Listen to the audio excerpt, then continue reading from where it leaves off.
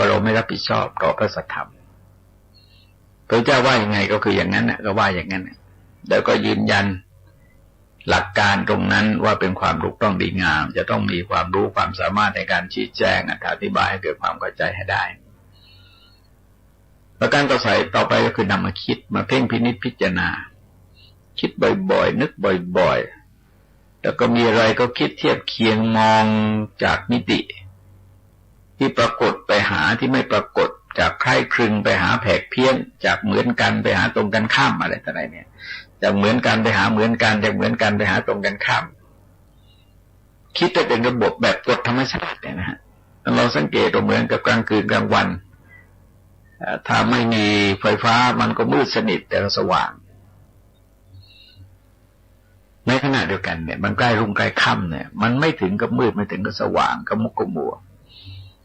เราก็ต้องเข้าใจนะครับว่ากลางคืนกลางวันเนี่ยมันมีเทาๆอยู่ด้วย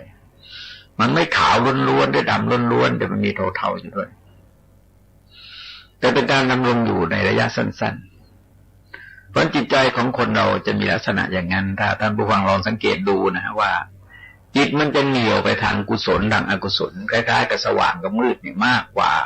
เทาๆคืออัปยาติคือกลางๆเนี่ยมันจะมีน้อยกว่าไม่ได้เวียงไปด้านใดด้านหนึ่งดังนั้นคำสอนจึงมองไปในทางกิเลสประเภทโลภะกับประเภทโทสะนี่มากเรียกว่ายินดียินร้ายเนี่ยแต่ในขณะเดียวกันตรงนี้ในกรณีนี้เนี่ยต้องการจะให้ใช้ปัญญาเนี่ยเข้ากำกับจนเกิดเป็นความรู้ความเข้าใจทะลุปลุกโปร่งในเรื่องเหล่านั้นแล้วก็มีบางอย่างก็ในสุจิปุรินะฮะในสุจิปุริคือเรื่องบางอย่างที่เราผ่านประสบการณ์มาแล้วมันต้องผ่านกระบวนการคิดที่มีระบบมีกฎเกณฑ์ในการคิดถึงเรื่องนั้นๆแล้วก็จับหลักอะไรได้ก็ต้องจดจารึกเอาไว้ทีนี้ถ้ายังไม่มั่นใจในสิ่งที่เราศึกษาค้นคว้าก็ต้องสอบถามนะฮะต้องสอบถามนี่เป็นดีที่สุดแต่เวลานี้ที่จริงยุคของวิทยาการก้าวหน้าคือมายังมีความรู้สึกว่าเราค้นจากหลักฐานดีกว่าคือคนที่เราไปถามท่านเนี่ยบางทีท่านก็อาจจะไม่รู้แต่ท่านก็กลัวจะเสียเชิงท่านก็ตอบแต่เราก็ค้นแล้วเอาดูไปไตรปิฎกท่านว่าอย่างนี้เข้าใจไหมถ้าเข้าใจก็ผ่านถ้าไม่เข้าใจก็ไปศึกษาดูอัตถกถาคือว่าเอกสารต่างๆเวลานี้มันมีมากจนเราไม่จำเป็นจะต้องไปถามใครอย่างคนที่เล่นอินเทอร์เน็ตเป็นเล่นคอมพิวเตอร์เป็นนะฮะไปซีดีรอมอยู่ในเรื่องเหล่านั้นก็กดชั่วๆไปไตรปิฎกไว้นี่ก็กดได้เวลารวดเร็วเคยไปให้พระเขาจดให้ดูกดให้ดูแต่ว่ามายังใช้ไม่เป็นก็จะทำให้เกิดความรู้ความเข้าใจเพราะฉะนั้นคำว่าสอบถามเนี่ยหมายถึงการเรียนรู้จากที่อื่นในขณะเดียวกันเนี่ยตัวเองจะต้องมีความรอบรู้มีความชำนิชำนาญในเรื่องนั้นๆก็แล้วแต่ว่าเราอยู่ในสายใดในกรณีของการปฏิบัติธรรมะก็ต้องรอบรู้ชำนาญชำนิชำนาญในพระวินัยและก็ในพระธรรมเนี่ยนะมีความชำนิชำนาญและโดยเฉพาะอย่างยิ่งก็คือแยกให้ออกระหว่างพระวินัยกับธรรมะก็มันก่อนไปบรรยายที่ต่างจังหวัดฟังท่านเจ้าคณะอำเภอท่านพูดเสียงดุๆพอถึงเวลาอาตมาจะพูดอาตมาก็แย่เอาหน่อยหนึ่งบอกว่ามานั่งฟังเจ้าคณะอำเภอพูดรู้สึกว่าดุนะเป็นผู้ปกครองแต่ว่าผมเป็นฝ่ายวิชาการคงไม่ดุใครคือที่จริงเนี่ยเราจะเห็นว่าหลักวิชาการเนี่ยไม่ใช่เรื่องจะดุหรือไม่ดุมันก็พูดไปธรรมดาเนี่ยหลักวิชาการก็อธิบายชี้แจงไปทางวิชาการคือสร้างบรรยากาศที่เป็นมิตรในการพูดในการบรรยายเนี่ยต้องสร้างบรรยากาศที่เป็นมิตรที่อย่างหนึ่งผู้หลักผู้ใหญ่ผู้เฒ่าเนี่ยคือเรื่องบางเรื่องเนี่ยเราก็อย่างเนี้ยเราไม่มีเครื่องคอมพิวเตอร์เราไม่มีซีดีรอมอะไรต่ออะไรเนี่ยบางทีเราก็หาได้ยากเพราะในการฟังการเข้าหาคาวุฒบุคคลพวกบัณฑิตพวกนักปราชญ์พวกมีความชำนิชำนาญในเรื่องเหล่านั้นเนี่ยมันจะช่วยอะไรได้เยอะคือเราไม่จำเป็นที่จะต้องไปหาค้นคว้ามากก็ได้อย่างเวลานี้จริงๆมันค่อนข้างสบายนะ คือเราเกิดสะดุดในตรงไหนขึ้นมาเนี่ยเราก็มีพวกในแต่ละสายเนี่ยเราก็โทรศัพท์ไปถามเขาอย่างน้อยเนี่ยเราความถ้าเรานึกอะไรไม่ออกเลยเนี่ยนึกเราความได้ไหมว่าอยู่ในพระไตรปิฎกเล่มไหนนะพอเขาบอกเล่มให้เราก็พอแล้วเราก็สามารถจะหาได้แล้วอันนี้มันเป็นการขจัดอย่าให้ความเครือบแคลงสงสัยเนี่ยมันตกตะกอนใจเพราะถูกแล้วเนี่ยมันจะคิดมากจะสูญเสียความมั่นใจและจะเอาเรื่องเหล่านั้นมาคิดมากแล้วก็กลายเป็นความวิตกกังวลความเครียดบางท่านก็สอนให้เข้าหาท่านที่เป็นผู้หลักผู้ใหญ่นะฮะท่านที่มีความรอบรู้ในเรื่องเหล่านั้นแต่ว่ากันตามความเป็นจริงเนี่ยความรู้นี่จริงถามใครก็ได้นะแต่ว่าถามให้เหมาะสมแก่กรณีเรื่องอะไรคือเรื่องบางเรื่องเนี่ยอาจจะถามเด็กๆก็ยังได้เลยแต่ว่าดูว่าเรื่องอะไรเนี่ยคิดให้ดีซะก่อนคือบางทีเนี่ยเราไม่ค่อยสังเกตมาเวลาไปต่างจังหวัดเนี่ยบางทีเราก็ไปไม่ถูกกันนะเราก็ให้คนรถไปสอบถามคือบางทีแกก็สอบถามไม่เป็นต้องอธิบายเขาดูคนเนี่ยมันดูง่ายที่จะตอบได้หรือตอบไม่ได้เนี่ยถ้าไปถึงถามปั๊บเขางงเนี่ยไม่ต้องถามหรอกไปถามคนอื่นเพราะเรื่องอย่างนี้มันต้องชำนาญนะถามสถานที่จะเลี้ยวไปทางไหนอะไรแต่ไรเนี่ยบ้านคนนั้นอยู่ตรงไหนเนี่ยเขาต้องรู้ในทันทีถามปั๊บต้องรู้ปุ๊บถ้าไม่รู้ก็หมายความว่าไปถามคนอื่นอย่าไปเสียเวลาซักไซไปรอเขามองแล้วมองอีกคิดแล้วคิดอีกก็ปวดหัวบอกเราเสียเวลาแล้วบางทีก็บอกส่งไปเราก็ผิดกันใหญ่เลยต่อไปก็คือการคบหาสมาคมกับคนดีเป็นมิตรเป็นสหายแล้วก็สนทนาพูดจากันด้วยทรงใช้คำว่าท่านใช้คำว่าสัปปายกถาคือมันสบายหูสบายใจพูดเรื่องที่โน้มน้าวจิตใจให้เกิดความกล้าหาญเกิดความเชื่อมั่นเกิดความพร้อมที่จะประพฤติปฏิบัติโดยไม่มีความฟุ้งซ่านซัดสายอันนี้เป็นการบรรเทาทัจจะกุกุจจะในระดับชีวิตประจำวันนะฮะคือเราทำในชีวิตประจำวันให้ได้มันก็บุญโขแล้วแต่ว่าในการกำหนดรู้นั้นทรงแสดงไว้ว่าอันหนึ่งความที่อุทธัจจะกุกุจจะอันตนละเสียแล้วไม่เกิดขึ้นต่อไปได้โดยประการใดเนี่ยย่อมรู้โดยประการนั้นด้วยทีนี้ตรงนี้เราลองสังเกตว่าถ้าเป็นเรื่องชั่วครั้งชั่วคราวหรือบางกรณีเนี่ยบางกรณีเนี่ยเราจะมีความมั่นใจได้เช่นสมมติว่าปฏิบัติพัฒนาไปจนจิตใจสงบเป็นสมาธิเอาระดับสมาธินะเราก็ถามสมาธิดียังไงเนี่ยเราก็ตอบได้เพราะเราเคยสัมผัสมาแล้วอันนี้อร่อยยังไงอันนี้เหม็นยังไงเนี่ยก็อธิบายได้นะเมื่อเราเข้าใจแล้วใจเราก็ไม่ฟุ้งไม่ต้องคิดมากอย่างนี้หรือเปล่าอย่างนั้นใช่ไหมหรือว่าอย่างอื่นอะไรเท่าไรนี่ก็คิดสายไปสายมาเนี่ยลักษณะเหล่านี้เราลองสังเกตว่าคนที่ฟุ้งซ่านเนี่ยมันจะไม่นิ่งอาการมันจะสายแล้วก็ตัดสินใจอะไรไม่ได้ไม่มั่นใจในสิ่งที่ตนกำลังคิดกำลังพิจารณาอยู่ในขณะนั้นๆดังการที่อุทธัจจะกุกุจจะที่ละแล้วเนี่ยไม่เกิดขึ้นต่อไปได้เนี่ยถ้าเป็นการบางกรณีเนี่ยในชีวิตเราเนี่ยก็ทำได้นะในการศึกษาค้นคว้ายกตัวอย่างว่าเรื่องบางเรื่องเนี่ยซึ่งเป็นปัญหาที่น่าห่วงใยในปัจจุบันคือเรื่องกรรมเรื่องสังสารวัฏเรื่องชาตินี้ชาติหน้าเรื่องนรกสวรรค์อะไรเนี่ยเราเรียกว่ากระแสคัดค้านต่อต้านเนี่ยก็มาเยอะเหลือเกินแล้วก็พระเราเองก็ค่อนข้างกลัวกระแสความเชื่อของคนรุ่นใหม่พวกคนเหล่านั้นชักจะไม่เชื่อตัวเองก็ชักแกว่งไปด้วยเนี่ยตัวนี้มันไม่ได้นะเราเองไม่ต้องฟุ้งซ่านเราศรัทธาเชื่อมั่นในพระพุทธเจ้าศรัทธาจะเชื่อมั่นก็เรียกว่าศรัทธาสาธุปฏิทิตาศรัทธาตั้งมั่นแล้วให้สำเร็จประโยชน์เราเชื่อตามที่พระเจ้าทรงแสดงเอาไว้แล้วก็พร้อมที่จะยืนยันว่าตรงนี้เป็นความจริงอย่างนี้หาเหตุผลต่างๆมาอธิบายมาขยายความเหล่านั้นให้ได้เพราะถ้าไม่อย่างนั้นในสุดมันก็เสียหลักดังนั้นจะเห็นได้ว่าบางเรื่องเนี่ยเราต้องแก้ด้วยศรัทธาแหละบางเรื่องมันก็ใช้ปัญญา ทั้งหมดเนี่ยที่ปปัญญสูตนีแสดงเนี่ยเราลองสังเกตว่าการเข้าหาผู้ใหญ่กับการคบหากัลยาณมิตรเนี่ยมันเน้นไปที่ศรัทธาคือถ้าจะว่าปัญญาก็ปัญญาของเขาไม่ใช่ปัญญาของเราอาศัยปัญญาของเขาแต่ว่าในกรณีอื่นเนี่ยคือพัฒนาปัญญาขึ้นไปแต่ว่าในชีวิตจริงๆเนี่ยเราก็หาอย่างนั้นไม่ได้ครบเพราะทำยังไงว่าจับหลักให้มั่นคงว่าข้อนี้พระพุทธเจ้าทรงแสดงไว้อย่างนี้ข้อนี้พระอรหันต์ทั้งหลายท่านแสดงไว้อย่างนี้ข้อนั้นในเอกสารระดับสำคัญเช่นพระไตรปิฎกอัตถกถาฎีกาเนี่ยเอาสักขนาดต้อง3อย่างนะฮะของ3ระดับเนี่ยแต่ว่าอย่าใช้ปัจเจกชนอย่าใช้ปัจเจกชนให้มากไปเวลาเนี้ยเราไปให้ความสำคัญแก่ปัจเจกชนมากเหลือเกินแล้วพระเราเวลานี้ก็แกว่งไปเยอะ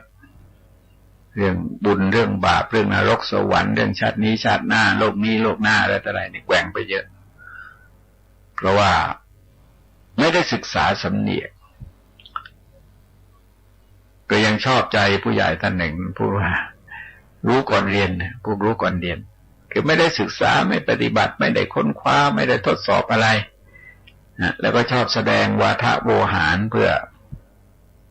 ให้คนอื่นไปคิดว่าตัวเองเก่งตัวเองมีความรอบรู้มีความสามารถเป็นเอกในเรื่องนั้นๆดังนั้นปัญหาตรงนี้จึงต้องมองดูคนที่ควรแก่การเชื่อถือถ้าหากว่าคนเหล่านั้นเรายังไม่แน่ใจเนี่ยคืออย่าสำคัญที่น่ารังเกียจอย่างหนึ่งนี่คือว่าเวลาเราอธิบายว่าข้อนี้พระพุทธเจ้าทรงแสดงว่าอย่างนี้ปรากฏในที่นั้นเนี่ยแล้วแกก็มาพุ่งขึ้นมาว่าเขาว่าอย่างนั้นน่ะถามว่าเขาไหนล่ะก็ไม่รู้แล้วเขาว่ากันอย่างเงี้ยถามว่าคุณจะเชื่อพระพุทธเจ้าหรือเชื่อเขาล่ะเขาไหนล่ะเขามากๆไปตกเหวนะฮะอันนี้คือปัญหาว่านิ่งๆก็ให้ความต้องการกับเขาแล้วก็ดูหมิ่นภูมิปัญญาของตัวเองดูหมิ่นศาสดาตัวเองดูหมิ่นศาสนธรรมในศาสนาของตัวเองเขามันมีความต้องการอะไรนักหนามันเก่งกาจสามารถมาจากไหนที่สามารถจะไปปฏิเสธคำสอนระดับสัพพัญญุตญาณได้หลักการตรงนี้จึงเป็นหลักการที่มีความสำคัญว่าบางช่วงเนี่ยต้องใช้ศรัทธาเอาบางช่วงก็ใช้ปัญญาเอาถ้ายังปัญญาไม่พอก็ศึกษาเรียนรู้ตามกระบวนการของการศึกษาเรียนรู้เพื่อพัฒนาปัญญาขึ้นไปในจุดเหล่านั้นอย่างน้อยที่สุดก็จับหลักให้ได้ว่าข้อนี้พระพุทธเจ้าทรงแสดงไว้อย่างนี้แต่เราก็ยึดมั่นในหลักคำสอนทรงนั้นเพราะว่าถ้าไม่เชื่อพระพุทธเจ้าก็ไม่รู้เชื่อใครเหมือนกันนะทั้งฟังทั้งหลายใต้ร่มโพธิญาณในวันนี้ขอยุติไว้ด้วยเวลาเพียงเท่านี้ที่สุดนี้ขอความเจริญงอกงามไปบูรณนธรรมจงมีแด่ท่านผู้ฟังทั้งหลายโดยทั่วกันสวัสดีขอความเจริญในธรรมจงมีแด่ท่านผู้ฟังทั้งหลายใต้ร่มโพธิญาณในวันนี้คงเป็นการพูดถึงนิวรณ์ข้อสุดท้ายนะฮะคือวิจิกิจฉานิวรณ์โครงสร้างเวลาทรงแสดงในมหาสติปัฏฐานสูตรนั้นก็ใช้โครงสร้างเดียวกับข้ออื่นโดยรับสั่งว่าอันหนึ่งเมื่อวิจิกิจฉาคือความเครือบแคลงสงสัยมีอยู่ณภายในจิตย่อมรู้ชัดว่าวิจิกิจฉามีอยู่ณภายในจิตของเราหรือว่าเมื่อวิจิกิจฉาไม่มีณภายในจิตก็ย่อมรู้ชัดว่าวิจิกิจฉาไม่มีณภายในจิตของเราอันหนึ่งความที่วิจิกิจฉาอันยังไม่เกิดขึ้นย่อมเกิดขึ้นด้วยประการใดย่อมรู้ด้วยประการนั้นด้วยอันหนึ่งการละวิจิกิจฉาที่เกิดขึ้นแล้วเสียได้ด้วยประการใดก็ย่อมรู้ด้วยประการนั้นด้วยอันหนึ่งวิจิกิจฉาที่อันตนละเสียแล้วไม่เกิดขึ้นอีกด้วยประการใดย่อมรู้ด้วยประการนั้นด้วยกรณีก็คือชุดอย่างนี้เพราะประเด็นแรกก็คือเรื่องของวิจิกิจฉาลักษณะของวิจิกิจฉานั้นเป็นอาการของโมหะนะฮะเป็นอาการของโมหะแต่ว่ามันไม่ถึงกับมืดตื้อก็ทำนองคล้ายๆกับว่าเราไปอยู่ในอากาศที่ขมุกขมัวนะในใกล้รุ่งใกล้ค่ำเนี่ยมันก็เห็นบ้างไม่เห็นบ้างชัดเจนบ้างไม่ชัดเจนบ้างในรายละเอียดต่างๆเราก็อาจจะไม่เห็นแต่ก็ไม่ถึงกับมืดเลยไม่ถึงกับมืดบอดแบบโมหะหรือว่าแบบอวิชชาไปเลยเป็นกิเลสที่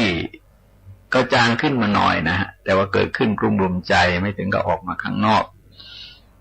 ท่านก็แสดงไว้ว่ามีความสงสัยเนี่ยเป็นลักษณะไม่แน่ใจไม่มั่นใจตัดสินใจไม่ได้จิตใจไม่ได้ยังลงชัดเจนในเรื่องเหล่านั้นก็ทำให้มีความหวั่นไหวเป็นกิจคือเป็นหน้าที่เนี่ยมันเราจะเห็นว่าจิตเราจะหวั่นไหวคือไม่แน่ใจแล้วก็เราดูง่ายๆนะฮะคล้ายๆกันเด็กที่เขาสอบไปแล้วเนี่ยมีตัวเลือก4ตัวก็งอนะฮะถ้าแกไม่แน่ใจแกก็แกว่งบางทีก็คิดผิดคิดถูกไปการตอบปัญหาอะไรก็ไม่แน่ใจมันก็อาการหวั่นไหวไม่กล้าตัดสินใจสูญเสียความเชื่อมั่นในตัวเองแล้วในสุดก็ตัดสินใจไม่ได้ตัดสินใจในเรื่องนั้นๆไม่ได้อย่างวันก่อนยังนึกขำแล้วไปบรรยายอบรมนักเรียนเสร็จแล้วพวกครูบาอาจารย์แล้วก็กลุ่มนักเรียนเขาขอถ่ายรูปเป็นที่ระลึกก็ต่างคนต่างก็ต้องการถ่ายทั้งหมดถ่ายร่วมแล้วก็ไปส่งกล้องให้เด็กเขาช่วยถ่ายพอเด็กจับปั๊บเนี่ยมาบอกว่าเด็กนี้ก็ถ่ายไม่ได้หรอกแกไม่มีความเชื่อมั่นในตัวเองเพราะขนาดจับกล้องเราไปเห็นแล้วนะฮะอาจารย์ก็พยายามทำก็ทำไม่ได้นะคนรุ่นแรกแกก็ทำไม่ได้จริงๆเพราะอะไรเพราะแกไม่มั่นใจแกไม่มั่นใจแม้จะอธิบายยังไงเนี่ยมันเริ่มต้นจากความไม่มั่นใจเนี่ยถ้าจะให้เกิดมั่นใจต้องใช้เวลานานพอสมควรแล้วก็มีอันถือเอาอย่างเดียวไม่ได้นะไอ้นนก็น่าใช่ไอ้นี่ก็น่าใช่ไอ้นนก็น่าจะถูกไอ้นี่ก็น่าจะไปถึงทางสามแพร่งข้างหน้ามันน่าจะไปข้างหน้าหรือว่าซ้ายหรือว่าขวาเอาไม่ได้นะเอานิยายไม่ได้เลยนั่นคือวิจิกิจฉาเพราะงั้นท่านอุปมาเหมือนกับทางสามแพร่งมันทางสามแพร่งหรือมันทางเสือผ่านเราไม่แน่ใจว่าตรงนี้มันทางนี้มันสวัสดีหรือไม่ก็เลยไปก็เจอเสือกัดเลย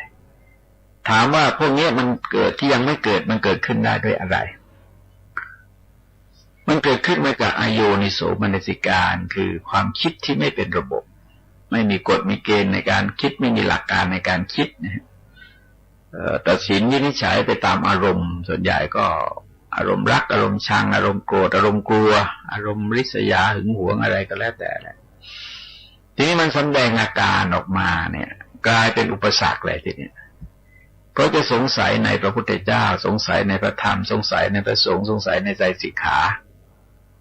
สงสัยในชีวิตเรื่องอดีตเราเคยเกิดมาหรือไม่หรือว่าเราไม่เคยเกิดถ้าเราเคยเกิดเราเกิดเป็นอะไรมีสุขมีทุกข์อย่างไรนะแต่ตายจากนั้นแล้วไปเกิดในที่ไหนรูปร่างยังไงมีสุขมีทุกข์ยังไงก็ยุ่งไปหมดทีนี้ก็มันจะเกิดไม่แน่ใจแล้วไม่แน่ใจในอนาคตเราจะเกิดอีกไหมหรือว่าเราจะไม่เกิดถ้าไม่เกิดเราจะเป็นยังไงถ้าเกิดเราจะเป็นยังไงก็อีกแหละยุ่งอีกทีนี้บางทีก็มั่วหมดเลยทั้งอดีตทั้งอนาคตที่สำคัญอย่างยิ่งก็คือไปเคลือบแคลงสงสัยในกฎของเหตุผลที่เรียกว่าปฏิจจสมุปบาทคือเป็นกระบวนการของธรรมะนะฮะเป็นกระบวนการของธรรมะอย่างนึกถึงเหตุการณ์ที่เกิดขึ้นที่สหรัฐอเมริการู้สึกสลดหดหู่ใจนะฮะที่มนุษย์เล่นรุนแรงกันเหลือเกินโดยเฉพาะอย่างยิ่งคือทำกับประชาชนที่ไม่รู้อิโหนอิเหน่เลยแล้วเธอโกรธใครเธอต้องการจะแก้แค้นอะไรเนี่ยที่จริงมันน่าจะเดินกันเป็นขั้นเป็นตอนพอสมควรแต่การนำมาอ้างในลักษณะนั้นว่าอเมริกาไปเข้าข้างอิสราเอลอะไรมันเป็นอารมณ์เด็กคือถ้าอย่างนั้นมันเป็นอารมณ์เด็กนั้นจะต้องมีเหตุผลมากกว่านั้นทีนี้คนที่ไปทำอย่างนั้นนะถ้าหากว่าแกยังสงสัยเนี่ยแกไม่กล้าทำแต่ว่าความสงสัยบางทีก็ดีเหมือนกันสงสัยว่าจะเป็นบาปไหมจะตกนรกหมกไหมจะถูกลงโทษจากพระผู้เป็นเจ้าไหมอะไรเนี่ยถ้าแกสงสัยก็ยังไม่กล้าทำนะครับนั้นก็แกก็ไปเชื่อตามความคิดของแกนะฮะว่าจะเป็นการทำงานในนามพระผู้เป็นเจ้าอะไรก็แล้วแต่แหละคือคนทำได้อย่างนี้จะต้องมีความเชื่อมั่นในเรื่องที่ไม่ยุติด้วยเหตุผลและความดีแต่เข้าใจว่าเป็นการกระทำความดีนะคล้ายๆกับองค์ลิมานที่แกฆ่าคนหน้าเฉยๆเนี่ยเพราะแกเชื่อว่ามันเป็นบุญน่ะแล้วก็บาปโบดมันไม่มีหรอกอาจารย์ก็สอนมาอย่างนั้น บาปไม่มีการฆ่าไม่มีผู้ถูกฆ่าไม่มีสิ่งที่ฆ่าแท้จริงมันเป็นวัตถุแทรกเข้าไปในวัตถุเท่านั้นไม่ต้องคิดอะไรมากแล้วในที่สุดมันก็ออกมาในลักษณะอย่างนั้นแต่ถ้าแกสงสัยไว้เนี่ยที่จริงยังอยู่นะฮะดังนั้นกิเลสประเภทสงสัยจึงไม่ใช่แรงไม่แรงบางทีเนี่ยมันก็ช่วยอะไรช่วยเกิดการยับยั้งชั่งใจรอไว้ก่อนรอปรึกษากันก่อนวางแผนให้ดีกันก่อนอะไรเนี่ยแล้วทีนี้ถ้าคนเชื่อในกฎของสังสารวัฏเชื่อในกฎของกรรมแนวพุทธนะฮะจะไม่กล้าทำหรอกอย่างนั้นนะแต่เชื่อในกฎของกรรมแนวพุทธเนี่ยจะไม่กล้าทำแล้วเชื่อแนวพระเจ้าเนี่ยแล้วก็ถือว่าเป็นสงครามในนามพระผู้เป็นเจ้าเนี่ยพวกนี้กล้าทำนะฮะเพราะว่าพระเจ้าจะพิพากษาวันพิพากษาเนี่ยเขาจะให้บำเหน็จความดีความชอบไปอยู่บนสวรรค์ตามความเชื่อของเขานะเพราะฉะนั้นไอ้แนวตรงนี้จริงๆแล้วถ้าเราอยู่ลึกลงมาอีกนิดหนึ่งเอาขนาดเนี้ยเครือบแคลงสงสัยในเหตุในผลต่างๆในเรื่องบาปบุญคุณโทษเรื่องนรกสวรรค์เอาไว้เนี่ยแล้วก็ไม่อยากจะเสี่ยงต่อนรกโดยการกระทำบาปไอ้อันตรายแรงเหล่านี้จะไม่เกิดขึ้นทีนี้มันมีความคิดอย่าลืมว่าอเมริกาคิดนะอเมริกาเนี่ยมันมีเป็นศาสนาคริสต์แล้วก็มีศาสนายูดาห์เนี่ยศาสนายิวเนี่ยคนเทสตาเมนต์นี่มีเยอะนะฮะตาต่อตาฟันต่อฟันรอยแผลต่อรอยแผลเนี่ยมันมีอยู่ภายในใจคนเพราะฉะนั้นตรงเนี้ยถ้าหากว่า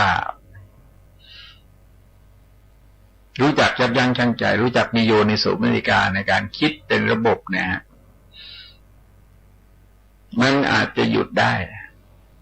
แต่ถ้าแนวกระแสความคิดยุโรปอเมริกาเนี่ยยังนึกว่าหยุดยากเพราะอะไรเพราะว่ายังมีความเชื่อมั่นว่าเป็นความถูกต้องการโต้ตอบฟันต่อฟันรอยแผลต่อรอยแผลรอยไหม้ต่อรอยไหม้เนี่ยนะมันอยู่ในคัมภีร์นะฮะคัมภีร์นี่ก็จะกลายเป็นเรื่องที่น่ากลัวทีนี้ถ้าเรามาสงสัยเสียหน่อยสงสัยว่านี่จะเป็นจริงหรือเปล่าเนี่ยไปฆ่าเขาแล้วต่อไปเราจะเป็นอะไรจะต้องตกนรกหมกไหม้ไหมอะไรแต่อะไรเนี่ยถ้าคิดไว้หน่อยเนี่ยฮะถ้ายังสงสัยอยู่เนี่ยมันไม่ไปมันเหมือนกับอะไรมันเหมือนกับเราเดินทางสามแพร่งเนี่ยเราสังเกตว่าถ้าเราถึงทางสามแพร่งเราไม่แน่ใจว่าจะไปซ้ายไปขวาดีเนี่ยเราไม่ไปมันก็เกิดอาการชะงักทีนี้การชะงักเนี่ยมันสามารถจะลดปัญหาได้นะฮะเช่นต้องการจะขับรถชนคนแล้วมันเกิดชะงักขึ้นมาว่ามันจะเป็นบาปมันจะตกนรกหมกไหม้นะมันก็หยุดตัวเองได้นะฮะก็เหวี่ยงรถหรือว่าชะลอรถจะได้พวกนี้ถ้าเรามองคิดเป็นกระแสของธรรมะกระแสกิเลสแล้วก็ถึงพื้นฐานของคนเบื้องหลังของคนเนี่ยมันก็ทำให้สามารถอธิบายเป็นรูปของธรรมะที่เป็นรูปธรรมได้ทีนี้ถ้าคนเข้าใจกระบวนการของเหตุผลเข้าใจกฎปฏิจจสมุปบาทก็จะไม่ทำนะฮะเพราะว่าผลทั้งหลายมาจากเหตุถ้าเหตุเป็นอย่างนี้ผลจะเป็นอย่างนี้เหตุจะเป็นอย่างนี้ผลจะเป็นอย่างนี้แล้วก็ผลนั้นจะทยอยเป็นเหตุแล้วก็ทำให้ผลไปเรื่อยๆได้ด้วยเพราะสิ่งทั้งหลายลองสังเกตว่าเขาจะเป็นผลและเป็นเหตุเป็นผลแล้วเป็นเหตุเป็นผลแล้วเป็นเหตุคือเป็นผลก่อนนะเป็นผลก่อนแล้วจะเป็นเหตุแต่ค่าการสืบสกุลวงของคนทั้งหลายเนี่ยคนเหล่านั้นก็เป็นผลที่มาจากเหตุแล้วก็มาทำตัวเป็นเหตุก็ก่อให้เกิดผลก็ต่อกันไปเป็นแถวไปความเครือบแคลงสงสัยไม่แน่ใจเนี่ยมันเป็นอาการที่เรียกว่าเป็นโมหะคือกิเลสประเภทโมหะแต่ไม่ใช่ถึงกับมืดตื้อไปเลยไม่เห็นหน้าเห็นหลังเลยแล้วก็สงสัยนะเช่นสมมติว่าอย่างเนี้ยบางทีเนี่ยมันเป็นแฟชั่นหรืออะไรก็ไม่รู้นะสงสัยว่าพระพุทธเจ้าประสูติแล้วเดินด้วยพระบาทได้7 จริงหรือมันจะเป็นไปจริงหรือคือเราไม่นึกว่ามันเป็นพิเศษว่ามหาบุรุษเนี่ยผู้ที่บำเพ็ญพุทธการกะบารมีทำมาตลอดอเนกอนันต์อย่างนั้นแล้วมันเป็นเงื่อนไขของกฎธรรมชาติคือถ้าเราเอากฎเกณฑ์เงื่อนไขของธรรมชาติเข้ามาคิดเนี่ยนะเราก็จะเข้าใจนี่คือธรรมดาของมันมันจะไม่ตัดสินไปโดยความไม่รอบคอบ อย่างที่เขาเล่าถึงพ่อตากับลูกเขยพายเรือไปด้วยกันลูกเขยก็พายเรือพ่อตาก็นั่งนะฮะแต่หน้าเข้าหากันก็ไปเจอพวกห่านลอยน้ำได้ว่ายน้ำได้ลูกเขยก็ถามว่าพ่อไอ้ห่านเนี่ยทำไมมันลอยน้ำได้พ่อตาบอกเพราะมันมีขนลอยน้ำได้ลูกเขยบอกว่าไม่เห็นมีขนนะมันลอยได้คือมันไม่ได้มีเหตุผลมันไม่ได้เป็นเหตุผลไปเจอเป็นรูอยู่ริมตลิ่งนะฮะเป็นรูคล้ายๆกับใครเอาไม้ทอไปค้ำไว้เป็นรูหรือสัตว์เข้าออกก็ไม่รู้นะฮะเป็นรูอะไรลูกเขยก็บอกพ่อรูนี้ทำไมมันลื่นพ่อตาบอกว่าเพราะสัตว์มันเข้ามันออกอยู่เสมอรูมันก็ลื่นนะมันก็ไม่มีเหตุผลอีกอ่ะเพราะว่าจะมีประเด็นอื่นมาหักล้างได้เอาพ่อทำไมนกยังบินได้เอาเพราะมันมีปีกไอ้ลูกเขยก็สงสัยแล้วก็ไอ้นกกระจอกเทศมันมีปีกทำไมบินไม่ได้ถ้าพ่อทำไมอึ่งมาร้องเสียงดังพ่อตาก็บอกว่าอันนี้ใช่เป็ดนะฮะเป็ดนี่ทำไมร้องเสียงดังก่อนห่านทำไมร้องเสียงดังพ่อตาก็บอกว่าเพราะคอมันยาวลูกเขยก็บอกไม่แน่เพราะอึ่งมันไม่มีคอมันทำไมมันร้องดังได้คือว่าความคิดมันไม่เป็นระบบมันไม่เป็นโยนิโสมนสิการพอไปทำข้าวไปพูดข้าวเนี่ยคนก็ค้านได้ตลอดดังนั้นลักษณะของโยนิโสมนสิการกับความคิดที่เป็นระบบเนี่ยมันเป็นปัญญาเป็นเครื่องมือในการสอดส่องในการพินิจพิจารณาแต่ว่าต้องเสริมสร้างคุณสมบัติมาแนวเดียวกับอุทธัจจะกุกุจจะนะฮะเพราะว่ามันเป็นกิเลสประเภทโมหะด้วยกันหมายความว่าหนึ่งต้องเป็นผู้สดับสับฟังมากคือเรียนรู้มีประสบการณ์ทางประสาทสัมผัสมาในเรื่องต่างๆนี่มากก็ตามโครงสร้างอย่างที่ว่าแล้วนะฮะหมายความว่าเรียนรู้มาทางประสาทสัมผัสมากมีประสบการณ์ตรงมากแล้วก็จำเรื่องราวต่างๆไว้ได้มากแล้วก็เรื่องที่เป็นกฎเป็นเกณฑ์เป็นสูตรเป็นหลักการสำคัญก็นำมาท่องนำมาสาธยายได้แล้วก็นำเรื่องนั้นมาคิดจิตเนี่ยทำหน้าที่คิดอารมณ์เพราะฉะนั้นจะต้องมีความคิดที่เป็นระบบเป็นกฎเป็นเกณฑ์มีเหตุมีผลในการคิดอย่างยกตัวอย่างอย่างเงี้ยสมมติว่านรกสวรรค์มีไหมเราก็บอกว่าก็ไม่รู้นะพระพุทธเจ้าท่านว่ามีแต่ทีนี้ถ้าเราเอาเชื่อตามหลักของพระพุทธเจ้าว่าแล้วเราทำความดีทีนี้เมื่อเราทำความดีแล้วเนี่ยตีต่างว่านรกสวรรค์ไม่มีผลดีผลชั่วไม่มีเราก็อยู่ดีมีสุขในปัจจุบันเพราะเราทำความดีนรกสวรรค์ไม่มีก็แล้วไปก็ได้ 50% ทีนี้ถ้านรกสวรรค์มีเราก็บังเกิดในสวรรค์ด้วยก็ได้ทั้ง 100%ก็คิดอย่างเงี้ยแล้วเราก็ไม่ต้องไปเสี่ยงไม่ต้องไปเชื่อเขาไม่ต้องไปเชื่อใครก็ไม่รู้ที่มาพูดคัดค้านพระธรรมเทศนาของพระพุทธเจ้าเนี่ยนั่นแนวเขาเรียกว่ามนสานุเบกขิตาคือเพ่งพินิจพิจารณาก็ได้เหตุด้วยผลด้วยจิตด้วยใจนะฮะแต่ว่า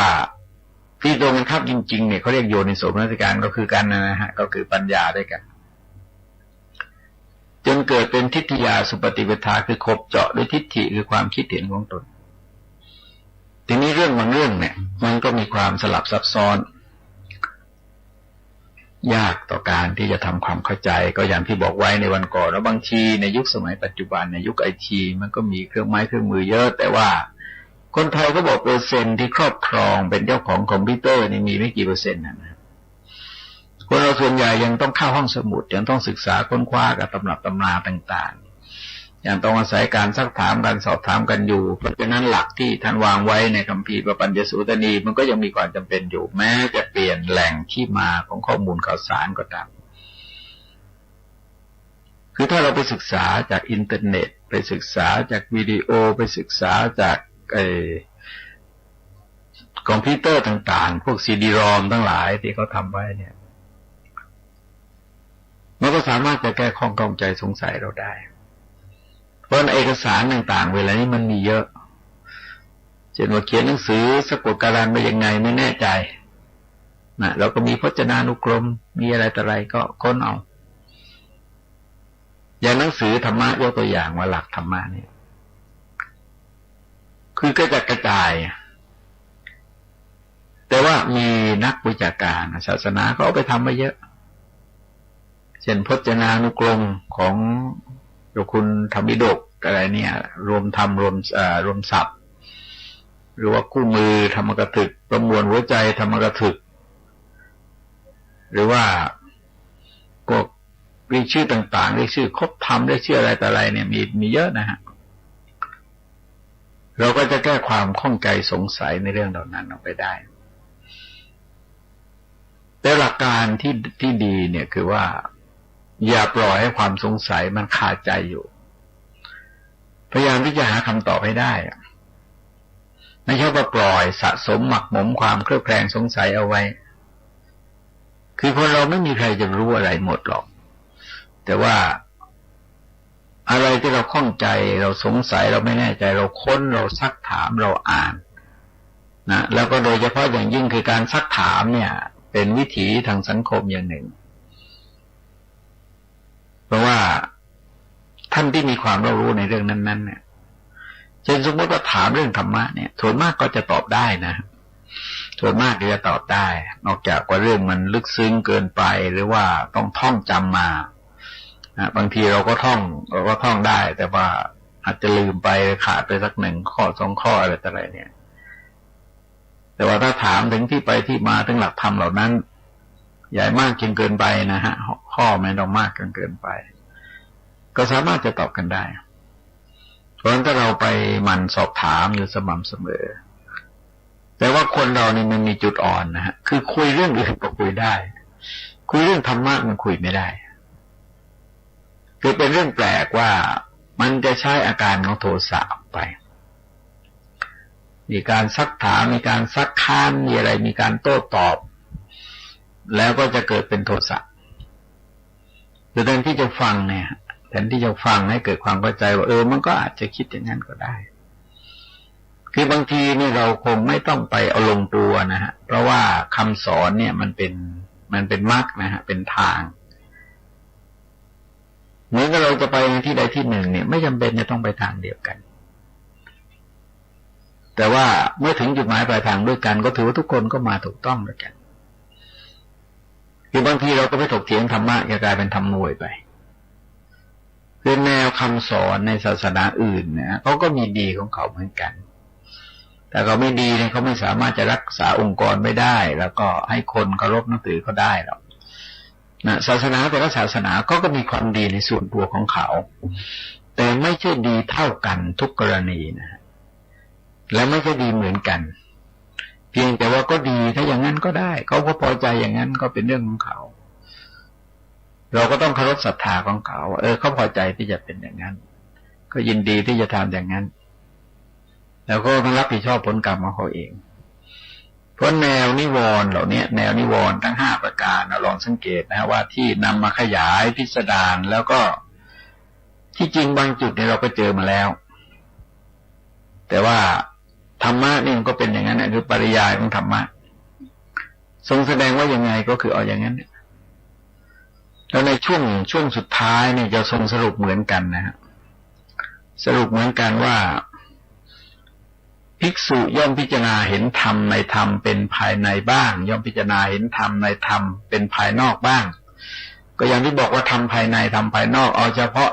ง่ายๆแบบง่ายๆนี่คือธรรมภายในก็คือธรรมที่อยู่ภายในจิตของเราธรรมภายนอกก็คืออยู่จิตของคนอื่นหรือว่านอกจากที่อยู่จิตของเราในขณะนั้นๆนะเช่นวิจิกิจฉามันเกิดขึ้นในขณะนั้นก็เป็นธรรมภายในจิตในขณะนั้นแต่ว่าอุทธัจจะมันไม่เกิดในขณะนั้นมันก็ทำภายนอกจากขณะนั้นคือเรามองขณะนี้ก็พอแล้วนะไม่ต้องไปเอาพิสดารมากแล้วก็ดูจะเห็นว่าความเสมอภาคกันเนี่ยเมื่อดูมาเรื่อยๆก็บอกว่าย่อมพิจารณาเห็นธรรมในทั้งภายในทั้งภายนอกบ้างก็แล้วในที่สุดก็จะเห็นว่าเป็นเรื่องธรรมดาความเกิดขึ้นของธรรมบ้างความตั้งอยู่ของธรรมบ้างนะฮะเป็นธรรมดาคือความเสื่อมไปของธรรมบ้าง จากนั้นก็จะพิจารณาเห็นธรรมดาโดยทั้งความเกิดขึ้นและความเสื่อมไปของธรรมว่าสรุปแล้วว่าทั้งหมดน่ะทั้งหมดมันจะมาเป็นกระบวนการของเหตุปัจจัยแล้วก็มีปัจจัยปรุงแต่งให้เกิดขึ้นมันมีปัจจัยปรุงแต่งเกิดขึ้นแกก็เกิดขึ้นปัจจัยยังอยู่คงอยู่แกก็ดำรงอยู่ปัจจัยเสื่อมสลายแกก็เสื่อมสลายมันเหมือนกันทั้งรูปธรรมทั้งนามธรรมแหละเกิดเป็นกระบวนการของเหตุปัจจัยด้วยกันเพราะในความรู้สึกสติที่ว่าพวกนี้มันมีอยู่เนี่ยพวกนิวรณ์ทั้งห้าที่มันมีอยู่นี่ที่จริงมันก็มีอยู่สักว่ามีแต่นั่นเองมันก็ใช้เป็นเครื่องมือในการอาศัยระลึกแต่ว่าไม่คล้องไม่ติดไม่ยึดว่าเราเป็นนิวรณ์นิวรณ์เป็นเราแล้วไปติดอยู่กับนิวรณ์ไปยอมสยบกับนิวรณ์อยู่ตรงนั้นมันก็เป็นแขกที่จรเข้ามาไม่ได้อยู่ภายในใจเราตลอด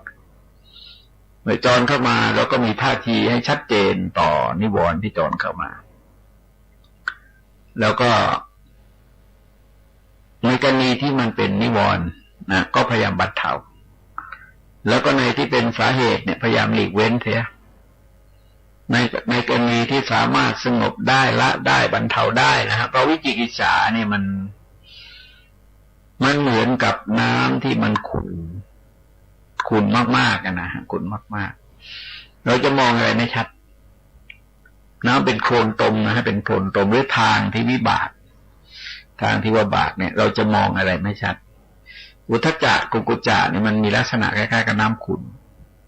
คล้ายกับน้ำขุ่นแต่ว่าตัวคนเองเนี่ยเหมือนก็ตกเป็นทาสแต่วิจิกิจฉานี่มันหลงป่าเลยนะฮะมันหลงในทางธุรกันดารเนี่ยประสบความทุกข์ทรมานด้วยประการต่างๆจากใดที่ยังตัดสินใจลงไปไม่ได้ก็ไม่สามารถจะทำอะไรได้ทั้งทุกข้อเนี่ยสอนให้มองเห็นโทษ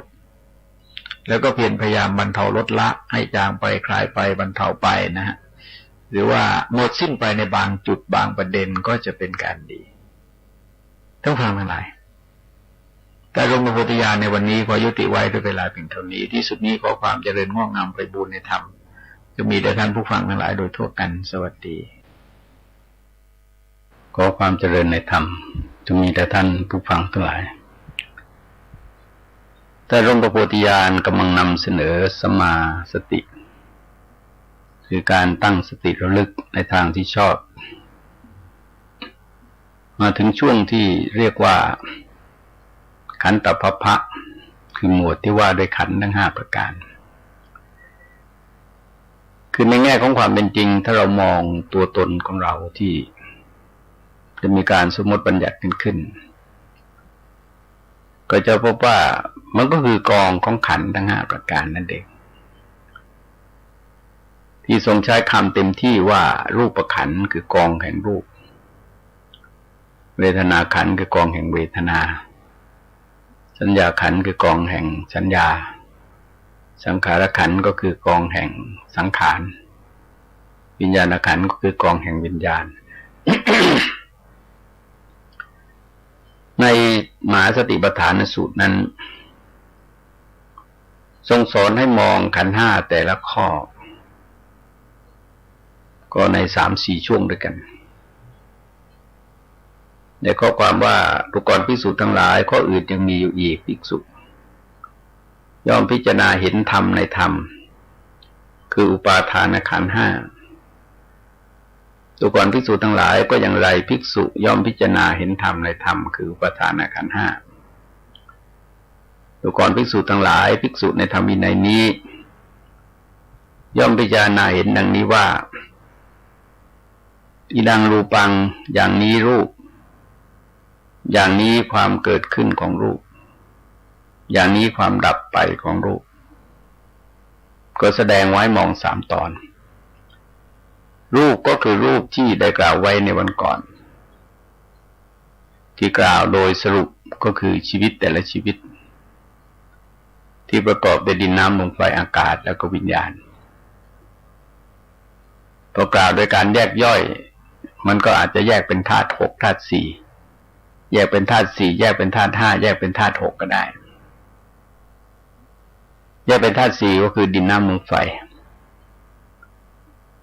แยกเป็นธาตุห้าก็คือเพิ่มอากาศธาตุเข้าไปแยกเป็นธาตุหกก็คือเพิ่มวิญญาณธาตุซึ่งเป็นตัวชีวิตหรือจิตเข้าไปแต่ว่าในส่วนของรูปก็เอาเฉพาะห้าอย่างคือดินน้ำลมไฟอากาศเราเห็นว่าการมองแยกนั้นจะมองในแนวใดก็ได้ดังที่ได้พูดไว้ในกายานุปัสสนาสติปัฏฐานคือแยกกายเอาเป็นอาการ32แยกกายเอาเป็นธาตุสี่แยกกายเอาเป็นซากศพซึ่งปรากฏอยู่ในป่าช้า9ประเภทหรือแม้แต่แยกกายออกเป็นลมหายใจเข้าออกหรือแยกกายเป็นอิริยาบถยืนเดินนั่งนอนโดยแยกเป็นอิริยาบถย่อยๆต่างๆโดยมีสติระลึกรู้เท่าทันไปตามอิริยาบถเหล่านั้นแต่อย่างล้วนแล้วจะเป็นการศึกษาเรื่องรูปด้วยกันแต่รูปที่นำเสนอไว้ในวันก่อนนั้นเป็นการแยกเป็นมหาภูตรูป4คือดินน้ำลมไฟและแยกเป็นอุปาทายรูป24รวมแล้วเป็นรูป28ตามนัยยะที่ท่านจำแนกแสดงเอาไว้คือเน้นไปเฉพาะส่วนรูปโดยเฉพาะทีนี้ความดับไปของรูปเนี่ยความเกิดขึ้นของรูปก่อนโดยเห็นว่ารูปเนี่ยมันเป็นกระบวนการของเหตุปัจจัยที่เกิดขึ้นมาจากอวิชชาตัณหาอุปาทานแล้วก็กรรมตามกระบวนการของปัจจัยการก็คืออวิชชาเป็นปัจจัยเกิดสังขารสังขารเป็นปัจจัยเกิดวิญญาณวิญญาณเป็นปัจจัยเกิดนามรูปในตัวนามรูปเนี่ยตัวรูปมันก็เป็นผลมาจากไข่หรือสเปิร์มกับไข่ที่มาผสมกันที่พระเจ้าทรงใช้คำว่ามารดามีฤดูมารดาบิดาร่วมกันตัวนี้ก็ก่อให้เกิดเป็นรูปคือการผสมกันระหว่างสเปิร์มกับไข่แต่ว่าถ้าเพียงเท่านั้นการเป็นชีวิตมันก็มีไม่ได้มันจะต้องมีการทัพโพอุปัฏฐิโตคือคันทัพโพหรือวิญญาณเนี่ยปฏิสนธิวิญญาณเนี่ยซึ่งเป็นองค์ประกอบร่วมของวิชาสังขารวิญญาณก็มาถือปฏิสนธิในส่วนผสมของรูปขันธ์วันรูปขันธ์ก็ปรากฏแสดงอาการดังกล่าวออกมาทีนี้มันก็ดำรงอยู่ได้ด้วยอาหารก็ท่านก็จำแนกแสดงไว้เป็น4ประเภทประเภทแรกคือกาวลิงกาลาหารอาหารก็คือคำเข้าอาหารที่เราเคี้ยวเรากินเราลิ้มเราชิมเข้าไปนะฮะจะเป็นน้ำหรือว่าเป็นก้อนหรือเป็นยังไงก็ตามที่เราเคี้ยวเราดื่มเราลิ้มเราชิมเข้าไปแล้วก็วิญญาณอาหารคือวิญญาณโดยการเห็นรูปฟังเสียงดมกลิ่นลิ้มรสถูกต้องเย็นร้อนอ่อนแข็งมันก็ก่อให้เกิดความรู้สึกยินดียินร้ายแล้วผัสสะอาหารคือการกระทบกันของอายตนะภายในภายนอกแล้วมโนสัญเจตนาหารคือเจตจำนงความมุ่งมั่นที่จะเป็นอย่างนั้นอย่างนี้ที่จะทำอย่างนั้นอย่างนี้ที่จะไปที่นั้นที่นี้ที่จะให้ประสบผลอย่างนั้นอย่างนี้จะตลอดถึงไปบังเกิดในที่นั้นที่นี้เป็นต้นเพราะในตราบใดที่พวกนี้ยังดำรงอยู่การดำรงอยู่ของรูปก็ดำรงอยู่แต่อย่าลืมว่ารูปร่างกายเนี่ยมันถูกหล่อเลี้ยงด้วยลมหายใจเข้าออกลมหายใจเข้าออกเป็นตัวปลนปลือหล่อเลี้ยงรูปอยู่แต่ลมหายใจเข้าออกยังดำรงอยู่รูปก็ดำรงอยู่แต่ลมหายใจก็หยุดก็เรียกว่าวิญญาณดับอายุดับไออุ่นดับลมหายใจก็ดับคือดับไปด้วยกันก็เรียกว่าจริงๆก็ไม่ก่อนไม่หลังนะครับแต่วิญญาณต้องดับไปก่อนลมหายใจจึงดับอายุจึงดับแล้วก็ไออุ่นก็ดับ เป็นอาการต่อเนื่องคล้ายๆกับถ้าเรานั่งดูคนตายเนี่ยเราจะเห็นว่าการดับในลักษณะอย่างนั้นแต่พอดีตอนวิญญาณดับเนี่ยเราไม่เห็นเราไปเห็นตอนที่วิญญาณมันดับไปแล้วเอามือไปรอดูที่จมูกหรือจับชีพจรดูก็เห็นว่าไม่เต้นก็แสดงลมหายใจกระดับอายุก็ขาดไออุ่นที่มีอยู่ในร่างกายก็เริ่มเปลี่ยนสภาพนั่นก็คือความดับแห่งรูปแต่ว่าดับรูปที่เป็นเนื้อหาสาระเนี่ยมันคือต้องดับความยึดมั่นถือมั่นในรูปเพราะถ้ายังมีความยึดมั่นถือมั่นอยู่นี่รูปเหล่านั้นแม้ดับไปแล้วนี่ใจก็ยังผูกพันอยู่คล้ายๆกับสามีภรรยาตายไปตั้งนานแล้วแต่คนที่อยู่ข้างหลังโยยหาอะไรอยู่ก็แสดงว่าในความรู้สึกนึกคิดของท่านเหล่านั้นรูปนั้นยังไม่ดับจะมีอำนาจจะมีอิทธิพลเหนือจิตท่านอยู่ดังนั้นท่านจึงมองไปในแนวของการดับตัณหาอุปาทานที่มีอยู่ในรูปที่เราเรียกว่าตัณหายาหะ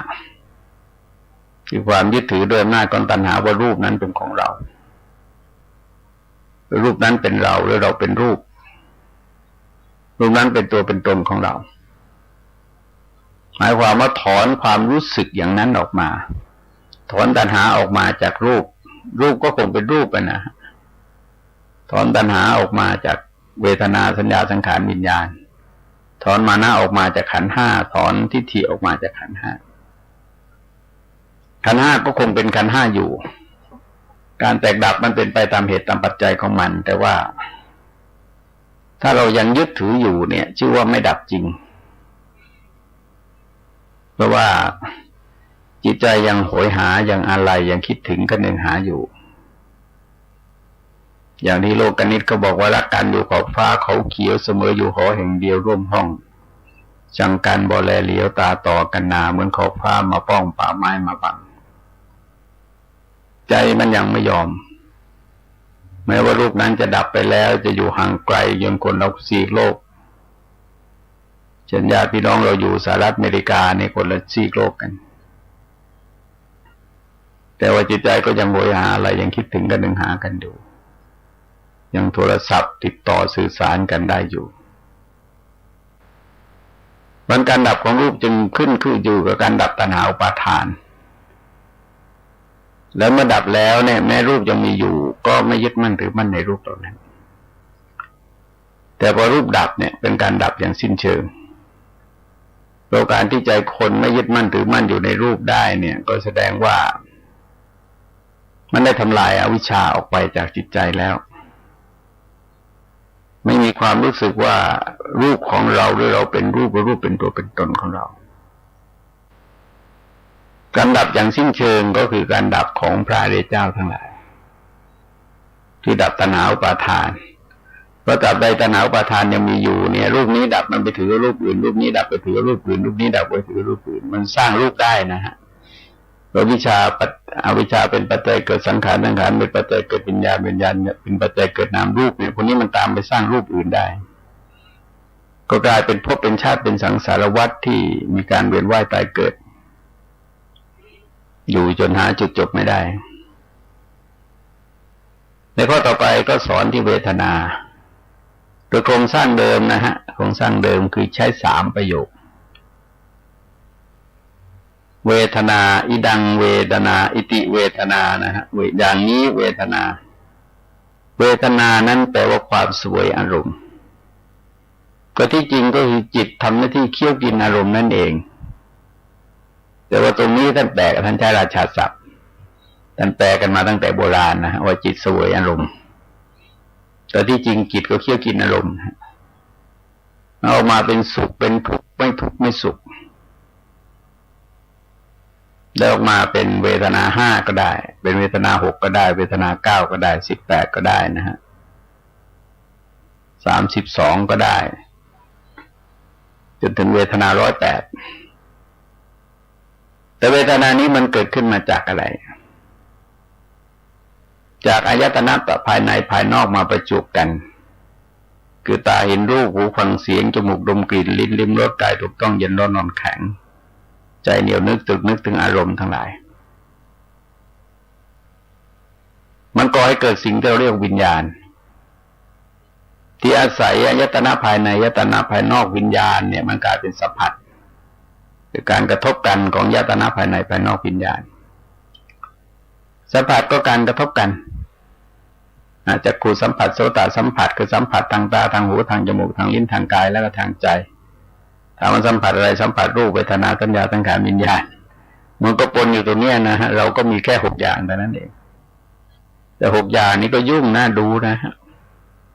ไม่สงบเลยเพราะวุ่นวายอยู่กับพวก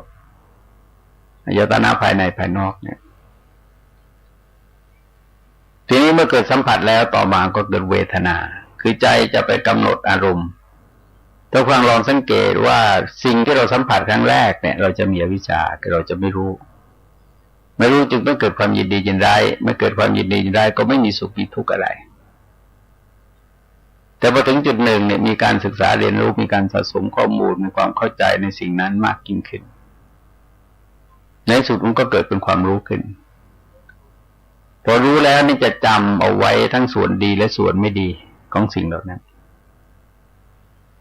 เพราะรูปคนบางคนสิ่งบางสิ่งอะไรบางอย่างเนี่ยที่เรา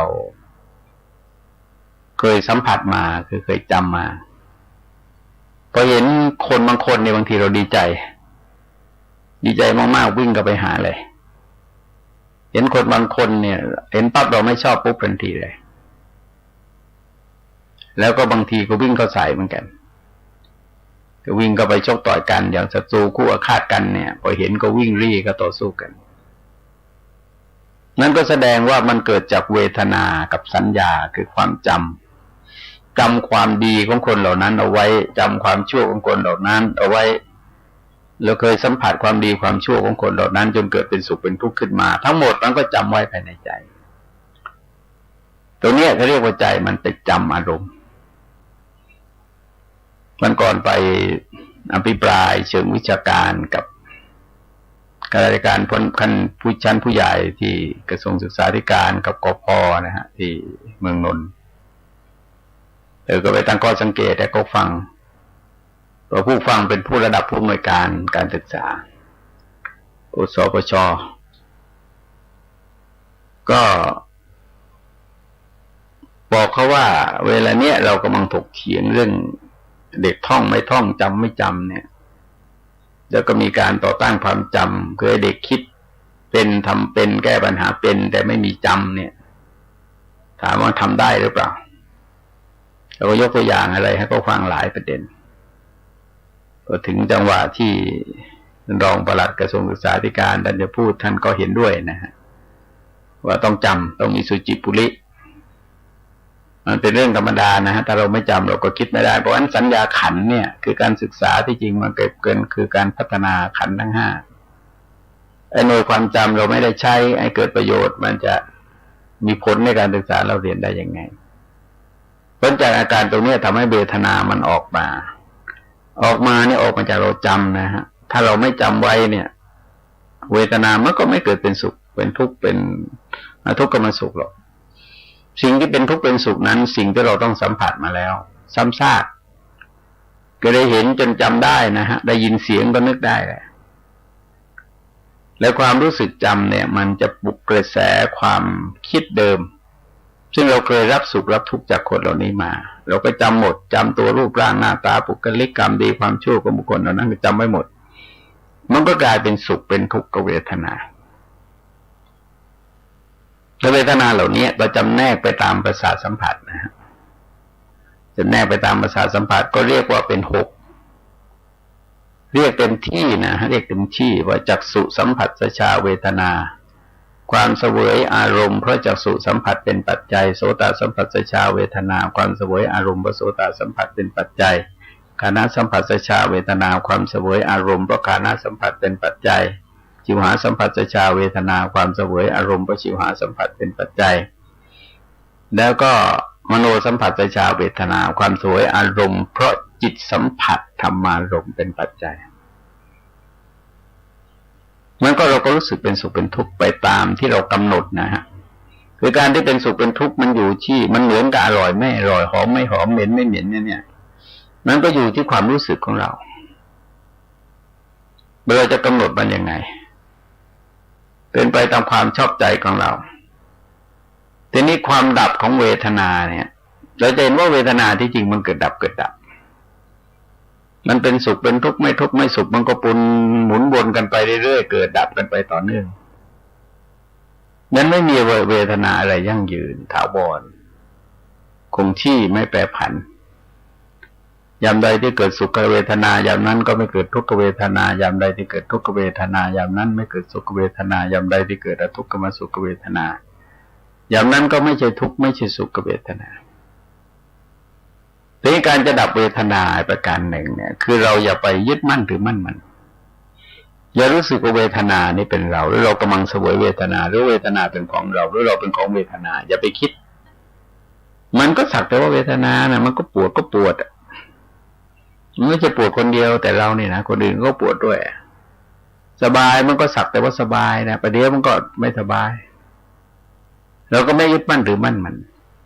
เพราะในการมองเนี่ยคือมองหลายอย่างมองเวทนาเป็นของศูนย์ไปเลยคือไม่มีอะไรที่จะไปเกาะกลุ่มไปยึดติดมองมันสักแต่ว่าเวทนาสักแต่ว่าเวทนาเวทนาก็สักแต่ว่าเวทนาสุขก็สักแต่ว่าสุขทุกข์ก็สักแต่ว่าทุกข์อทุกขมสุขก็สักแต่ว่าทุกขมสุขคือมันอยู่ที่เราไปตีค่ามันเองให้ลองสังเกตว่าเรื่องบางเรื่องนี่เรื่องเดียวกันเนี่ยสมมติเราเห็นรูปเดียวกันเนี่ยคนหนึ่งรู้สึกดีใจคนหนึ่งรู้สึกเฉยเฉยคนหนึ่งรู้สึกไม่ชอบใจทั้งในรูปเดียวกันเสียงกลิ่นรสก็มีลักษณะอย่างนั้นเพราะเวทนามันจะเกิดขึ้นจากการปรุงคิดปรุงของเราขึ้นมาเองแล้วเกิดเป็นโทสะเกิดเป็นความสุขเกิดเป็นความทุกข์เกิดเป็นไม่ทุกข์ไม่สุขมันเกิดขึ้นจากจิตเราปรุงขึ้นมาเองมันทำยังไงจึงปล่อยมันไปวิธีปล่อยนั้นก็ทรงสอนโดยในต่างๆนะฮะเช่นสอนพระพายะทรุจิริยะนี่สอนไม่ให้มาถึงเวทนาคือไปตัดเสียตั้งแต่ที่เกิดของมันคือไม่เห็นก็สักแต่ว่าเห็นเมื่อได้ยินก็สักแต่ว่าได้ยินเมื่อทราบก็สักแต่ว่าทราบเมื่อรู้ก็ไม่ได้รู้ไม่ได้ปรุงต่อจบลงตรงนั้นเหมือนกับคนเดินผ่านบ้านไปเนี่ยก็สักแต่ว่าคนเราไม่รับรู้เราไม่สนใจว่าจะเป็นใครจะเกี่ยวข้องอะไรกับเราไม่สนใจอะไรเขาก็ผ่านมาเขาก็ผ่านไปก็เป็นปกติธรรมดาของเขาเขามาด้วยเหตุปัจจัยของเขาเขาเดินผ่านบ้านเราก็ด้วยเหตุปัจจัยของเขาแล้วเขาก็จากไปก็ด้วยเหตุปัจจัยของเขาเราไม่ได้เกี่ยวอะไรอีกอย่างหนึ่งคือไปตัดตอนมาตั้งแต่โน้นเลยตั้งแต่ได้สัมผัสตัวเวทนาคือเราจะลืมว่าในแง่กระบวนการทางจิตแล้วเนี่ยมันมาจากอายตนะภายในภายนอกเพราะก่อนที่จะเป็นเวทนาเนี่ยมันเป็นวิญญาณมาก่อนแล้วก่อนจะเป็นเวทนามันเป็นสัมผัสมาก่อนแล้วจึงมาเกิดเป็นเวทนาเพราะถ้าสติเราแหลมคมมากพอเนี่ยเราก็สามารถสกัดให้หยุดจะได้ตั้งแต่ตอนหัวมาสิ่งนั้นก็ตกไปจากจิตมันก็เกิดนั่นแหละแต่ว่าเมื่อเราไม่ไปผูกพันไม่เอาจิตไปยึดมั่นหรือมั่นมามันก็ตกไปจากจิตให้สามารถทำอะไรแก่เราได้ซึ่งหลักการตรงนี้มันอยู่ที่การฝึกปรือใช้สติให้ระลึกรู้เท่าทันถึงความจริงของสิ่งเหล่านั้นแล้วก็ปล่อยวางความยึดมั่นถือมั่นเอาไว้ไม่ปรุงต่อไปหรือบางครั้งบางคราวเนี่ยเราประสบทุกขเวทนามันก็สาหัสสากันพอสมควรนะฮะแต่เราลองดูจริงๆว่าไม่มีใครประสบทุกขเวทนาสาหัสที่สุดในโลกนี้มันไม่มีมันมีคนที่สาหัสกว่าอยู่อย่างพระโมคคัลลาเถระท่านต้องการจะสอนพระภิกษุให้รู้จักสำรวมระวังท่านไปนั่งอยู่กลางแดดจ้าเลยแดดอินเดียร้อนสาหัสนะฮะแล้วก็พระก็ไปบอกว่าแต่เท้านิมนต์ข้าไปนั่งข้างในนั่งข้างนอกร้อนท่านก็บอกว่าไฟนรกเนี่ยมันร้อนกว่านี้นะคุณนะเป็นการเตือนให้เห็นว่าไอ้ที่เราบอกว่าเราร้อนเนี่ยที่จริงมันมีร้อนกว่าก็มีร้อนกว่าก็มีร้อนกว่าก็มีร้อนกว่ามันมีร้อนที่สุดมันไม่มี อมันที่สุดมันก็มีที่สุดมากกว่านั้นอีกในนรกอเวจีมหานรกเองก็ร้อนไม่เท่ากันทั้งที่สุดๆแล้วนะครับเพราะเราก็จะเห็นว่าเวทนามันก็อย่างนั้นแหละพอประสบทุกข์ขึ้นมาเมื่อคนอื่นก็ทนได้เราก็ควรจะทนได้ประสบสุขก็มาเขาก็ไม่เห็นดีอกดีใจอะไรทำไมเราจะต้องดีอกดีใจเอาขนาดนี้นะฮะเอาขนาดนี้คือว่าในแง่ของความเป็นพระอริยบุคคลเท่านั้นเองที่จะไม่หวั่นไหวไปกับแรงเหวี่ยงของเวทนาไม่ว่าเวทนาจะปรากฏภาพลักษณ์ว่าเป็นยังไงก็ตามท่านก็มีความรู้เห็นตามความเป็นจริงสมมติว่าสุขเวทนาทุกขเวทนาทุกขสุขเวทนาเกิดขึ้นท่านก็รู้ว่าเวทนานี้เกิดขึ้นแล้วแก่ท่านแต่เวทนานี้เป็นของไม่เที่ยงเป็นทุกข์มีความแปรปรวนเปลี่ยนแปลงไปเป็นธรรมดาเกิดก็เกิดตั้งอยู่ก็ตั้งอยู่ดับไปก็ดับไปเราก็จริงเนี่ยเราก็ไม่เป็นเวทนาเวทนาก็ไม่เป็นเราเราก็ไม่เป็นเวทนาเวทนาก็ไม่ได้มีอยู่ในเราจริงๆมันเป็นกระบวนการของเหตุปัจจัยที่เราเอาใจไปผูกโยงเอาไว้โดยความรู้สึกว่าเป็นของเราว่าเป็นเราว่าเป็นตัวเป็นตนของเราเพราะถ้าหากว่าเราเข้าใจความจริงแล้วเวทนาทุกรูปแบบทุกรูปลักษณ์ไม่ว่าจะอยู่ที่ใดก็ตามมันก็คือตกอยู่ในกฎของปัจจัยลักษณ์ดังกล่าวคิดได้อย่างนี้เราก็สามารถดับเวทนาได้ในขณะนั้นๆแม้จะไม่ถึงดับถาวรก็จะสงบเย็นลงไปอีกมากท่านฟังทั้งหลายแต่หลวงพ่อโพธิญาณในวันนี้ขอยุติไว้ด้วยเวลาเพียงเท่านี้ที่สุดนี้ขอความเจริญงอกงามไปบูรณนธรรมจะมีแต่ท่านผู้ฟังทั้งหลายโดยทั่วกันสวัสดี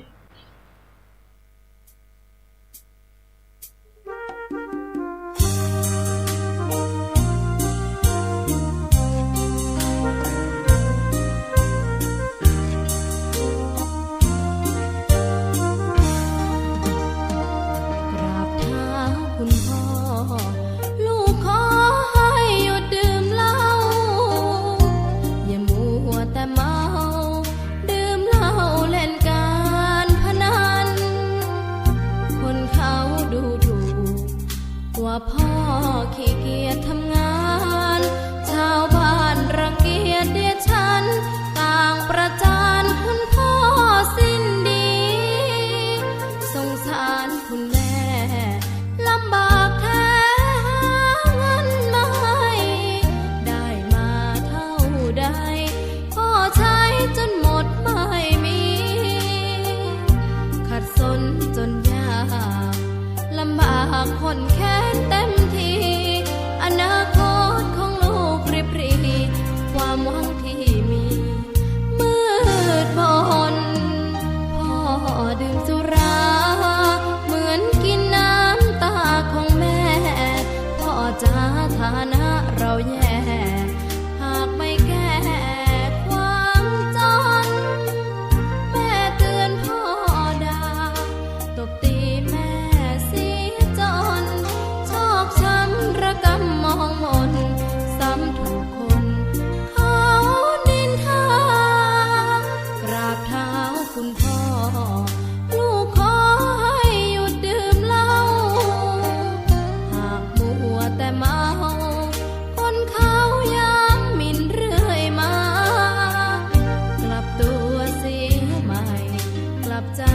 มาพัฒนาพ่อจะมีคุณค่าเลิกดื่มสุราเลิกการพนัน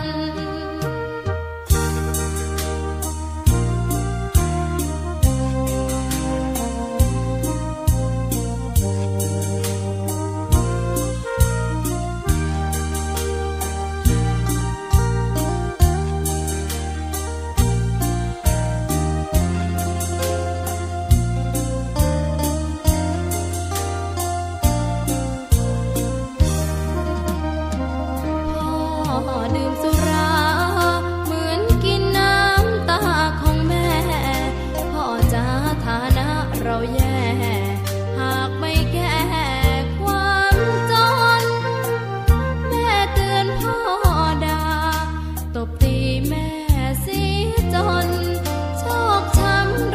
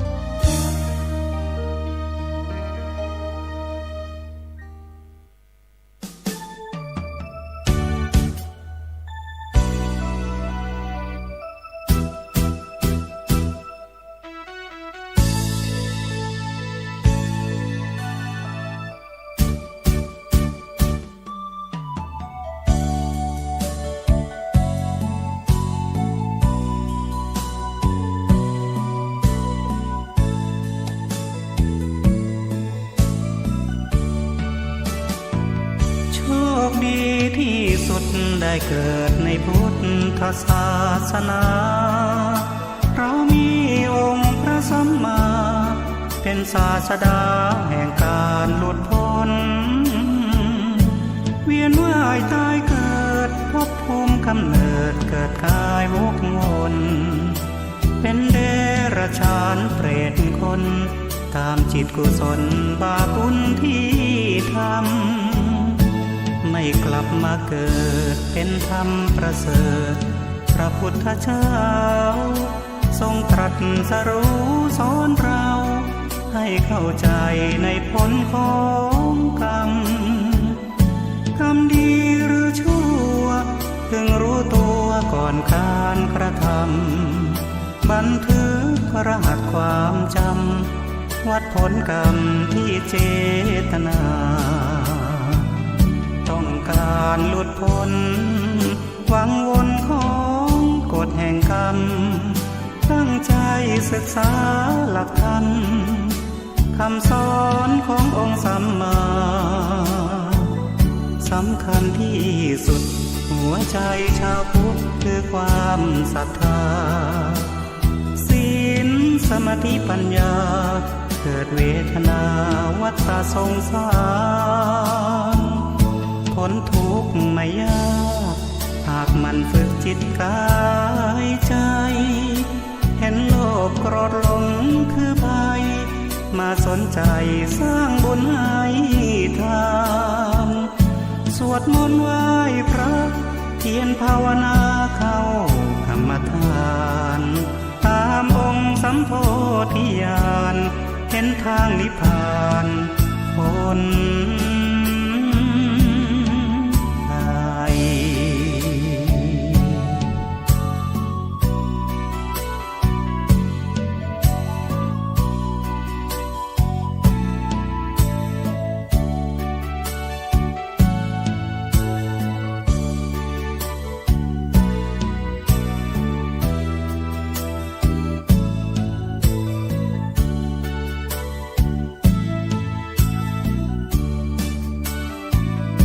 ต้องการหลุดพ้นหวังวนของกฎแห่งกรรมตั้งใจศึกษาหลักธรรมคำสอนขององค์สัมมาสำคัญที่สุดหัวใจชาวพุทธคือความศรัทธาศีลสมาธิปัญญาเกิดเวทนาวัฏสงสารพ้นทุกข์ไม่ยากหากมันฝึกจิตกายใจเห็นโลภโกรธหลงคือภัยมาสนใจสร้างบุญให้ทานสวดมนต์ไหว้พระเพียรภาวนาเข้ากรรมฐานตามองค์สัมโพธิญาณเห็นทางนิพพานพ้น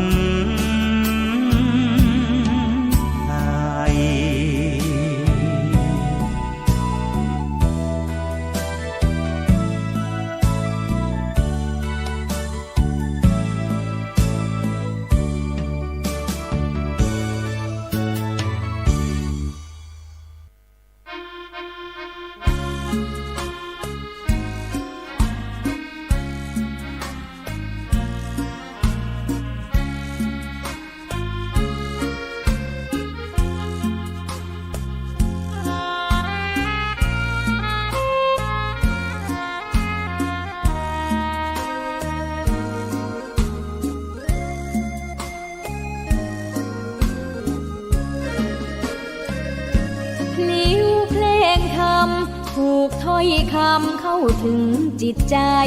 ฟังรายการวิทยุเสียงใสส่งถึงใจ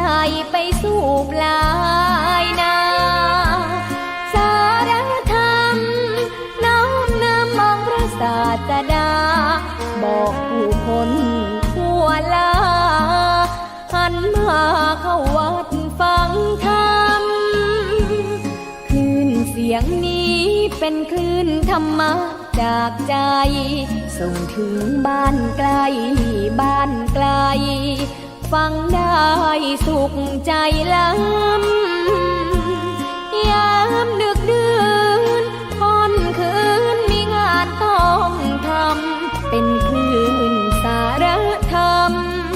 เน้นย้ำธรรมะเพื่อน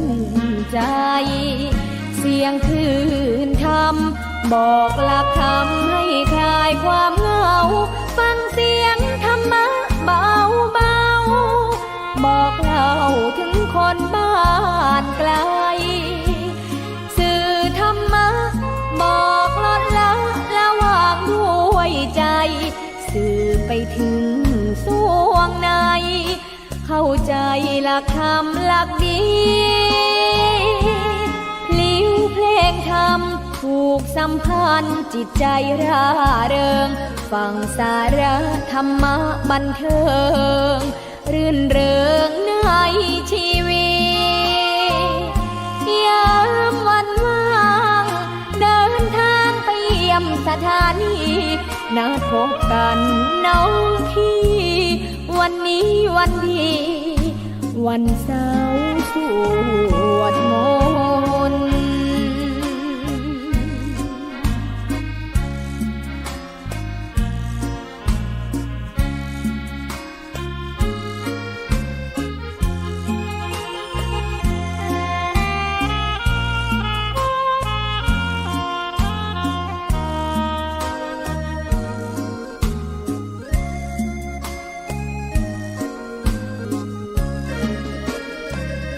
เสียงคลื่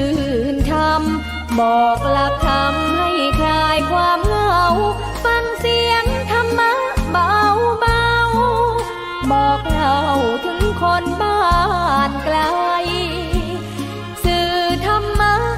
บอกลดละละวางด้วยใจสื่อไปถึงสวงในเข้าใจหลักธรรมหลักดี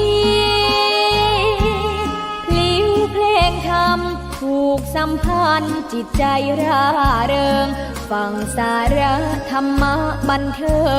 งรื่นเริงในชีวิตยามวันว่าง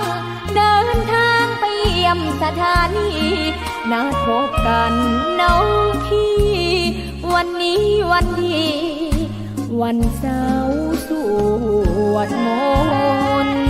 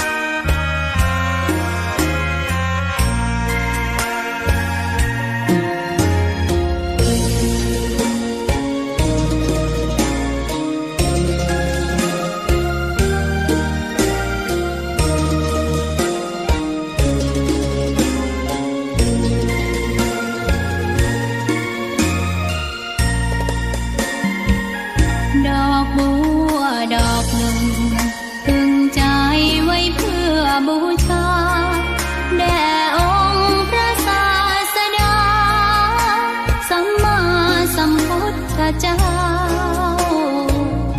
มีความงามเงียบไม่เปรียบเทียบเขาเทียบเราใครมองไม่งามช่างเขา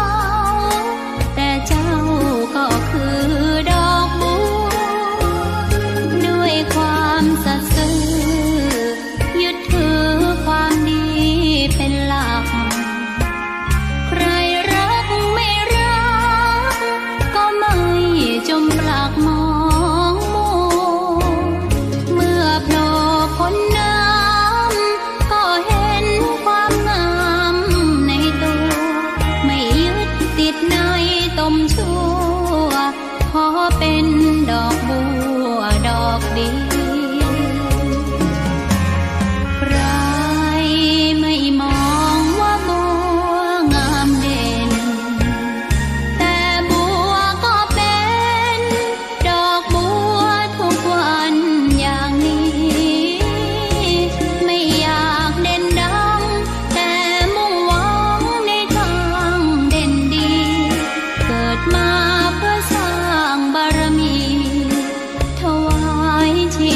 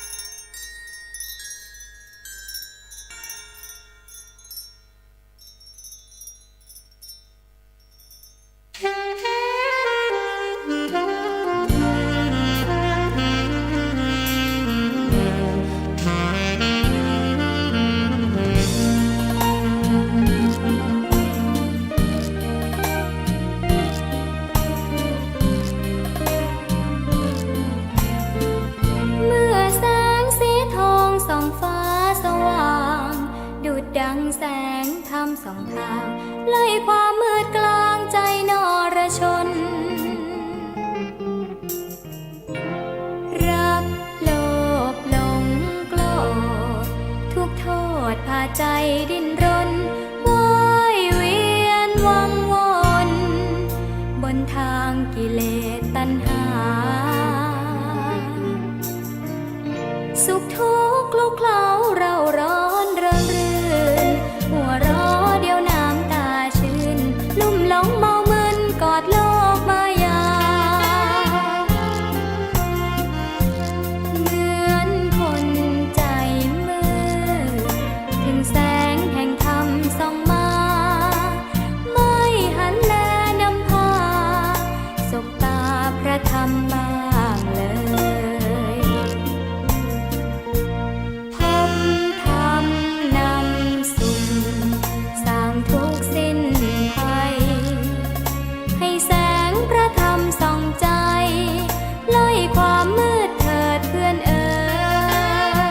ยร้อนเราเผาหล่นใหญ่มัวนิ่งเฉยอย่าช้าอยู่เลยทางนี้ทางสว่างธรรมรุ่งฟ้ารุ่งธรรมนำแสงสว่างแสงทองส่องทั่วโลกกว้างแสงธรรมส่องทางหัวใจมืดดำไขว่คว้าดิ้นรนว่ายวนอยู่ในกงกรรมหลงทางลูกคลำเชิญมาพบธรรมนำสุข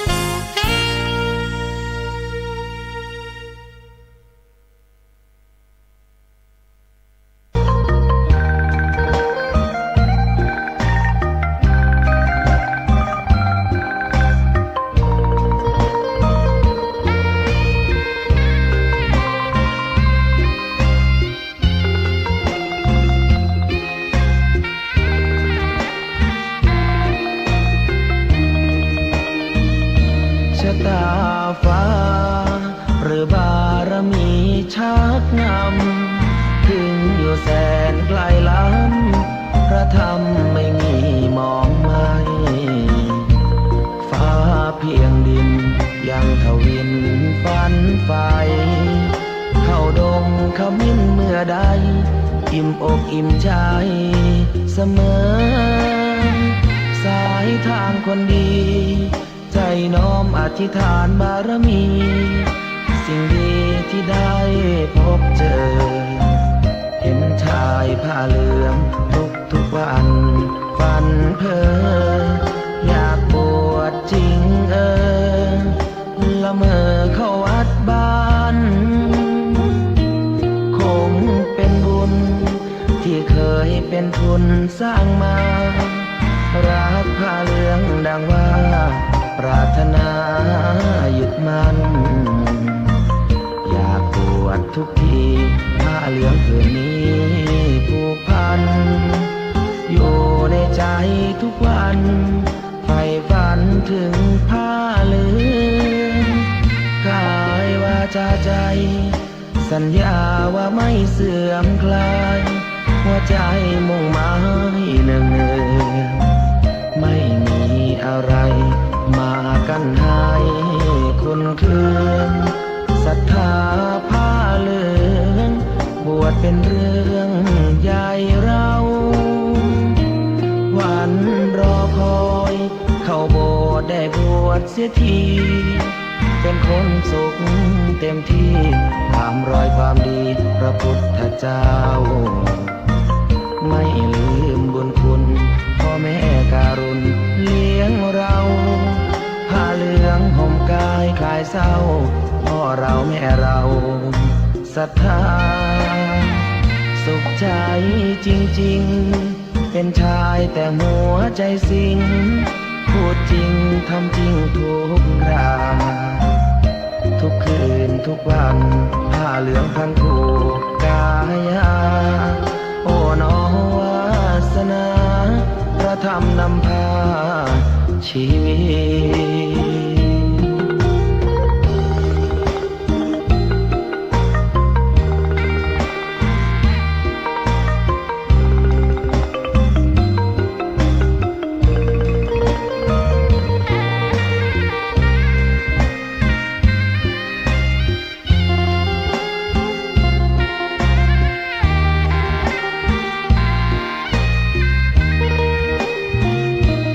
วันรอคอยเข้าโบสถ์ได้บวชเสียทีเป็นคนสุขเต็มที่ตามรอยความดีพระพุทธเจ้าไม่ลืมบุญคุณพ่อแม่การุณเลี้ยงเราผ้าเหลืองห่มกายคลายเศร้าพ่อเราแม่เราศรัทธาสุขใจจริงๆเป็นชายแต่หัวใจสิงพูดจริงทำจริงทุกคราทุกคืนทุกวันผ้าเหลืองพันผูกกายาโอ้น้อวาสนาพระธรรมนำพาชีวิต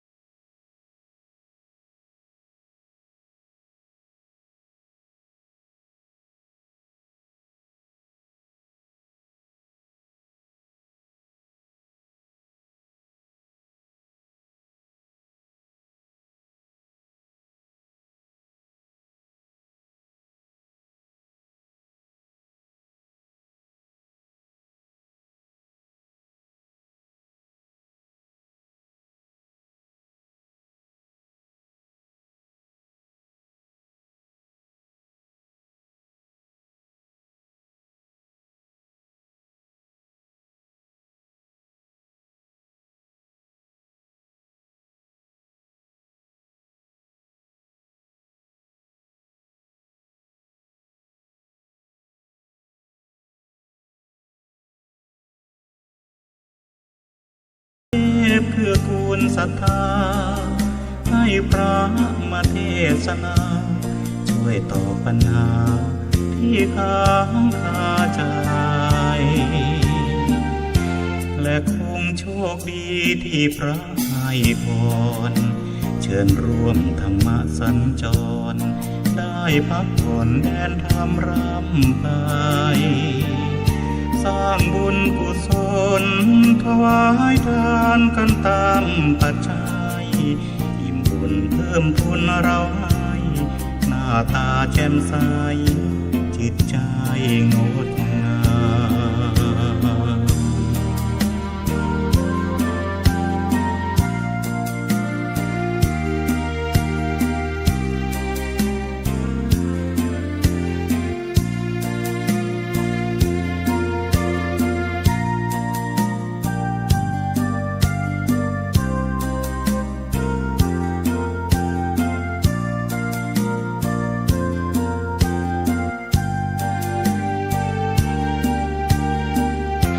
และคงโชคดีที่พระให้พ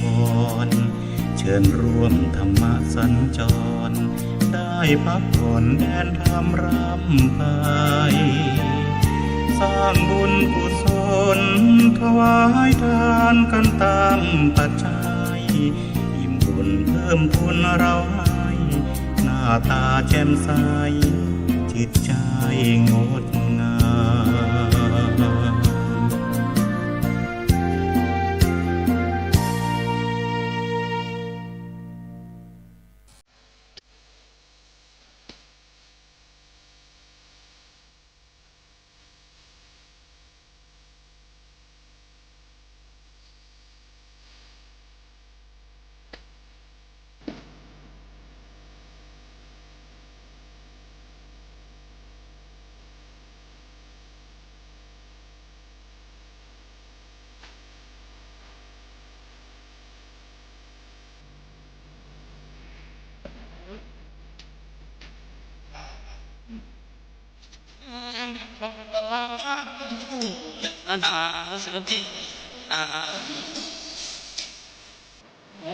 ตาย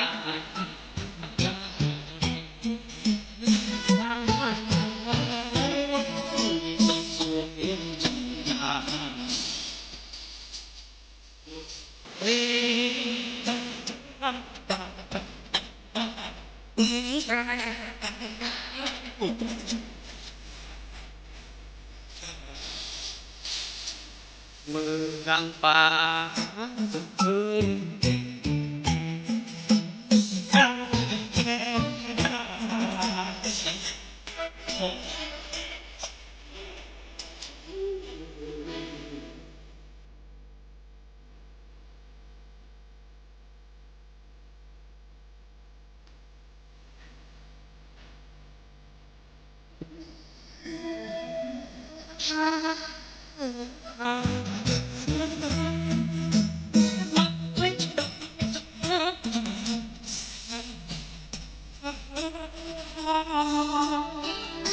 อง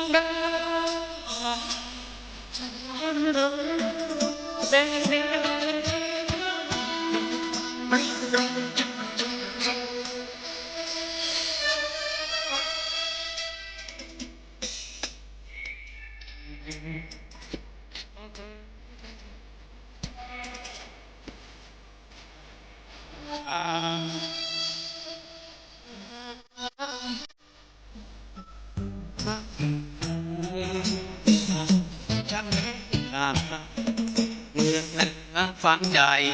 บน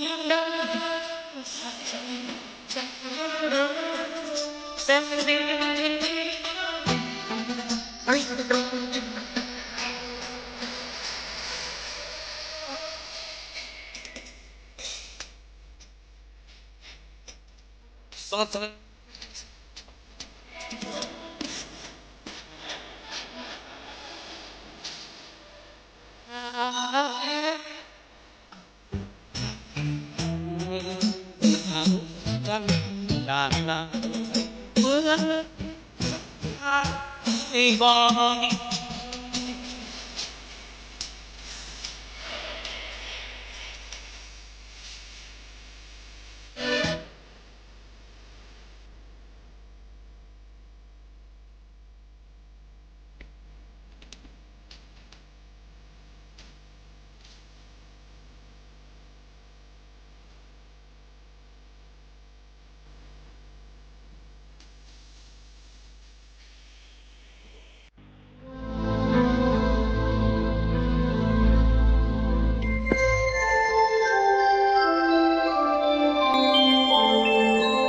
ขณะนี้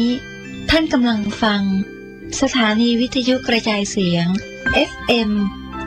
104.5 เมกะเฮิรตซ์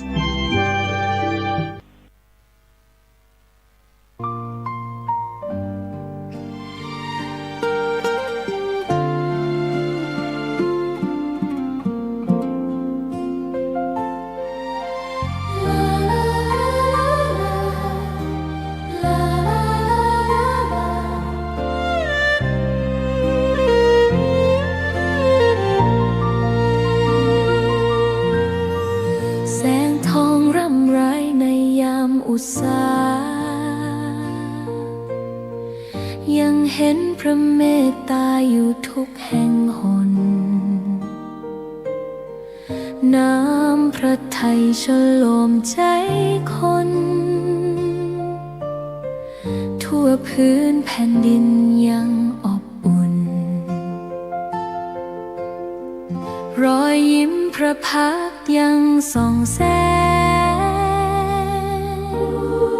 ในดวงใจไทยไม่ลืมเสียงสายลมแผ่วเบาเหมือนเอ่ยคำปลอบว่าพระองค์ยังอยู่ใกล้ขอกราบแทบบาทด้วยรักนิรันดร์น้ำตาหลั่งพลันจากใจคนไทยแม้เสด็จสู่ฟ้าไกลแต่พระหฤทัยอยู่ในแผ่นดินนี้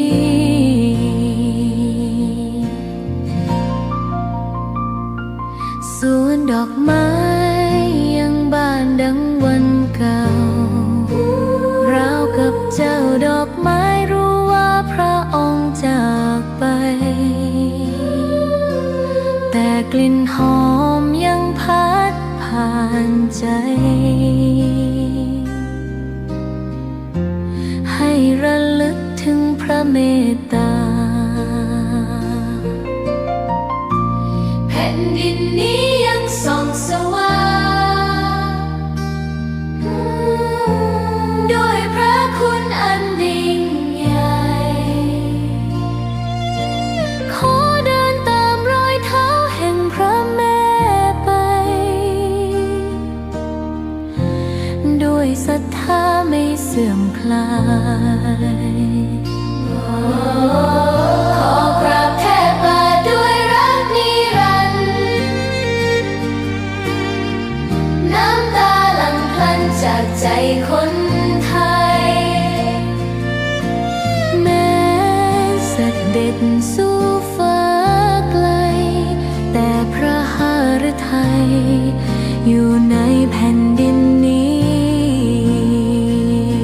ดวงใจไทยทุกดวงขอพักดีขอถวายรักนี้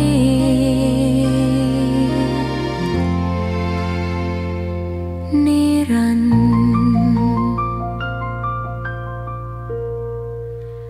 แด่พระพัน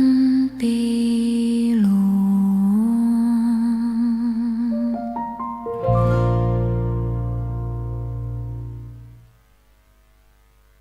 ขอความเจริญในธรรมจะมีแต่ท่านผู้ฟังทั้งหลายแต่หลวงพ่อโพธิญาณในวันนี้ก็คงพูดเรื่องนิวรณปภะคือหมวดที่ว่าด้วยนิวรณ์ตามที่ทรงแสดงไว้ในมหาสติปัฏฐานสูตรต่อไป ข้อความทั้งหมดนี่ก็เหมือนเดิมนะฮะคือเปลี่ยนประธานจากทินมิทะเป็นอุทธัจจะกุกุจจะคำว่าอุทธัจจะนั้นแปลว่าความฟุ้งซ่านกุกุจจะนั้นแปลว่าความรำคาญก็เป็นอาการของโมหะกับเป็นอาการของโทสะซึ่งเป็นธรรมชาติของจิตประการหนึ่งซึ่งท่านผู้ฟังให้ลองสังเกตว่าบางครั้งบางคราวเราคิดอะไรมากๆเนี่ยก็กลายเป็นฟุ้งซ่านแล้วก็รำคาญตัวเองนอนไม่หลับกระสับกระส่ายไปพลิกมาเนี่ยก็เป็นอาการโดยธรรมชาติที่มีอยู่เป็นอยู่สำหรับปุถุชนทั้งหลายแล้วก็ทรงสอนให้ตรวจสอบเพราะมันเป็นปรากฏการณ์ของธรรมชาติอย่างหนึ่งของจิตก็รับสั่งว่าอันหนึ่งอุทธัจจะกุกุจจะมีอยู่ณภายในจิต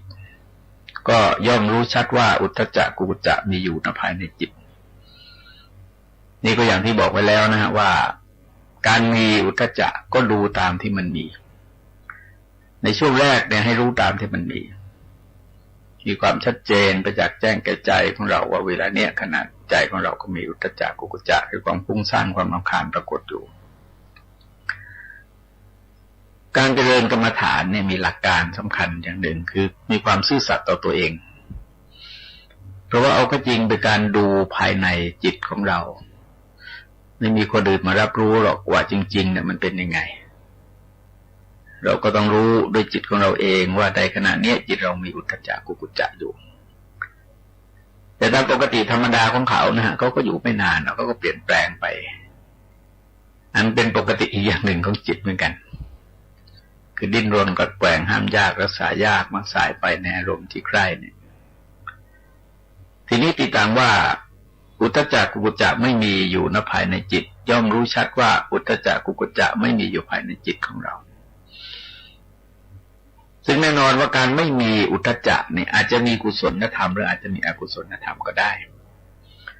คือในภาคสนามมันไม่ได้เกิดตามลำดับอย่างนี้ในภาคปฏิบัติจริงๆมันอยู่ที่ความโน้มเอียงไปในจิตของบุคคลว่าโน้มเอียงไปในทางไหนมากกิเลสประเภทต่างๆมันก็เกิดขึ้นได้ง่ายแล้วก็มักจะหนักไปในอารมณ์นั้นๆที่ทรงแสดงในรูปของจริตเนี่ยเป็นคนราคะจริตโทสะจริตโมหจริตเนี่ยเขาจะหนักไปในเรื่องนั้นๆโทราคะจริตมันก็จะหนักไปในทางกามฉันท์โทสะจริตมันก็หนักไปในทางพยาบาทความโกรธความหงุดหงิดความรำคาญพวกโมหจริตมันก็หนักไปทางฟุ้งหรือว่าฟุ้งมากเข้ามันก็กลายเป็นกุกุจจะคือรำคาญหงุดหงิดไม่พอใจไม่ชอบใจในสถานการณ์ตรงนั้นมันก็หมุนวนกันอยู่อย่างเงี้ยแล้วบางทีก็อาจจะอยู่เป็นกุศลก็ได้แต่เป็นกุศลมันก็หมายความว่ามองในแนวของกุศลแนวจิตานุปัสสนาสติปัฏฐานไปคือที่จริงประเด็นมันไม่ได้เจาะจงนะครับประเด็นไม่ได้เจาะจงว่าจะต้องทำอย่างนั้นเท่านั้นอย่างอื่นไม่ได้มันก็ขึ้นอยู่กับอาการที่ปรากฏเป็นปัจจุบันขณะมันมีอะไรปรากฏก็รู้เห็นตามความจริงตามที่มันปรากฏในแต่ละขณะเพราะว่าการเจริญกรรมฐานเนี่ยจิตต้องอยู่กับปัจจุบันท่านจึงใช้คำว่าสติมาแปลว่ามีสติสัมปชัญโนมีความรู้ตัวทั่วพร้อมแล้วก็มีอัตตาปีคือความเพียรที่มีความต่อเนื่องกันไปดังกล่าวไว้ในตอนต้นอันหนึ่งความที่อุทธัจจะกุกุจจะอันยังไม่เกิดย่อมเกิดขึ้นได้โดยประการใดเนี่ยย่อมรู้โดยประการนั้นคือตามปกติแล้วอุทธัจจะเนี่ยมันเกิดขึ้นจากเขาเรียกว่าเจตโสอวูปสมะคือจิตมันไม่ยอมสงบมันแสดงธรรมชาติของมันมาจนป่วนไปหมดเลยดิ้นรนสายไปนะแกว่งไปในอารมณ์ทั้งหลายเนี่ยเหมือนน้ำที่อยู่บนใบบัวเหมือนเสาธงที่อยู่บนปลายเสาเหมือนวานอนที่วิ่งไปในป่าเนี่ยมันไม่นิ่งเหมือนลูกโคเด็กกำลังซนหรือว่าลูกม้ากำลังซนอะไรเนี่ยคือเราจะเห็นว่าก็เป็นอย่างนั้นเขาอ่ะมันแสดงพฤติกรรมตามปกติของเขาออกมาแต่ว่าเราก็ต้องควบคุมเขานะครับบางคนก็มีคนมาเล่าให้ฟังว่าก็ไม่ใช่เล่าให้ฟังนะฮะคือพูดออกอากาศบอกว่าไปคุยกับเพื่อนเรื่องนับถือคริสต์อิสลามอะไรนี่ก็คุยกันแล้วก็ในที่สุดก็พูดว่า ศีลของพระสงฆ์ที่พระเจ้าทรงบัญญัติไว้นั้นมันผิดปกติมันฝืนธรรมชาติมันเป็นการคล้ายๆกับริดรอนสิทธิมนุษยชนอะไรก็ว่ากันไปก็แล้วแต่จะว่าคือเราจะต้องมองความจริงนะฮะว่ามนุษย์ที่ประสบความสำเร็จเนี่ยมันต้องฝืนธรรมชาติเพราะธรรมชาติของจิตก็ไหลลงต่ำนะฮะเหมือนกับน้ำนี่ก็จะไหลลงต่ำแล้วก็มักจะหมกมุ่นอยู่กับอารมณ์ที่เป็นกิเลสเป็นราคะเป็นโลภะเป็นโทสะเป็นโมหะเป็นริษยาแล้วก็ตกอยู่ในกระแสของนิวรณ์นะฮะประการอย่างใดอย่างหนึ่งดังกล่าวเนี่ยแต่ปกติก็เป็นอาการปกติของเขาเป็นอย่างนั้นเพราะงั้นเราก็ต้องฝืนธรรมชาติเขาคือมีการดึงจิตมีการกั้นจิตมีการห้ามจิตมีการประคับประคองจิตไปตามสมควรแก่กรณีแต่ในกรณีเนี้ยคือให้ดูก่อนในตอนแรกๆเนี่ยให้ดูก่อนคือใช้สติระลึกไปก่อนแล้วถึงช่วงหนึ่งก็ค่อยใช้ปัญญาเพราะฉะนั้นก็จะตั้งปัญหาถามว่าอุทธัจจะกุกุจจะนิวรณ์ที่ยังไม่เกิดนี่เกิดขึ้นโดยประการใดก็รู้โดยประการนั้นเนี่ยอุทธัจจะกุกุจจะมันเกิดขึ้นเพราะเจตโสวูปสัมมะคือจิตมันไม่ยอมสงบ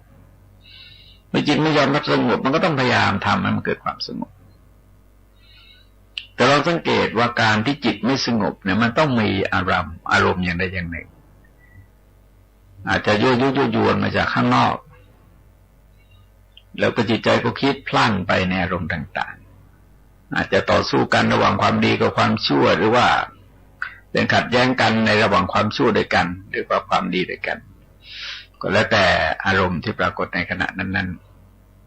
ๆเพราะฉะนั้นก็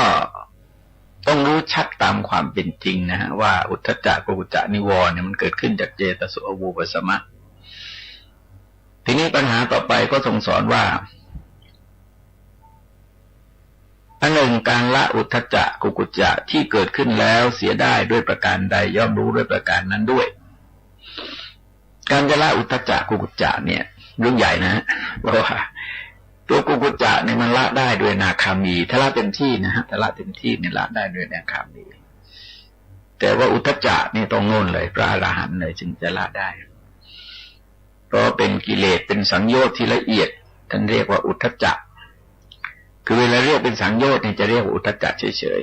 ๆแต่ถ้าเรียกเป็นระดับนิวรณ์ที่มันเกิดขึ้นกลุ่มใจเนี่ยจะเรียกควบนะฮะอุทธัจจะกุกุจจะซึ่งก็เป็นอาการของจิตแต่ว่าท่านที่เป็นพระอนาคามีไปแล้วเนี่ยท่านไม่มีกุกุจจะแล้วท่านละได้แล้วเพราะงั้นสังโยชน์ตอนข้างบน5ข้อเนี่ยจึงไม่มีอาการของกุกุจจะอยู่ปัญหาสำคัญว่าในการที่เราจะบรรเทาอุทธัจจะกุกุจจะในระดับของชีวิตประจำวันนะเพราะว่าผู้กรรมฐานก็ดิก็จริงแต่ว่าจะพยายามเน้นในเรื่องชีวิตประจำวันคือไม่ใช่ให้แหงนคอตั้งบ่าแล้วก็คว้าอะไรไม่ได้เลยนะประจับประเด็นไม่ได้อุทธัจจะเนี่ยมันเป็นกิเลสประเภทโมหะคือกิเลสประเภทหลงมันก็คู่กับวิจิกิจฉาเนี่ยวิจิกิจฉาก็เครือบแคลงสงสัยอุทธัจจะก็ฟุ้งวิจิกิจฉามันก็ยากกว่าพระโสดาบันท่านก็ละได้แต่ว่าอุทธัจจะนี่มันละเอียดนะฮะคือฟุ้งไปในเรื่องใดเรื่องหนึ่งเนี่ยฮะแม้แต่ฟุ้งเป็นเรื่องดีๆแต่ว่ามาอยู่กับร่องกระรอยเนี่ยก็ถือว่าเป็นความฟุ้งประการหนึ่งเหมือนกันดังนั้นในคำไพพีปปัญญสูทนีท่านจึงบอกว่าจะต้องมีการศึกษาสดับสับฝังมากเพราะว่ากระบวนการเรียนการศึกษาตามที่ทรงวางไว้เป็นรูปโพสูตรเนี่ยหรือโพสัจจะนั้นมันจะควบคุมจิตใจของเราให้อยู่กับหนังสืออย่างเวลานี้ไปบรรยายอบรมเด็กมักจะถามปัญหาเรื่องทำยังไงจะอ่านหนังสือให้จำได้แล้วก็แนะนำแกไปนะฮะตามที่เคยปฏิบัติในสมัยหนุ่มๆคืออาบน้ำอาบท่าให้สะอาดแล้วก็มานั่งเก้าอี้เรียบร้อยนั่งในท่าที่สบายๆหนังสือวางไว้ข้างหน้าแล้วก็อ่านออกเสียงดังๆตาดูตัวหนังสือไปด้วยปากก็อ่านออกเสียงดังๆไปด้วยหูก็ฟังเสียงตัวเองไปด้วยแล้วใจก็กำหนดข้อความเหล่านั้นไปด้วยเป็นการพยายามที่จะควบคุมความคิดของเราให้อยู่ในจุดเดียวเพราะในกระบวนการศึกษาที่เรียกว่าโพสูตรเนี่ยหรือโพสัจจะก็ทรงแสดงว่าหนึ่งสุตะคือการฟังคำว่าการฟังในที่นี้หมายถึงทุกอย่างนะประสาทสัมผัสทั้ง5เนี่ยตาดูหูฟัง ปากอ่านใจกำหนด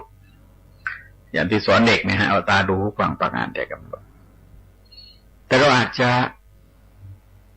อ่านดูด้วยตาได้ฟังด้วยหูได้สูดดมด้วยจมูกได้ลิ้มด้วยลิ้นถูกต้องด้วยกายก็ได้คืออย่างใดอย่างหนึ่งมันก็เป็นประสบการณ์แล้วประการต่อไปก็คือว่าจะต้องสามารถจำเรื่องราวต่างๆเหล่านั้นไว้ได้แล้วก็บางอย่างมันเป็นกฎเป็นเกณฑ์เป็นหลักเป็นสูตรเช่นบทพรหมวิหารสี่คืออะไรศีลห้าคืออะไร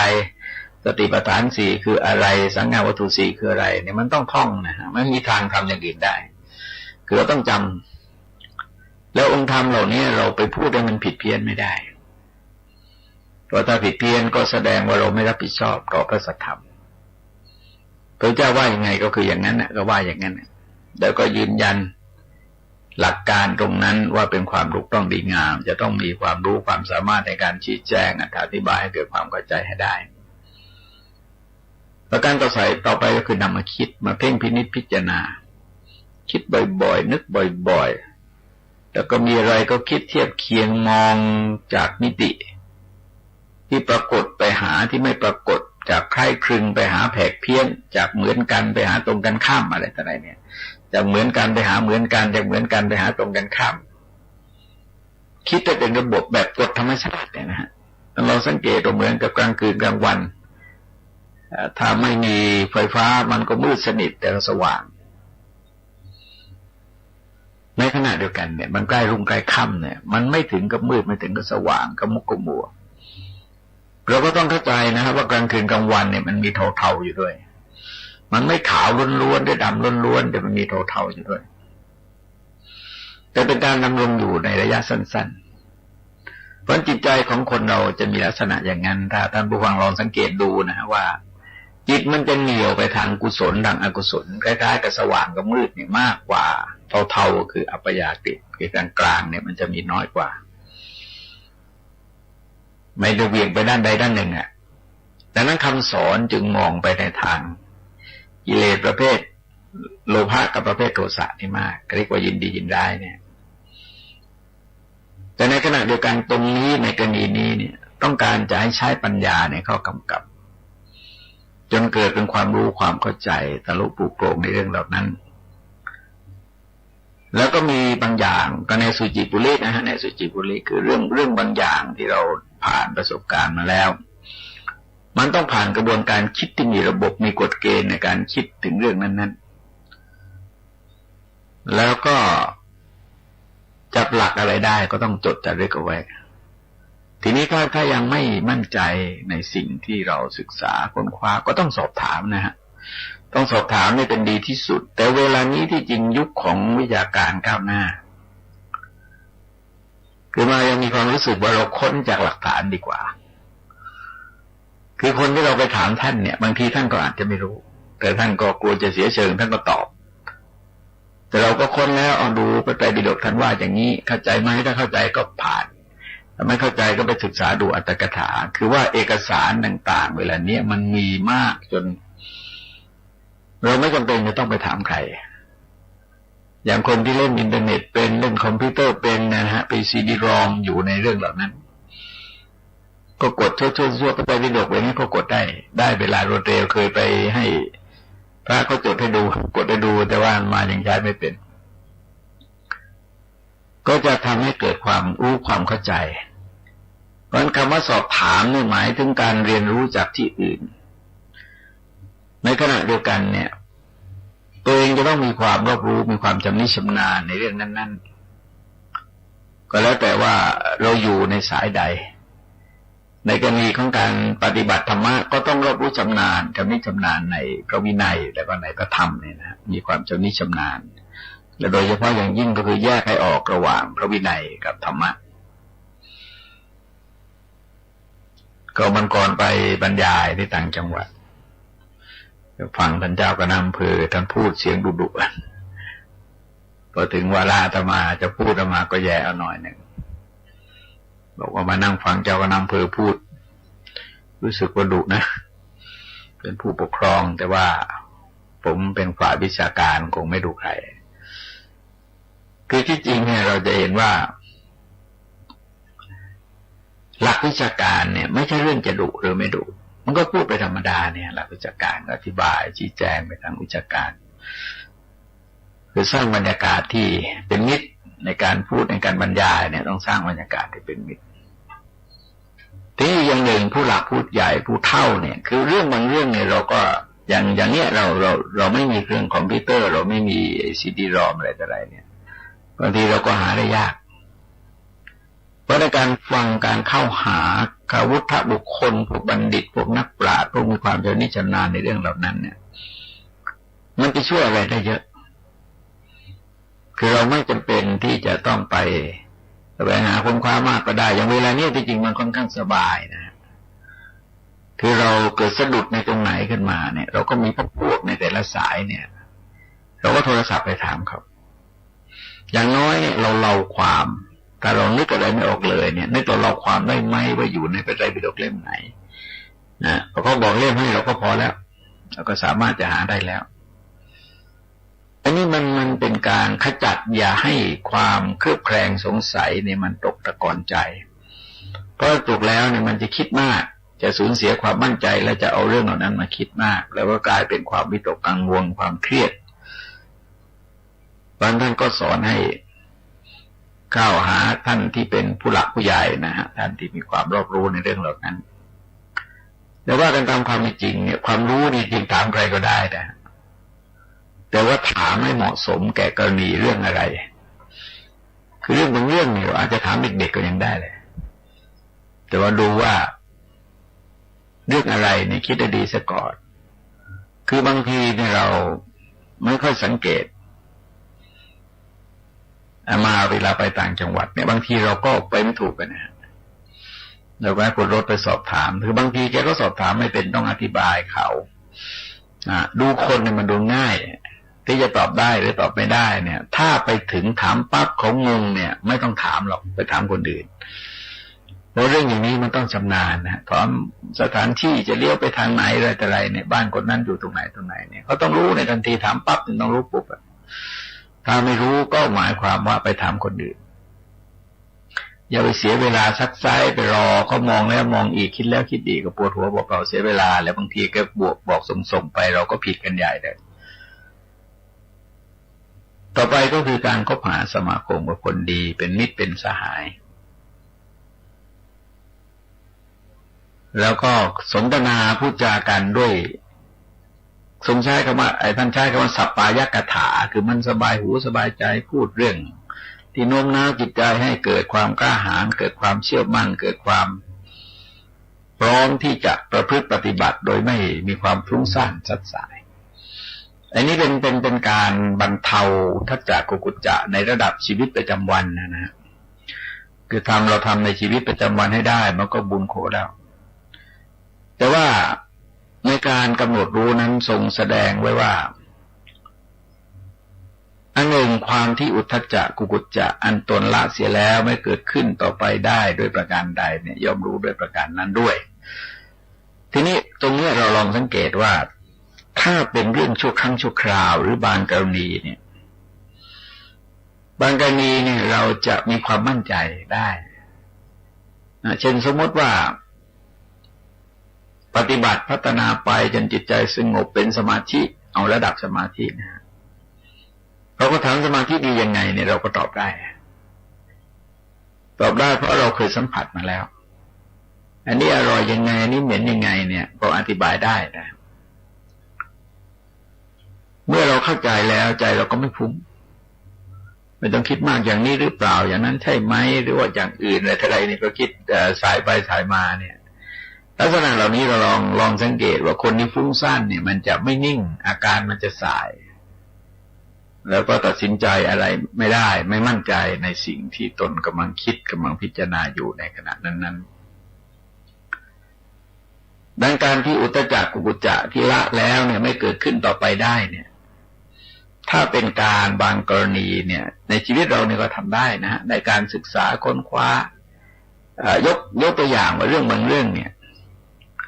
ซึ่งเป็นปัญหาที่น่าห่วงใยในปัจจุบันคือเรื่องกรรมเรื่องสังสารวัฏเรื่องชาตินี้ชาติหน้าเรื่องนรกสวรรค์อะไรเนี่ยเราเรียกว่ากระแสคัดค้านต่อต้านเนี่ยก็มาเยอะเหลือเกิน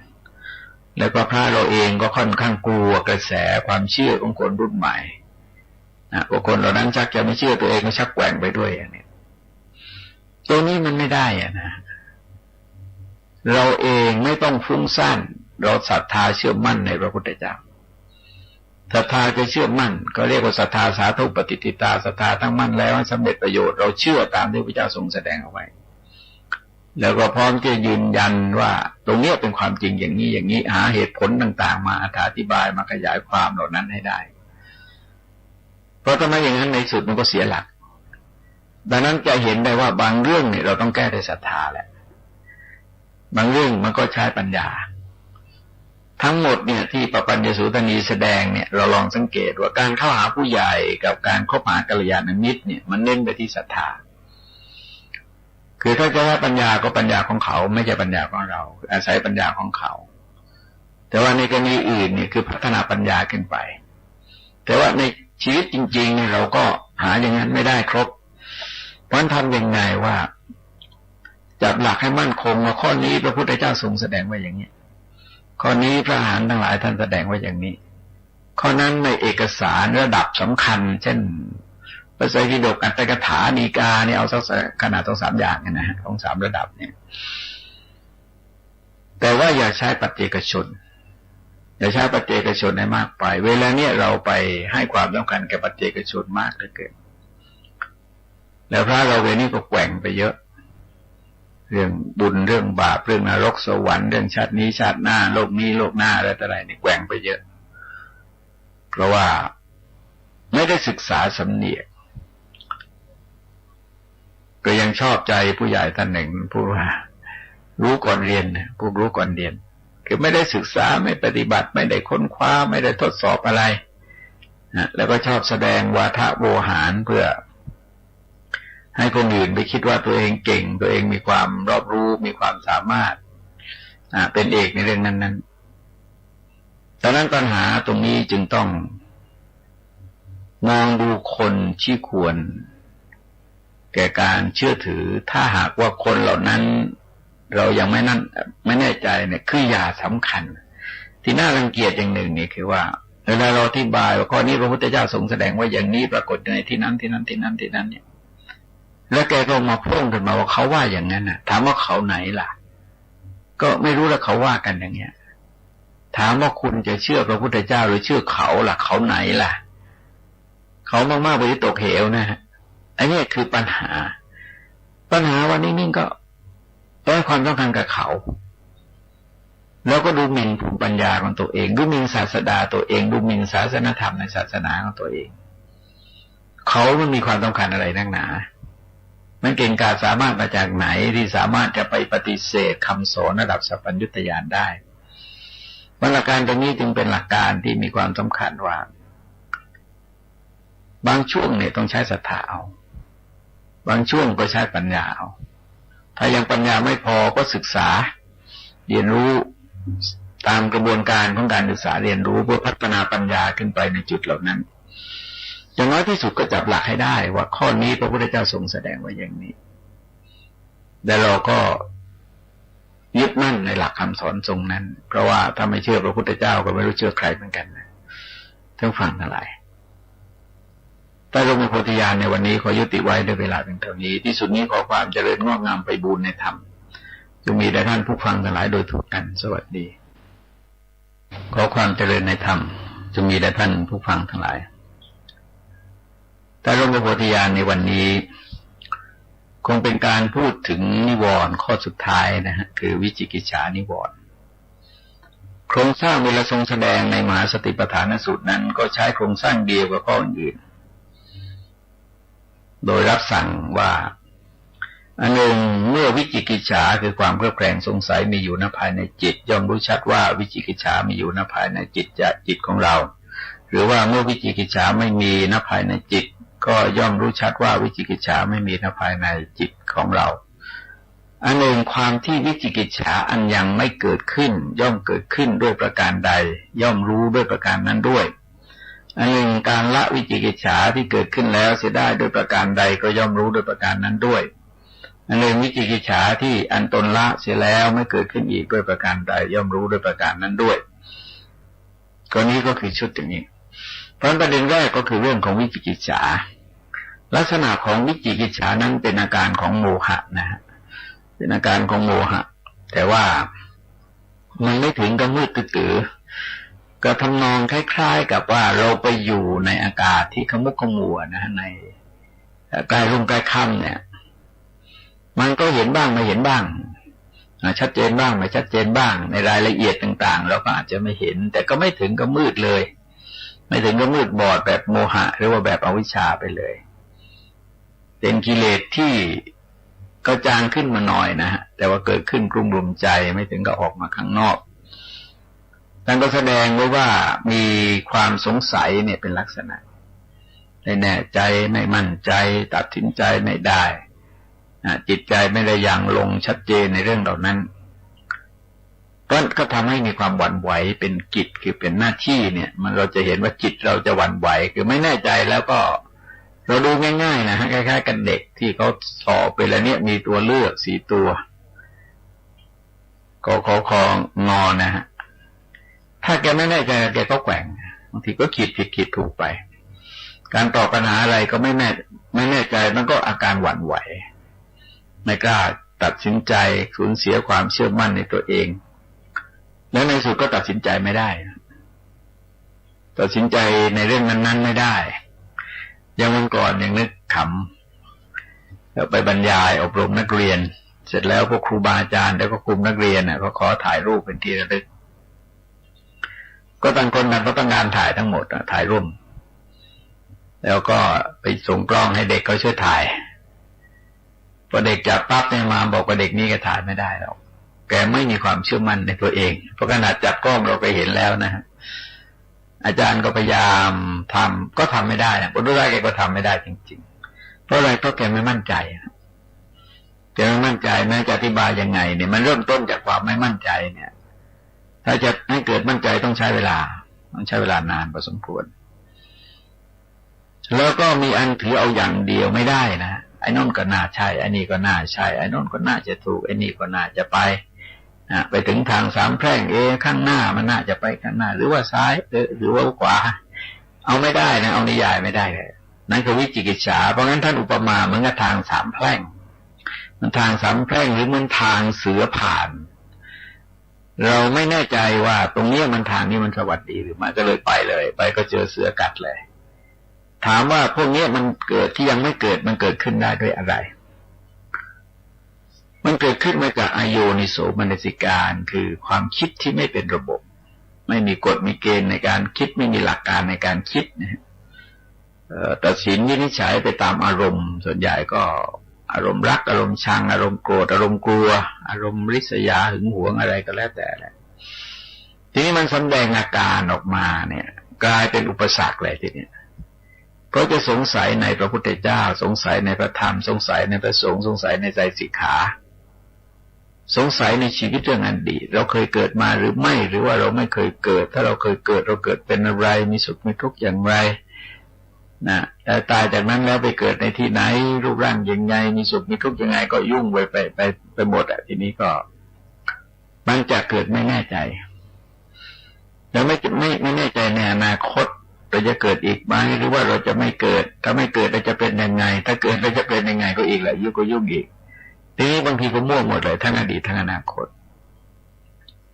ที่สำคัญอย่างยิ่งก็คือไปเคลือบแคลงสงสัยในกฎของเหตุผลที่เรียกว่าปฏิจจสมุปบาทคือเป็นกระบวนการของธรรมะนะฮะเป็นกระบวนการของธรรมะอย่างนึกถึงเหตุการณ์ที่เกิดขึ้นที่สหรัฐอเมริการู้สึกสลดหดหู่ใจนะฮะที่มนุษย์เล่นรุนแรงกันเหลือเกิน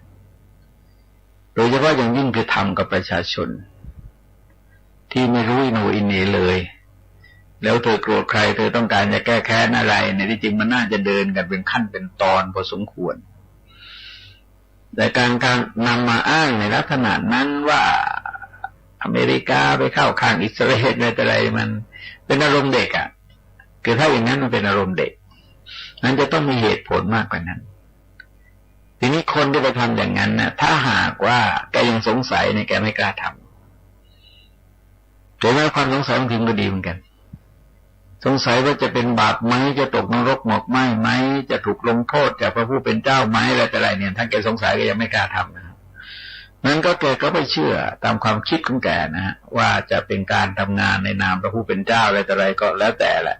คือคนทำได้อย่างนี้จะต้องมีความเชื่อมั่นในเรื่องที่ไม่ยุติด้วยเหตุผลและความดีแต่เข้าใจว่าเป็นการกระทำความดีนะคล้ายๆกับองคุลิมานที่แกฆ่าคนหน้าเฉยๆเนี่ยเพราะแกเชื่อว่ามันเป็นบุญน่ะแล้วก็บาปโบดมันไม่มีหรอกอาจารย์ก็สอนมาอย่างนั้นบาปไม่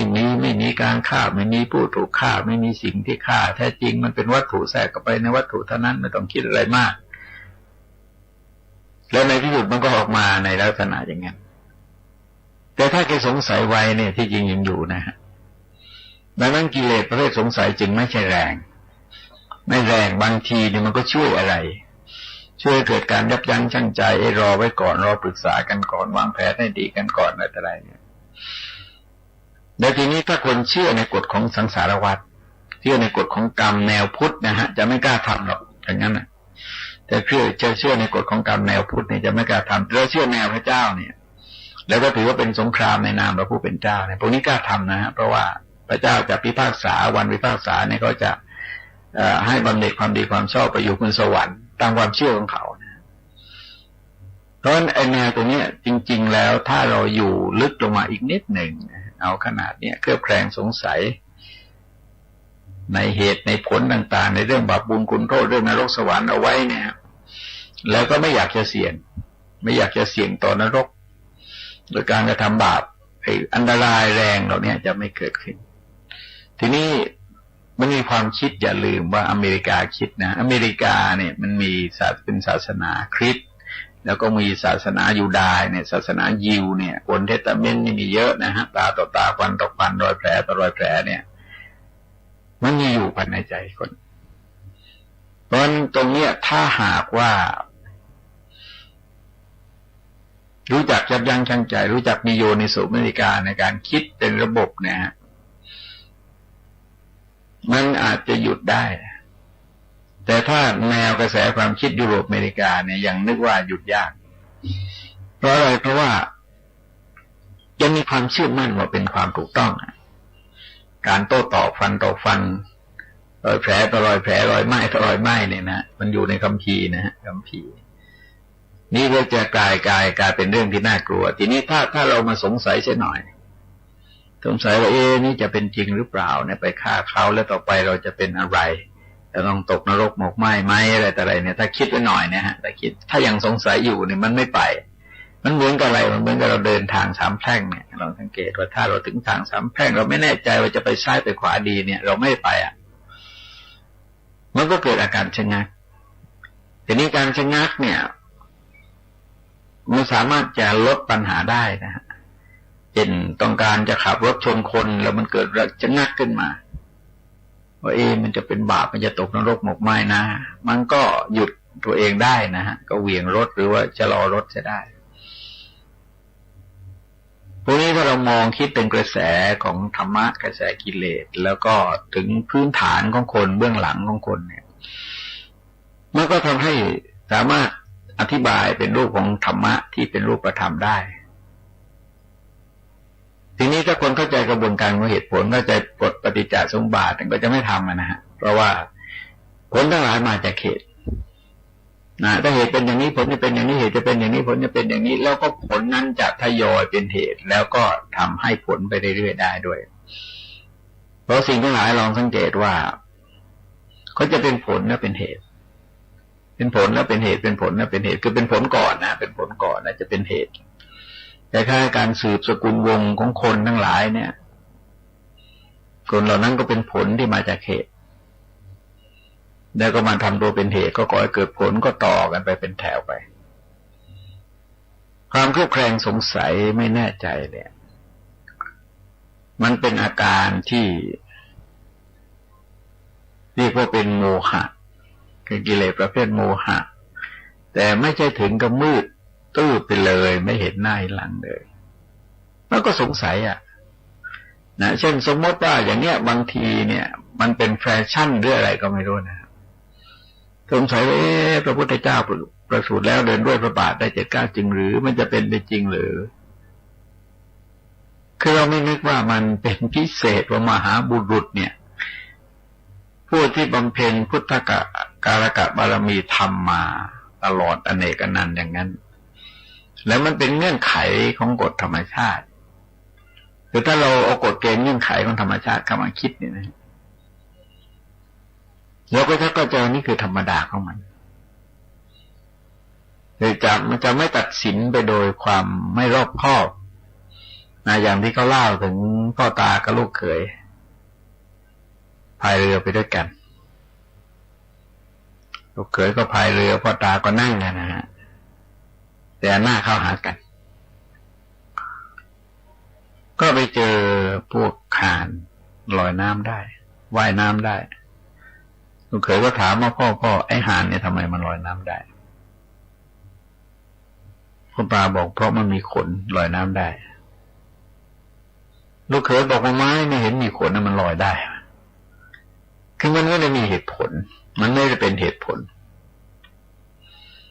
ไปเจอเป็นรูอยู่ริมตลิ่งนะฮะเป็นรูคล้ายๆกับใครเอาไม้ถอไปค้ำไว้เป็นรูหรือสัตว์เข้าออกก็ไม่รู้นะฮะเป็นรูอะไรครับลูกเขยก็บอกพ่อรูนี้ทำไมมันลื่นพ่อตาบอกว่าเพราะสัตว์มันเข้ามันออกอยู่เสมอรูมันก็ลื่นนะมันก็ไม่มีเหตุผลอีกอ่ะเพราะว่าจะมีประเด็นอื่นมาหักล้างได้เอาพ่อทำไมนกยังบินได้เอาเพราะมันมีปีกไอ้ลูกเขยก็สงสัยแล้วก็ไอ้นกกระจอกเทศมันมีปีกทำไมบินไม่ได้นะถ้าพ่อทำไมอึ่งมาร้องเสียงดังพ่อตาก็บอกว่าอันนี้ใช่เป็ดนะฮะเป็ดนี่ทำไมร้องเสียงดังก่อนห่านทำไมร้องเสียงดังพ่อตาก็บอกว่าเพราะคอมันยาวลูกเขยก็บอกไม่แน่เพราะอึ่งมันไม่มีคอมันทำไมมันร้องดังได้คือว่าความคิดมันไม่เป็นระบบมันไม่เป็นโยนิโสมนสิการพอไปทำข้าวไปพูดข้าวเนี่ยคนก็ค้านได้ตลอดดังนั้นลักษณะของโยนิโสมนสิการกับความคิดที่เป็นระบบเนี่ยมันเป็นปัญญาเป็นเครื่องมือในการสอดส่องในการพิจารณาแต่ว่าต้องเสริมสร้าง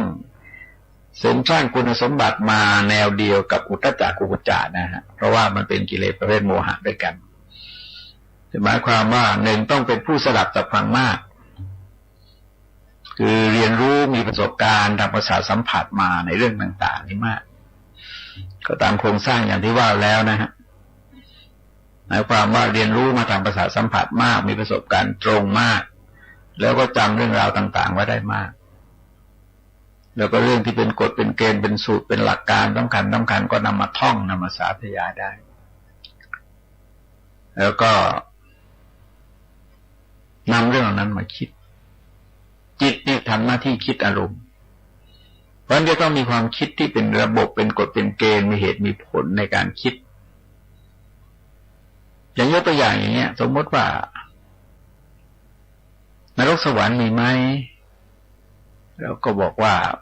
ก็ไม่รู้นะพระพุทธเจ้าท่านว่ามีแต่ทีนี้ถ้าเราเอาเชื่อตามหลักของพระพุทธเจ้าว่าแล้วเราทำความดีทีนี้เมื่อเราทำความดีแล้วเนี่ยตีต่างว่านรกสวรรค์ไม่มีผลดีผลชั่วไม่มีเราก็อยู่ดีมีสุขในปัจจุบันเพราะเราทำความดีนรกสวรรค์ไม่มีก็แล้วไปก็ได้ 50% ทีนี้ถ้านรกสวรรค์มีเราก็บังเกิดในสวรรค์ด้วยก็ได้ทั้ง 100%ก็คิดอย่างเงี้ยแล้วเราก็ไม่ต้องไปเสี่ยงไม่ต้องไปเชื่อเขาไม่ต้องไปเชื่อใครก็ไม่รู้ที่มาพูดคัดค้านพระธรรมเทศนาของพระพุทธเจ้าเนี่ยนั่นแนวเขาเรียกว่ามนัสสานุเบกขิตาคือเพ่งพิจารณาก็ได้เหตุด้วยผลด้วยจิตด้วยใจนะฮะแต่ว่าที่ตรงกันข้ามจริงๆเนี่ยเขาเรียกโยนิโสมนสิการก็คือกันนะฮะก็คือปัญญาด้วยกันจนเกิดเป็นทิฏฐิยาสุปฏิปทาคือขบเจาะด้วยทิฏฐิคือความคิดเห็นของตนทีนี้เรื่องบางเรื่องเนี่ยมันก็มีความสลับซับซ้อนยากต่อการที่จะทำความเข้าใจก็อย่างที่บอกไว้ในวันก่อนแล้วบางทีในยุคสมัยปัจจุบันในยุคไอทีมันก็มีเครื่องไม้เครื่องมือเยอะแต่ว่าคนไทยก็บอกเปอร์เซ็นต์ที่ครอบครองเป็นเจ้าของคอมพิวเตอร์นี่มีไม่กี่เปอร์เซ็นต์นะคนเราส่วนใหญ่ยังต้องเข้าห้องสมุดยังต้องศึกษาค้นคว้ากับตำรับตำราต่างๆ อย่างต้องอาศัยการซักถามการสอบถามกันอยู่เพราะฉะนั้นหลักที่ท่านวางไว้ในคัมภีร์ปปัญญสูตนีมันก็ยังมีความจำเป็นอยู่แม้จะเปลี่ยนแหล่งที่มาของข้อมูลข่าวสารก็ตามคือถ้าเราไปศึกษาจากอินเทอร์เน็ตไปศึกษาจากวิดีโอไปศึกษาจากคอมพิวเตอร์ต่างๆพวกซีดีรอมทั้งหลายที่เขาทำไว้เนี่ยมันก็สามารถจะแก้ข้องใจสงสัยเราได้เพราะเอกสารต่างๆเวลานี้มันมีเยอะเช่นว่าเขียนหนังสือสะกดการันไปยังไงไม่แน่ใจนะเราก็มีพจนานุกรมมีอะไรต่ออะไรก็ค้นเอาอย่างหนังสือธรรมะยกตัวอย่างว่าหลักธรรมะเนี่ยคือก็จะกระจายแต่ว่ามีนักวิชาการศาสนาเขาเอาไปทำมาเยอะเช่นพจนานุกรมของโยคุณธรรมิฎกอะไรเนี่ยรวมธรรมรวมศัพท์หรือว่าคู่มือธรรมกถึกประมวลหัวใจธรรมกถึกหรือว่าพวกเรียกชื่อต่างๆเรียกชื่อครบธรรมเรียกชื่ออะไรแต่อะไรเนี่ยมีเยอะนะฮะ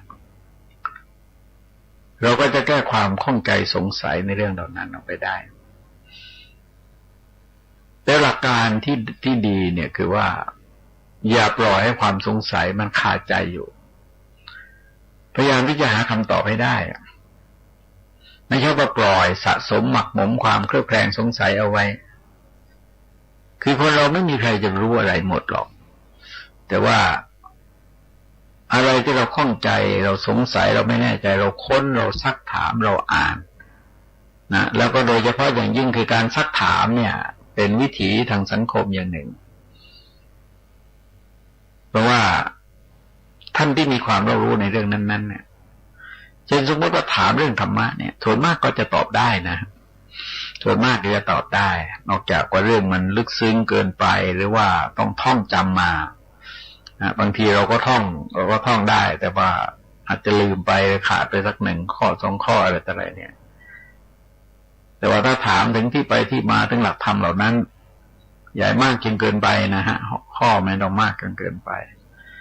ก็สามารถจะตอบกันได้เพราะฉะนั้นถ้าเราไปหมั่นสอบถามอยู่สม่ำเสมอแต่ว่าคนเรานี่มันมีจุดอ่อนนะฮะคือคุยเรื่องอื่นก็คุยได้คุยเรื่องธรรมะมันคุยไม่ได้คือเป็นเรื่องแปลกว่ามันจะใช้อาการของโทสะไปมีการซักถามมีการซักค้านมีอะไรมีการโต้ตอบแล้วก็จะเกิดเป็นโทสะหรือแทนที่จะฟังเนี่ยแทนที่จะฟังให้เกิดความเข้าใจว่ามันก็อาจจะคิดอย่างนั้นก็ได้คือบางทีนี่เราคงไม่ต้องไปเอาลงตัวนะฮะเพราะว่าคำสอนเนี่ยมันเป็นมรรคนะฮะเป็นทางเหมือนกับเราจะไปที่ใดที่หนึ่งเนี่ยไม่จำเป็นจะต้องไปทางเดียวกันแต่ว่าเมื่อถึงจุดหมายปลายทางด้วยกันก็ถือว่าทุกคนก็มาถูกต้องด้วยกันคือบางทีเราก็ไปถกเถียงธรรมะจะกลายเป็นทำนวยไปคือแนวคำสอนในศาสนาอื่นเนี่ยเขาก็มีดีของเขาเหมือนกันแต่เขาไม่ดีเนี่ยเขาไม่สามารถจะรักษาองค์กรไม่ได้แล้วก็ให้คนเคารพนับถือเขาได้หรอกนะศาสนาแต่ละศาสนาก็มีความดีในส่วนตัวของเขาแต่ไม่ใช่ดีเท่ากันทุกกรณีนะและไม่ใช่ดีเหมือนกันเพียงแต่ว่าก็ดีถ้าอย่างนั้นก็ได้เขาก็พอใจอย่างนั้นก็เป็นเรื่องของเขาเราก็ต้องเคารพศรัทธาของเขาเขาพอใจที่จะเป็นอย่างนั้นก็ยินดีที่จะทำอย่างนั้นแล้วก็ต้องรับผิดชอบผลกรรมของเขาเองเพราะแนวนิวรณ์เหล่านี้แนวนิวรณ์ทั้ง5ประการลองสังเกตนะว่าที่นำมาขยายพิสดารแล้วก็ที่จริงบางจุดเนี่ยเราก็เจอมาแล้วแต่ว่าธรรมะนี่มันก็เป็นอย่างนั้นคือปริยายของธรรมะทรงแสดงว่ายังไงก็คือเอาอย่างนั้นแล้วในช่วงสุดท้ายเนี่ยจะทรงสรุปเหมือนกันนะฮะสรุปเหมือนกันว่า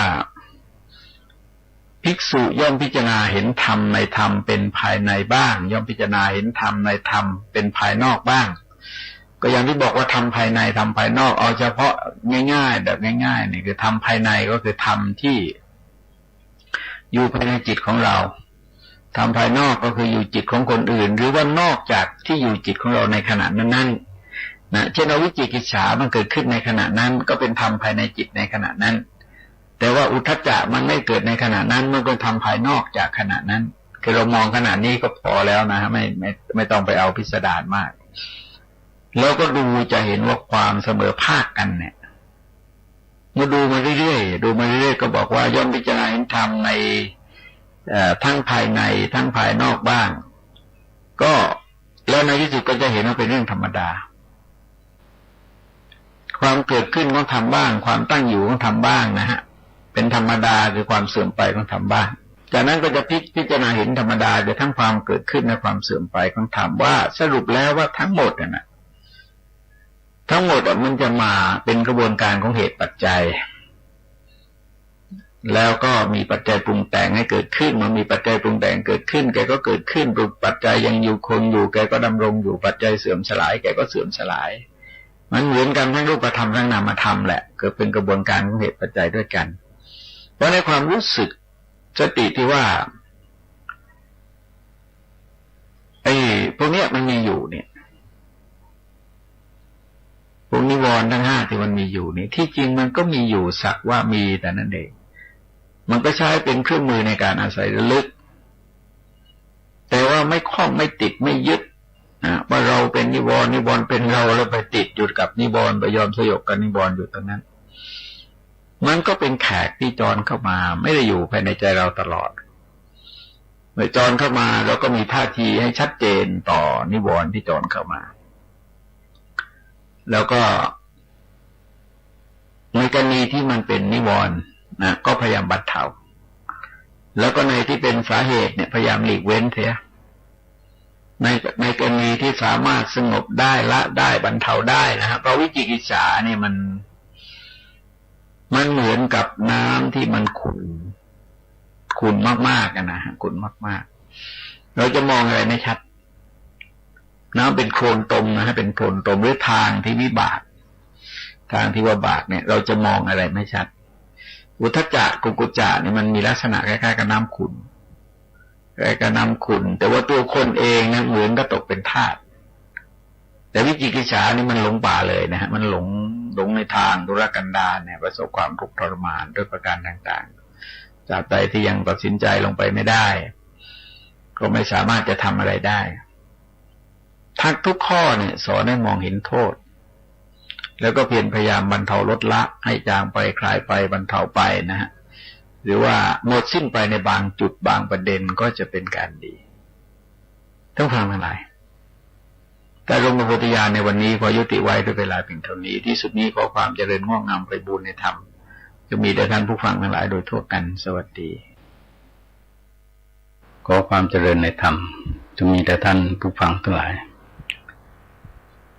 แต่ร่มพระโพธิญาณกำลังนำเสนอสัมมาสติคือการตั้งสติระลึกในทางที่ชอบมาถึงช่วงที่เรียกว่าขันธปภะคือหมวดที่ว่าด้วยขันธ์ทั้ง5ประการคือในแง่ของความเป็นจริงถ้าเรามองตัวตนของเราที่จะมีการสมมติบัญญัติขึ้นก็จะพบว่ามันก็คือกองของขันธ์ทั้ง5ประการนั่นเองที่ทรงใช้คำเต็มที่ว่ารูปขันธ์คือกองแห่งรูปเวทนาขันธ์คือกองแห่งเวทนาสัญญาขันธ์คือกองแห่งสัญญาสังขารขันธ์ก็คือกองแห่งสังขารวิญญาณขันธ์ก็คือกองแห่งวิญญาณ ในมหาสติปัฏฐานสูตรนั้นทรงสอนให้มองขันธ์5แต่ละข้อก็ใน 3-4 ช่วงด้วยกันในข้อความว่าทุกกรภิกษุทั้งหลายข้ออื่นยังมีอยู่อีกภิกษุย่อมพิจารณาเห็นธรรมในธรรมคืออุปาทานขันธ์5ทุกกรภิกษุทั้งหลายก็อย่างไรภิกษุย่อมพิจารณาเห็นธรรมในธรรมคืออุปาทานขันธ์5ทุกกรภิกษุทั้งหลายภิกษุในธรรมวินัยนี้ย่อมพิจารณาเห็นดังนี้ว่าอิดังรูปังอย่างนี้รูปอย่างนี้ความเกิดขึ้นของรูป อย่างนี้ความดับไปของรูปก็แสดงไว้มอง3 ตอนรูปก็คือรูปที่ได้กล่าวไว้ในวันก่อนที่กล่าวโดยสรุปก็คือชีวิตแต่ละชีวิตที่ประกอบด้วยดินน้ำลมไฟอากาศแล้วก็วิญญาณพอกล่าวโดยการแยกย่อยมันก็อาจจะแยกเป็นธาตุ6ธาตุ4แยกเป็นธาตุ4แยกเป็นธาตุ5แยกเป็นธาตุ6ก็ได้แยกเป็นธาตุ4ก็คือดินน้ำลมไฟแยกเป็นธาตุ5ก็คือเพิ่มอากาศธาตุเข้าไปแยกเป็นธาตุ6ก็คือเพิ่มวิญญาณธาตุซึ่งเป็นตัวชีวิตหรือจิตเข้าไปแต่ว่าในส่วนของรูปก็เอาเฉพาะ5อย่างคือดินน้ำลมไฟอากาศเราเห็นว่าการมองแยกนั้นจะมองในแนวใดก็ได้ดังที่ได้พูดไว้ในกายานุปัสสนาสติปัฏฐานคือแยกกายเอาเป็นอาการ32แยกกายเอาเป็นธาตุ4แยกกายเอาเป็นซากศพซึ่งปรากฏอยู่ในป่าช้า9ประเภทหรือแม้แต่แยกกายออกเป็นลมหายใจเข้าออกหรือแยกกายเป็นอิริยาบถยืนเดินนั่งนอนหรือแยกเป็นอิริยาบถย่อยๆต่างๆโดยมีสติระลึกรู้เท่าทันไปตามอิริยาบถเหล่านั้นแต่อย่างล้วนแล้วจะเป็นการศึกษาเรื่องรูปด้วยกันแต่รูปที่นำเสนอไว้ในวันก่อนนั้นเป็นการแยกเป็นมหาภูตรูป4คือดินน้ำลมไฟแล้วแยกเป็นอุปาทายรูป24รวมแล้วเป็นรูป28ตามระยะที่ท่านจำแนกแสดงเอาไว้คือเน้นไปเฉพาะส่วนรูปโดยเฉพาะทีนี้ความดับไปของรูปเนี่ยความเกิดขึ้นของรูปก่อนโดยเห็นว่ารูปเนี่ยมันเป็นกระบวนการของเหตุปัจจัยที่เกิดขึ้นมาจากอวิชชาตัณหาอุปาทานแล้วก็กรรมตามกระบวนการของปัจจัยการก็คืออวิชชาเป็นปัจจัยเกิดสังขารสังขารเป็นปัจจัยเกิดวิญญาณวิญญาณเป็นปัจจัยเกิดนามรูปในตัวนามรูปเนี่ยตัวรูปมันก็เป็นผลมาจากไข่หรือสเปิร์มกับไข่ที่มาผสมกันที่พระเจ้าทรงใช้คำว่ามารดามีฤดูมารดาบิดาร่วมกันตัวนี้ก็ก่อให้เกิดเป็นรูปคือการผสมกันระหว่างสเปิร์มกับไข่แต่ว่าถ้าเพียงเท่านั้นการเป็นชีวิตมันก็มีไม่ได้มันจะต้องมีการทัพโพอุปัฏฐิโตคือคันทัพโพหรือวิญญาณเนี่ยปฏิสนธิวิญญาณเนี่ยซึ่งเป็นองค์ประกอบร่วมของวิชาสังขารวิญญาณก็มาถือปฏิสนธิในส่วนผสมของรูปขันธ์วันรูปขันธ์ก็ปรากฏแสดงอาการดังกล่าวออกมาทีนี้มันก็ดำรงอยู่ได้ด้วยอาหารก็ท่านก็จำแนกแสดงไว้เป็น4ประเภทประเภทแรกคือกาวลิงกาลาหารอาหารก็คือคำเข้าอาหารที่เราเคี้ยวเรากินเราลิ้มเราชิมเข้าไปนะฮะท่านจะอยู่ประจำสวรรค์ชั้นแรกจะเป็นน้ำหรือว่าเป็นก้อนหรือเป็นยังไงก็ตามที่เราเคี้ยวเราดื่มเราลิ้มเราชิมไม่ใช่คือนะตัวเนี้ยอยู่กันตามมีตามเกิดของสัตว์ก็เหมือนกับอันเนี้ยมันไม่ใช่สิ่งที่ผู้บำเพ็ญอาศัยอยู่นะฮะสัตว์ก็คือสัตว์นั่นคือป่าหิมพานต์ก็จะมีอะไรที่เป็นทิพย์มากกว่าในโลกมนุษย์ก็แค่นั้นเองนะฮะอันนี้ก็เล่าสู่กันฟังก่อนแต่คราวนี้ก็ต้องบอกว่าท่านท้าวเวสสุวรรณเนี่ยนะฮะถือว่าท่านอยู่ในกลุ่มของทั้งเจ้าแห่ง4ทิศนะครับโดยทั้งหมดอย่างเช่นอย่างคนทันนะอย่างเมื่อกี้ที่ผมบอกเรื่องคนทันเนี่ยผู้ที่ปกครองคือท่านท้าวสัตตรสนะจะปกครองคนทันก็จะเป็นประเภทไหนใครที่ชอบเล่นดนตรีสันทนาการพวกศิลปะคีตะนะฮะ ทั้งหมดทั้งมวลเนี่ยทั้งศิลปะด้วยนะหัตถศิลป์หรืออะไรก็แล้วแต่ที่เป็นงานศิลปะความคิดสร้างสรรค์เนี่ยตายปุ๊บท่านจะอยู่ในกลุ่มนี้ฮะกลุ่มคนทันนะนักร้องนักดนตรีอยู่ในกลุ่มคนทันหมดนะทั้งหมดทั้งมวลต่อมาเนี่ยทิศใต้ก็คือกลุ่มพันเนี่ยจะมีท่านท้าววิรุหกนะครับเป็นผู้ที่ปกครองอยู่นะครับและจากนั้นถ้าเป็นพวกวิรูปักษ์นะก็เป็นประเภทพวกนาคในที่นี้เนี่ยต้องบอกว่านาคเนี่ยมันเป็นวงนะฮะวงนาคเนี่ยจะมีทั้งที่อยู่ในดินนะฮะคือพยายามบำเพ็ญอยู่ในโลกมนุษย์คือให้โชคให้ลาภและอยู่บนสวรรค์ชั้นจาตุมนะครับนาคนั้นสามารถเป็นเทพได้แต่นิพพานไม่ได้นะบำเพ็ญไม่ได้บวชไม่ได้เพราะเป็นเดรัจฉานดังนั้นกรณีของนาคเนี่ยนาคสีทองนะครับก็จะอยู่ในส่วนของตรงนี้คือเป็นผู้ให้โชคให้ลาภเป็นโภคทรัพย์แต่เด็ดกว่านั้นคือท้าวเวสสุวรรณท้าวเวสสุวรรณเนี่ยนอกจากจะให้โชคให้ลาภแล้วเนี่ยท่านยังเป็นเจ้าแห่งวิญญาณดังนั้น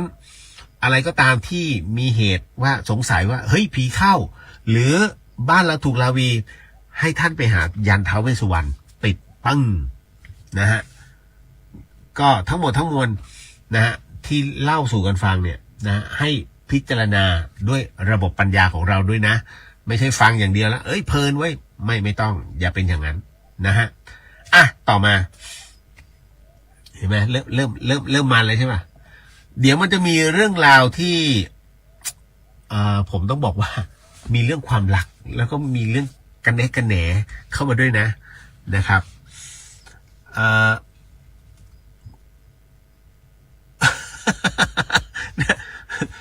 เป็นบอกว่าหักมุมแต่ตอนเจอคงช็อกอะค่ะนะครับมันก็ประมาณนั้นนะเราก็ไม่รู้คือผมไม่รู้จริงว่าผู้หญิงเวลาเขานวดผมเขาไม่ได้ก้มหน้าเหรอไอเราก็ไม่กล้าถามน้องนะไปละลาบละล้วงเรื่องส่วนตัวหงายหน้าเนี่ยแล้วก็ลูดหัวเหรออันนี้ไม่รู้จริงนะฮะคุณมนขออโหสิและให้อโหสิทุกท่านเช่นกันนะขออโหสิแล้วก็ให้อโหสิผมก็ไม่ได้เดี๋ยวนะฮะแล้วก็ถือว่าขออโหสิให้อโหสิทุกท่านเลยมันขึ้นช้าผมก็เลยไม่เห็นน้องถามมาว่าพี่คะหนูควรจะทำยังไงเจอแต่คนยืมตังค์ยืมแล้วก็ไม่คืนบางคนยืมไปข้ามปีแถมโพสต์ภาพอยู่ดีกินดีแต่ตังค์ไม่ใช้เราควรจะทวงไหมคะน้องฮะอันนี้คือปัญหาโลกแตกมากหลายคนจะเจอเรื่องราวเหล่านี้พี่เหลียวก็เจอ มันจะมี2เคสด้วยกันนะคือกรณีอย่างเงี้ยให้จำไว้นะอย่างกรณีของน้องดาราที่เป็นข่าวอยู่พี่เหลียวมองว่ากรณีที่เป็นข่าวอยู่นะเขาเตรียมมาเพื่อเลิกคบกับทุกคนสังเกตไหมไม่ว่าจะเป็นการปลอมแปลงเอกสารหรือว่าในเรื่องของกุเรื่องราวธุรกิจขึ้นมาเพื่อจะเอาเงินเขาเตรียมตัวมาเพื่อเลิกคบกับทุกคนนะแต่ขอกอบโกยก่อนโดยใช้ความเป็นเพื่อนและความน่าสงสารเกิดขึ้นมาผสมผสานกันนะฮะนี่คือสิ่งที่มันเกิดขึ้นนะถามว่าทวงเงี้ย100 กว่าล้านมีสิทธิ์จะใช้เขาไหมล่ะนะฮะเพราะฉะนั้นกรณีอย่างเนี้ยมันมีอยู่เรื่อยๆในสังคมท่านจึงบอกว่าคิดว่าจะให้ยืมต่อไปไหมล่ะถ้าคิดว่าจะให้ยืมต่อก็จงโง่ต่อแต่ถ้าเฮ้ยเราเป็นเพื่อนกันนะคุยกันได้ทุกเรื่องนะยกเว้นเรื่องเงินเอาจริงมันคือของบาดใจว่ะมึงยืมปุ๊บเนี่ยนะมันจะโกรธกันทันทีเพราะข้าก็เป็นคนที่ขี้เกียจทวงเจ้าและอีกอย่างหนึ่งนะฮะเพราะฉะนั้นเนี่ยเอาเป็นว่าค่าช่วยเจ้านี้เอาไปไม่ต้องคืนนั่นคือจบนี่คือหลวงพี่ภาสกรท่านสอนเลยนะครับถ้าจะต้องให้ยืมเงินเขาอย่าให้ยืมแต่จงให้ในสิ่งที่เราพอจะช่วยเหลือเขาได้คือให้ไปเลยเพื่อนก็ไม่เสียนะฮะแล้วก็ไม่ต้องไปนั่งปวดหัวเพราะการยืมเงินคือการถ่ายเทปัญหาเขาเรียกกระจายปัญหาตัวเองให้คนอื่น สังเกตไหมฮะการยืมตังค์อ่ะคือตัวเองประสบปัญหา แต่ตัวเองคิดไม่ออกว่าเฮ้ยจะยังไงวะนะดังนั้นจึงขอกระจายปัญหาตัวเองโดยเฮ้ยยืมหน่อยดิท่านใจดีกับเขาเมื่อไหร่ก็ตามที่เงินถูกโอนไปหาเขาหรือเงินเปลี่ยนมือนะจากกระเป๋าท่านไปสู่กระเป๋าเขาปุ๊บคืนนั้นคืนแรกที่ท่านจะนอนไม่หลับแลกกันจะเอาไหมล่ะท่านจะเครียดมากเพราะท่านจะคิดว่าสิ้นเดือนมันจะใช้ไหมวะทุกวันนี้ก็ยังเห็นเที่ยวไปยืมคนนั้นคนนี้ท่านก็รู้อยู่แล้วไงว่าเขาไม่มีโอกาสจะได้ใช้ท่านหรอกนั่นแหละถ้าจะใช้ก็ใช้เป็นเบี้ยหัวแตกเอาไหมล่ะนะเพราะฉะนั้นหรือว่าจะหยุดเลยผมหยุดไปแล้วนะฮะกับเพื่อนคนหนึ่งคบกันมาเนี่ย20 ปีผมถึงได้บอกว่าเฮ้ยคุยได้ทั้งหมดทั้งมวลนะฮะแล้วก็ถ้าเราช่วยอะไรได้เราก็ช่วยผมก็จะช่วยเขาตลอดแอบช่วยคือไม่เคยทวงแล้วก็เขายืมแต่ผมไม่ให้ยืมผมให้เลยก็จะเป็นอย่างนี้แต่ว่ามันหลายรอบจนกระทั่งผมก็บอกว่าเฮ้ยคุยได้ทั้งหมดนะแต่ว่าเรื่องเงินเราไม่คุยนะเพราะว่ามันจะผิดแผนในการที่เราจะต้องใช้เงิน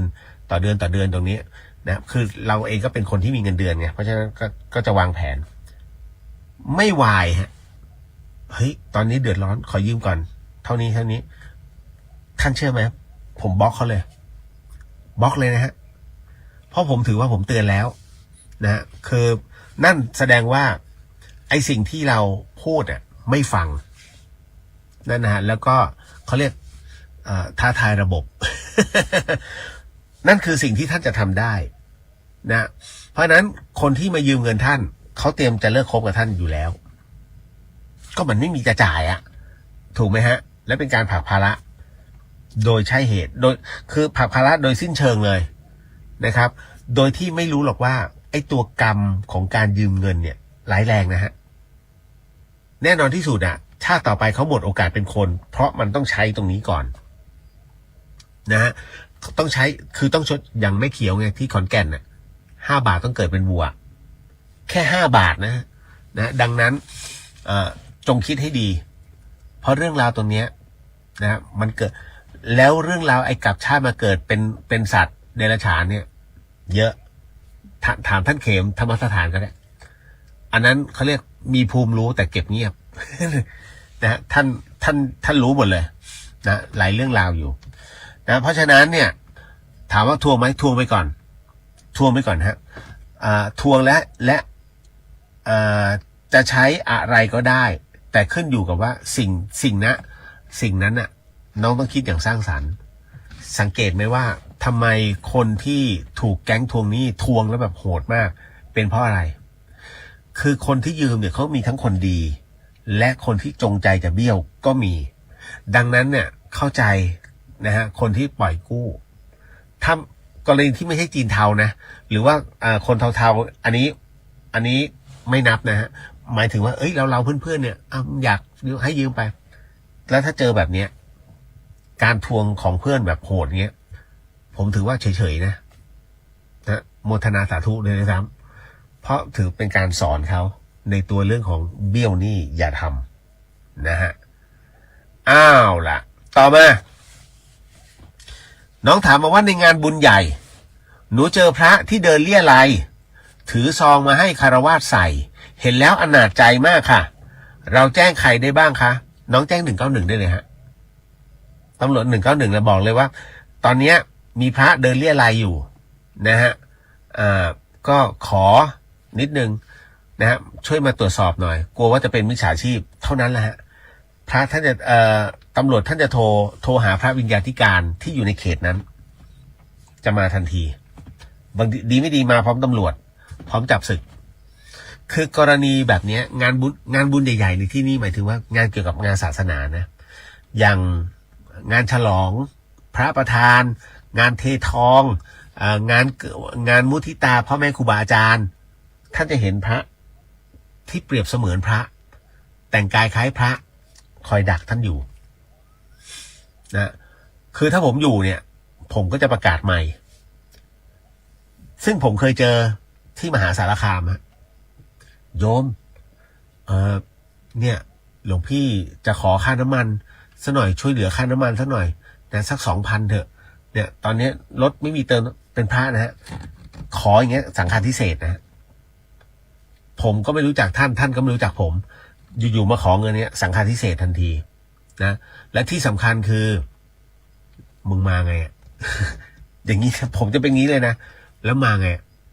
มาแล้วไม่มีน้ำมันมาทำไมฮะนะแล้วมาเดือดร้อนนะคือแบบเนี้ยแล้วผมก็จะบอกแล้วผมก็จะแนะนำตัวเลยผมอยู่วัดไฟหินผมอยู่ในกลุ่มของพิทักษ์พระพุทธศาสนาศูนย์พิทักษ์พระพุทธศาสนาครับนิดนึงครับขอทราบสังกัดท่านนิดนึงนะจะ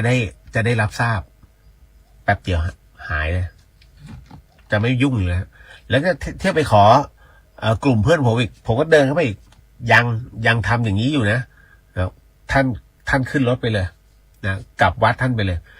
ผมอย่างนี้จริงๆก็คือนี่ถ้าเป็นหลวงปู่ละไมเฉ่งไตโหงนะฮะแต่ว่าท่านมรณภาพไปแล้วหลวงปู่ละไมนี่ไม่ได้นะเจอพระแบบนี้นะครับ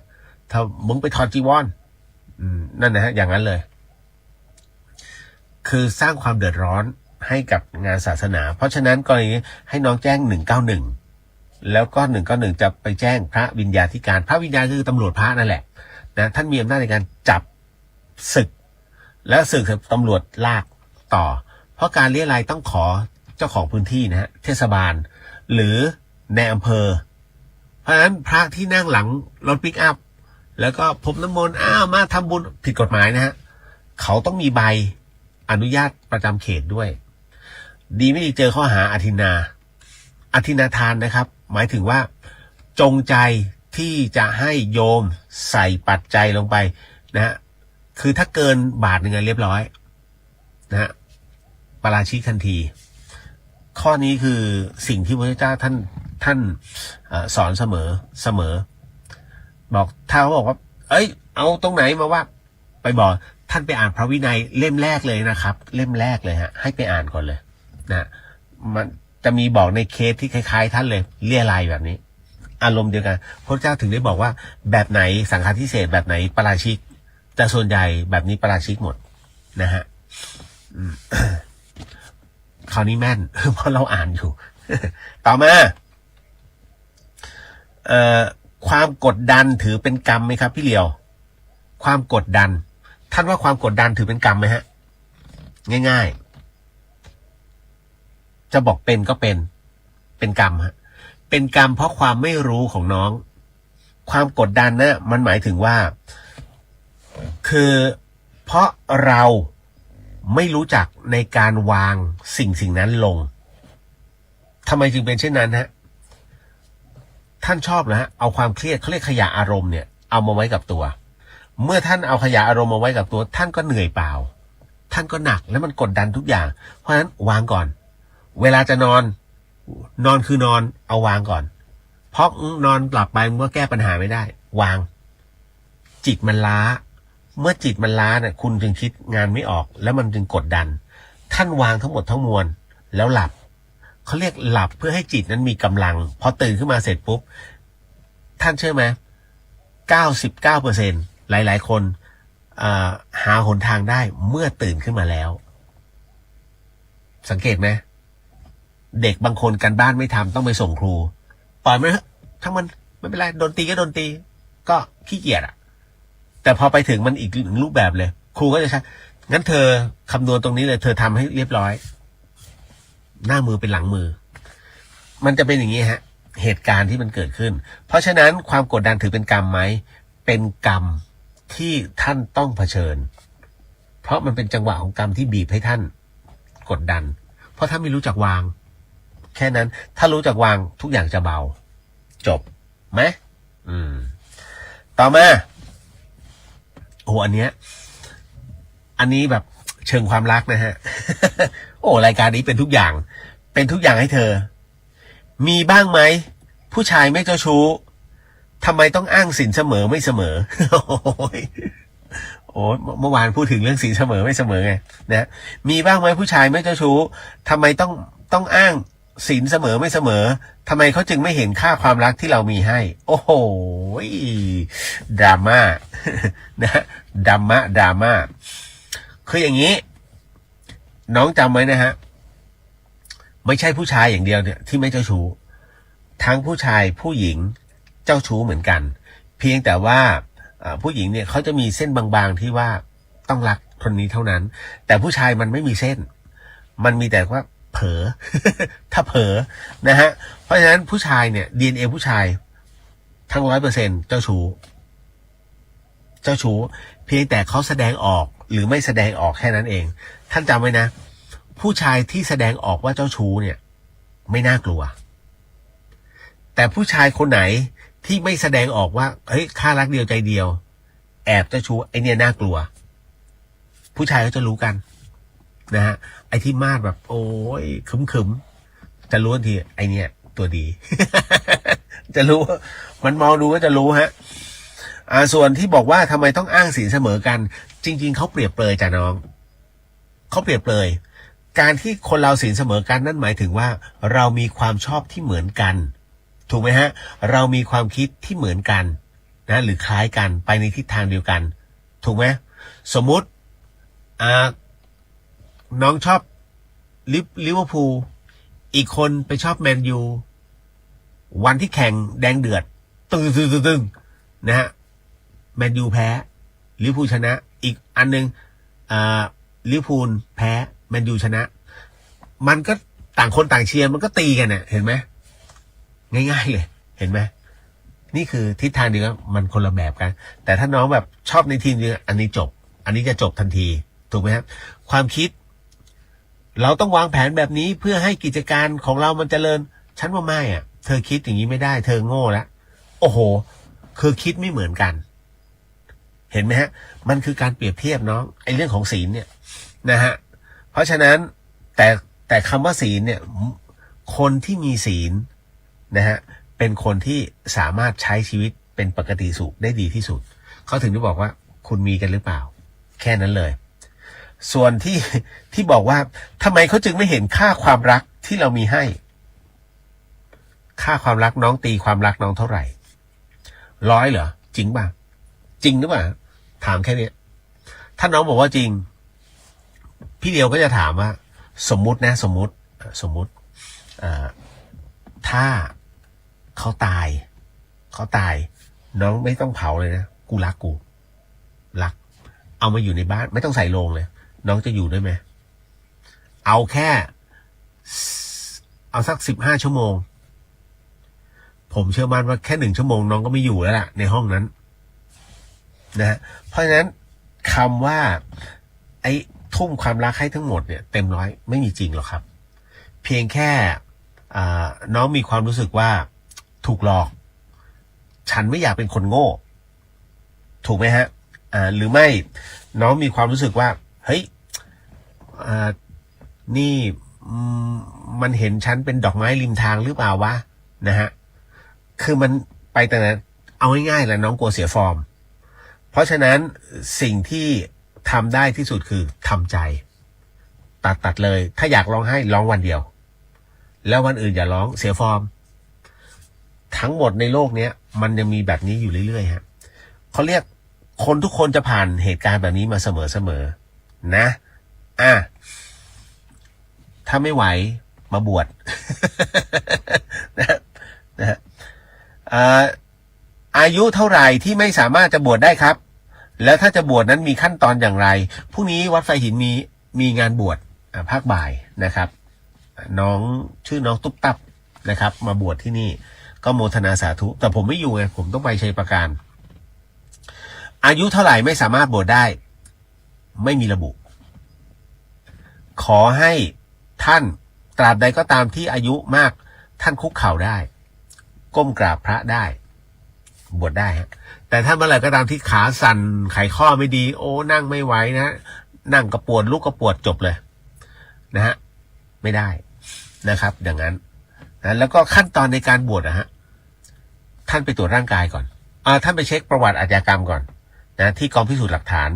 แล้วหลังจากนั้นท่านไปตรวจร่างกายนะว่าเราไม่เป็นโรคติดต่อแล้วก็มาเขียนใบสมัครถ่ายรูป บัตรประชาชนนะฮะแล้วก็มีรูปถ่ายของท่านตอนเป็นคฤหัสถ์นี่แหละแปะลงไปในใบสมัครนะใบสมัครนี้จะถูกเอาไปให้ยังสำนักเจ้าคณะตำบลนะครับตำบลต่ออำเภอต่อจังหวัดนะครับมันจะเป็นขั้นตอนนะตรงนั้นนะก็ไม่เท่าไหร่หรอกสัปดาห์เดียวก็บวชได้แล้วนะฮะที่สำคัญพ่อแม่ยินยอมหากมีภรรยามีลูกทั้งลูกและภรรยาต้องยินยอมถ้าไม่ยินยอมพังครับ นะถ้ามันมีอยู่ครั้งหนึ่งนาคเข้าพิธีอารมณ์ว่าท่านถามพร้อมไหมที่จะบวชนะเสร็จปุ๊บมีใครจะคัดค้านไหมเมียเข้าอุโบสถถีบอะไรประตูอุโบสถปัง มึงหนีมาบวชทำไมเนี่ยฮะไม่เห็นบอกกูสักคำโอ้โหอุปชาบวชไม่ได้แล้วไปกลับไป มีนะ โอ้ยเป็นเรื่องราวเลยเรื่องนี้ฮามาก มีน้องถามมาว่าเจอหลวงพ่อรูปหนึ่งวิ่งไปรับข้าวนะฮะแล้วผลไม้วิ่งไปรับข้าวแล้วผลไม้มาแล้วได้ยินเสียงตามหลังว่าเนนไม่ใช่โยมคนนั้นแล้วท่านผู้นี้ก็เลยตอบว่าขอโทษครับมันหมายความว่าไงคะพระเป็นเนน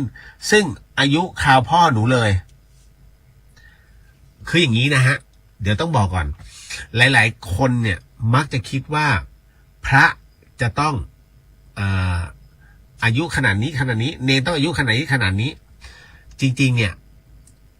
เนนเนี่ยนะสามเณรคือศีล 10นะศีล 10ก็คือไอ้ศีล 8ที่เราว่าแล้วแบ่งย่อยไปนะฮะสามเณรเนี่ยนะฮะไม่ได้จำกัดอายุว่าถ้าเกิน16แล้วนะฮะเดี๋ยวอีกหน่อยก็ต้องมาเป็นพระ20แล้วก็ต้องมาเป็นพระไม่ใช่นะฮะ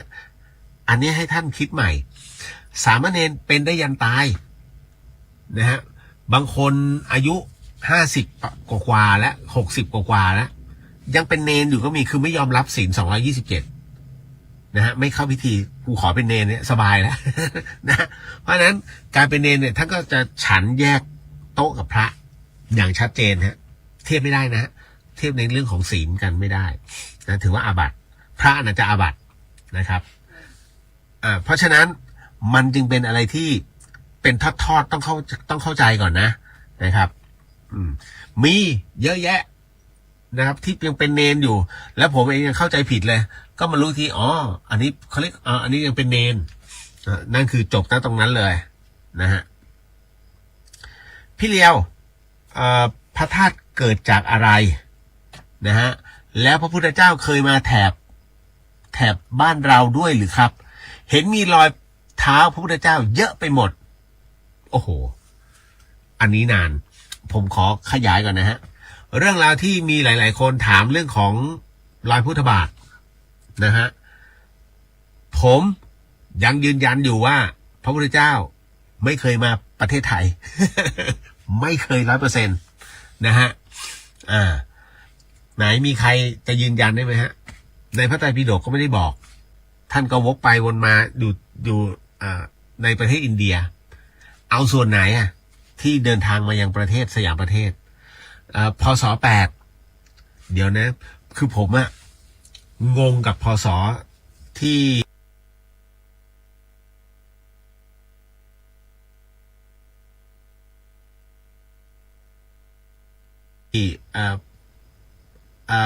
พระกัสสปะ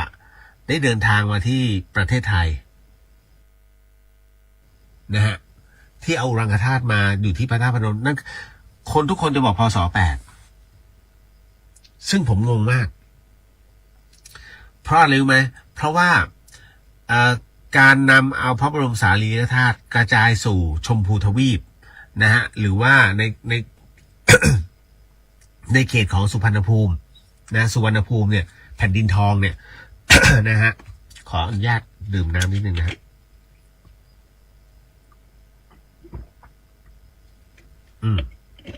เอาละก็จะบอกว่าในส่วนของพระบรมสารีริกธาตุที่จะเข้ามานะฮะ นั่นคือในสมัยของพระเจ้าอโศกมหาราชนั่นคือการสังคายนาพระไตรปิฎกครั้งที่3ซึ่งมีรับสั่งให้นำเอาพุทธศาสนาเนี่ยออกไปเผยแผ่นะออกไปทั่วทั้ง7แห่งนะ7สายหนึ่งในนั้นมีในส่วนของพระธาตุพนมดังนั้นหลังจากที่ผมจำไม่ได้แล้วหลังสังคายนาไม่ใช่800%เพราะนั้นถึงได้บอกว่าเฮ้ยมันมีอะไรมั่วๆเปล่านะเกี่ยวกับในเรื่องของพศคืออยากจะแบบเฮ้ยอ๋อเนี่ยมาถึงพระพุทธเจ้าท่านนิพพานไปแล้ว8 ปีนะฮะกระดูกพระพุทธเจ้าจึงมาอยู่นะตรงนี้ลองศึกษาใหม่ผมมั่นใจว่าไม่ใช่พศ8นะแต่เป็นสังคายนาครั้งที่3นั่นนะที่ถูกเอาออกมาน่าจะเกือบ100 ปีถ้าจำไม่ผิดนะฮะลองดูใน Google นะสังคายนาพระไตรปิฎกครั้งที่3นั่นแหละนั่นแหละคือสิ่งที่พระเจ้าอโศกสั่งนะฮะประมาณ90 ปีไม่ให้100 ปีนั่นแหละครับเพราะฉะนั้นนะตรงเนี้ยเลยต้องบอกว่าผมมั่นใจว่าพระพุทธเจ้าไม่เคยมาประเทศไทย 100%แต่ในเรื่องของรอยพระพุทธบาทโดยเฉพาะอย่างยิ่งพระบาท4 รอยพระพุทธบาท4 รอยที่อำเภอแม่ริมเนี่ยนะฮะพ่อแม่ครูบาอาจารย์หลายๆท่านก็ยืนยันแม้กระทั่งหลวงปู่มั่นก็ยืนยันว่านี่คือรอยพระพุทธบาทของแท้ที่ประทับมาตึง4 ชั้นเนี่ยนะ4เท้าตั้งแต่ท่านกักกุสันโธพระโกนาคมโนพระกาสโปจนกระถึงพระโคตโมนะฮะ4 รูปด้วยกันเนี่ยที่ประทับตามเหตุปัจจัยคราวนี้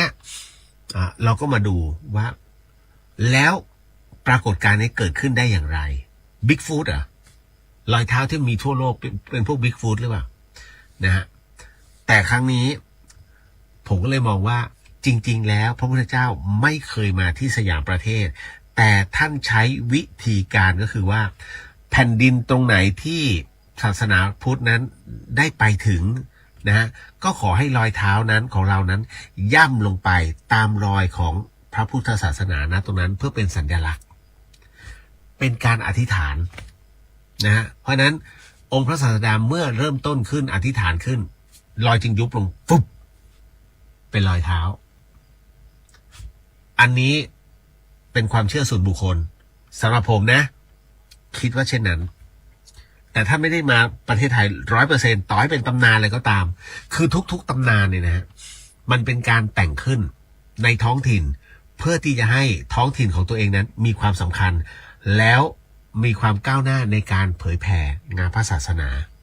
มันจะมีอย่างแบบนี้ฮะเรื่องของการไม่ว่าจะเป็นพระเจ้าเรียบโลกหรือว่าจะเป็นในเรื่องของในส่วนของคัมภีร์อะไรของพระเกี่ยวของธาตุพนมอะไรเงี้ยฮะมันจะมีนะฮะแบบนี้ดังนั้นในกรณีตรงนี้มันจึงมีเรื่องราวกันเยอะนะครับ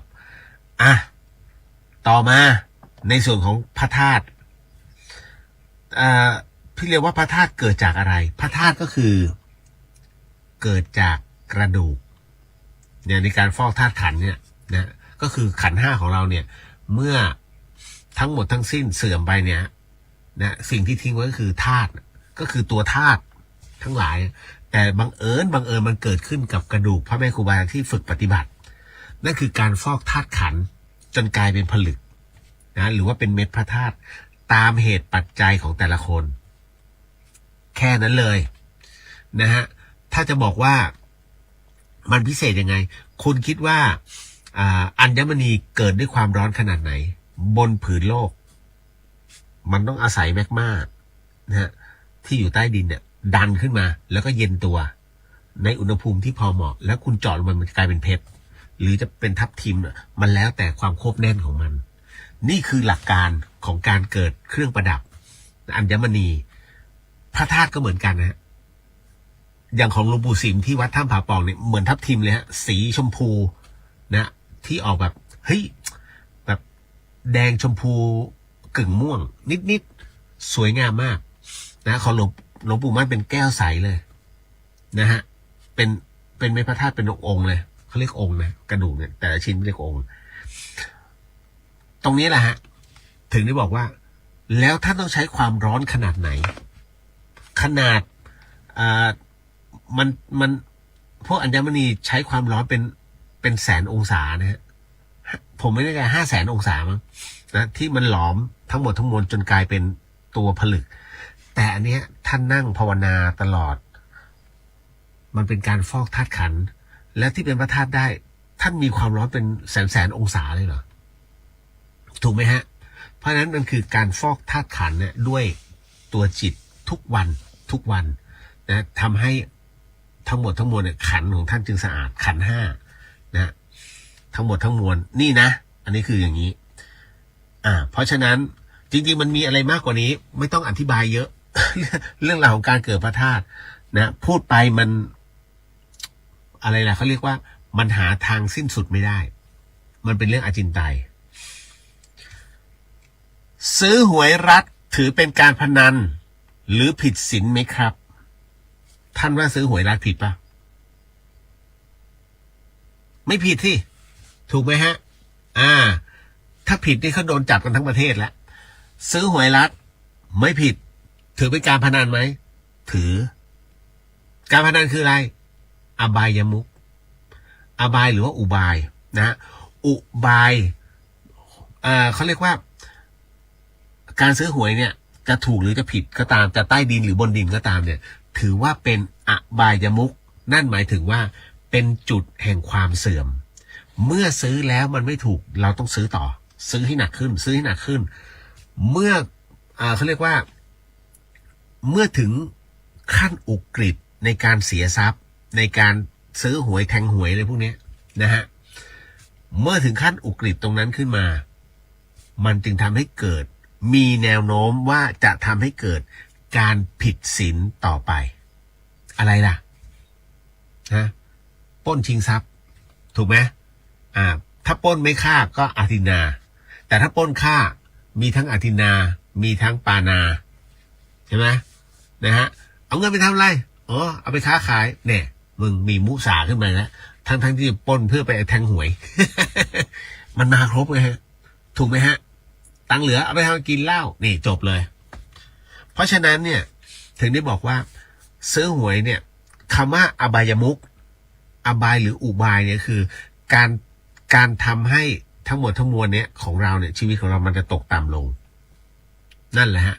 และมีแนวโน้มว่าจะทำผิดศีลในอนาคตซึ่งมันยังไม่ผิดศีลนะ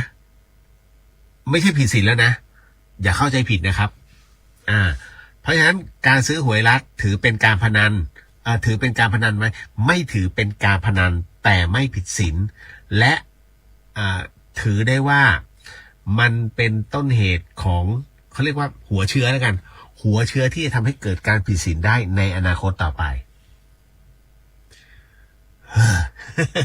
เก็ตเนาะ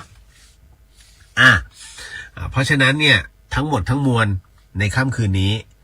นิดนึงนะฮะหลายๆท่าน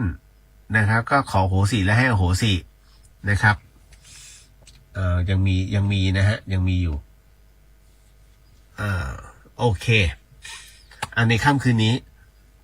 ใช้กำลังเยอะเดี๋ยวผมจะบอกก่อนช่วงที่ทำอโหสิกรรมมองว่า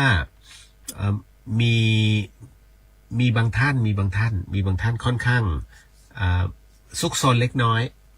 นะครับเขาเรียกน่าจะเหมือนกับคลายของดีออกมาแล้วเขาก็มาอะไรมากมายไม่ใช่เป็นเรื่องแบบไม่เรื่องคุณใส่นะมันเหมือนกับเราจะถือของขลังเอาไว้ดีไหมไม่เอาเลยเอาไปปล่อยไปขอโหสิให้โหสิเอาลงปุ๊บมันก็อิสระเหมือนมาขอบคุณนะฮะอันนี้เป็นความเชื่อส่วนบุคคล เดี๋ยววันที่20กพลทองพับก็จะขึ้นมาที่วัดฝายหินนะฮะพร้อมกับทีมงานเดอะช็อคทั้งหมด10ชีวิตก็จะมาเขาจะมาเชียงใหม่นะฮะมารับผม มันจะมาอุ้มผมไปเรื่องของเรื่องก็คือว่าป๋องจะมาทำบุญที่บ้านเด็กกำพร้านะฮะก็จะมา เรียกว่าเลี้ยงอาหารกลางวันเด็กๆแล้วจากนั้นก็จะมามอบโลงศพ50 โลงให้กับมูลนิธิต่างๆนะครับ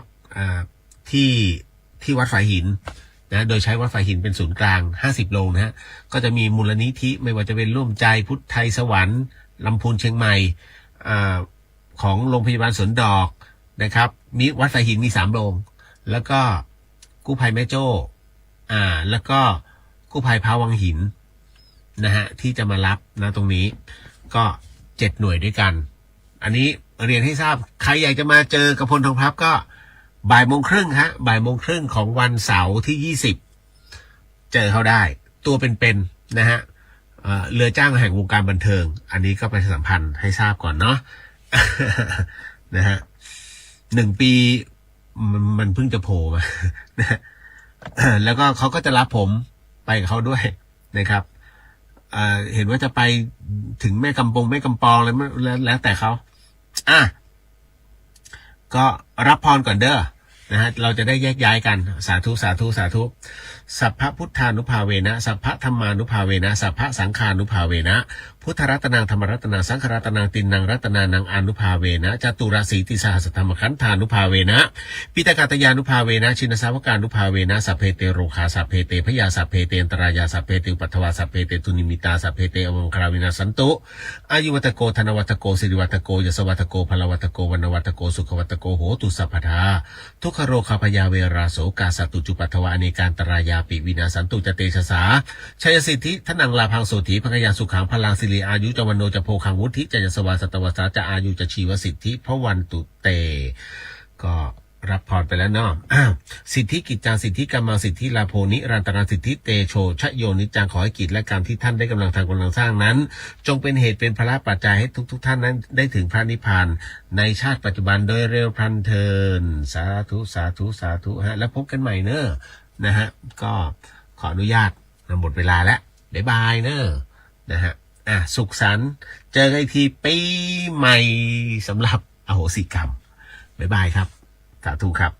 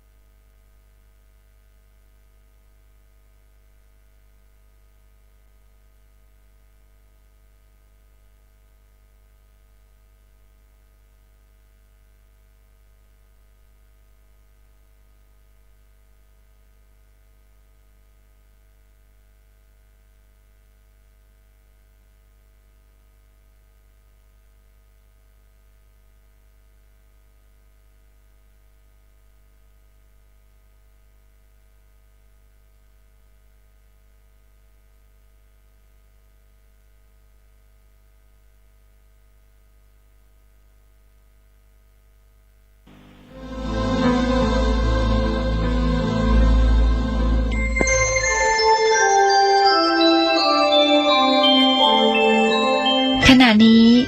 ท่านกำลังฟังสถานีวิทยุกระจายเสียง FM 104.5 เมกะเฮิรตซ์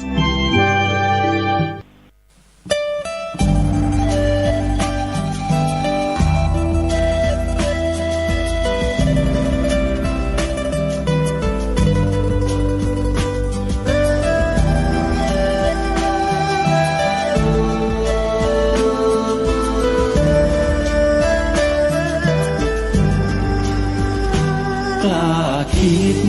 ก็ต้องกล้าทำ ลัวถ้าทำความดีเร่งศึกษาปัญหาให้ทันท่วงทีเมืองไทยจะพัฒนากว่านี้รายการดีคดีโลกคดีธรรมขอรำพันบรรยายความคิดเครื่องหมายแห่งสีทั้งสามงามถนัดขาวคือบริสุทธิ์สีสวัสดิ์หมายพระไตรรัตน์และธรรมะคุ้มจิตไทยแดงคือโลหิตเราใสซึ่งยอมสละได้เพื่อรักษาชาติศาสนาน้ำเงินคือสีโสภาอันจอมประชาถ้าโปรดเป็นของส่วนองค์จัดริ้วเข้าเป็นไตรรงค์จึงเป็นสีธงที่รักแห่งเราชาวไทย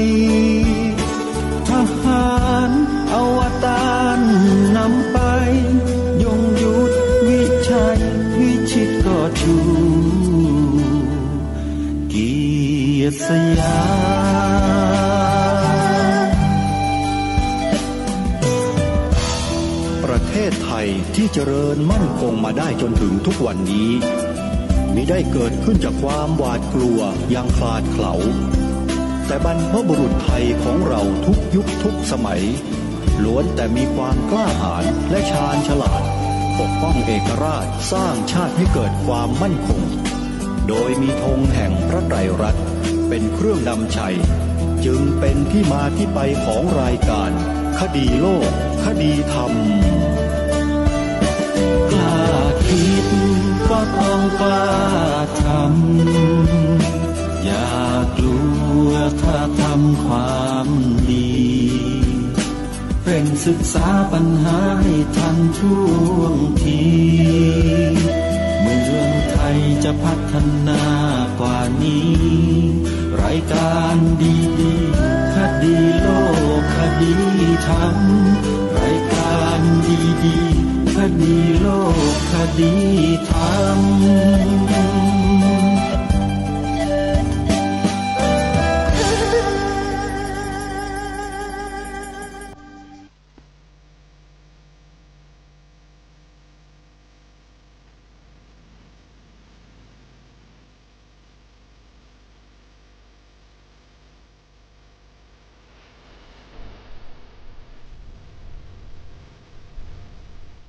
ขอกราบ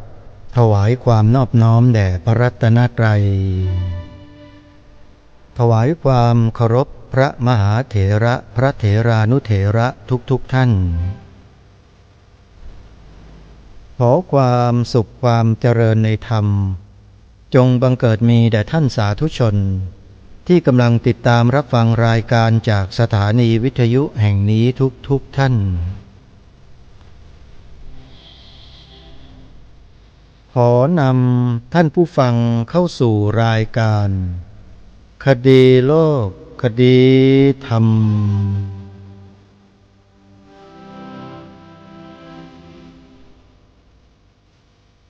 พบกันวันนี้วันแรม1 ค่ำเดือนอ้ายวันนี้ตรงกับวันเสาร์ที่6 ธันวาคมพระพุทธศักราช2568รายการคดีโลกคดีธรรมมีให้ท่านผู้ฟังติดตามรับฟังเป็นประจำทุกวันทางสถานีวิทยุแห่งนี้ท่านสามารถใช้โทรศัพท์มือถือดาวน์โหลดแอปพลิเคชันที่ชื่อว่าวิทยุพุทธศาสนาทั่วไทยเพื่อรับสถานีวิทยุพระพุทธศาสนาจำนวน48สถานีไว้ในโทรศัพท์ของท่านโหลดแอปเดียว ได้สถานีวิทยุถึง48สถานีและเป็นสถานีวิทยุธรรมะทั้งนั้นเลยญาติโยมนี่คือความโชคดีของพวกเราในยุคนี้ที่มีโอกาสใช้เครื่องมือที่ทันสมัยที่ใครๆก็ใช้ได้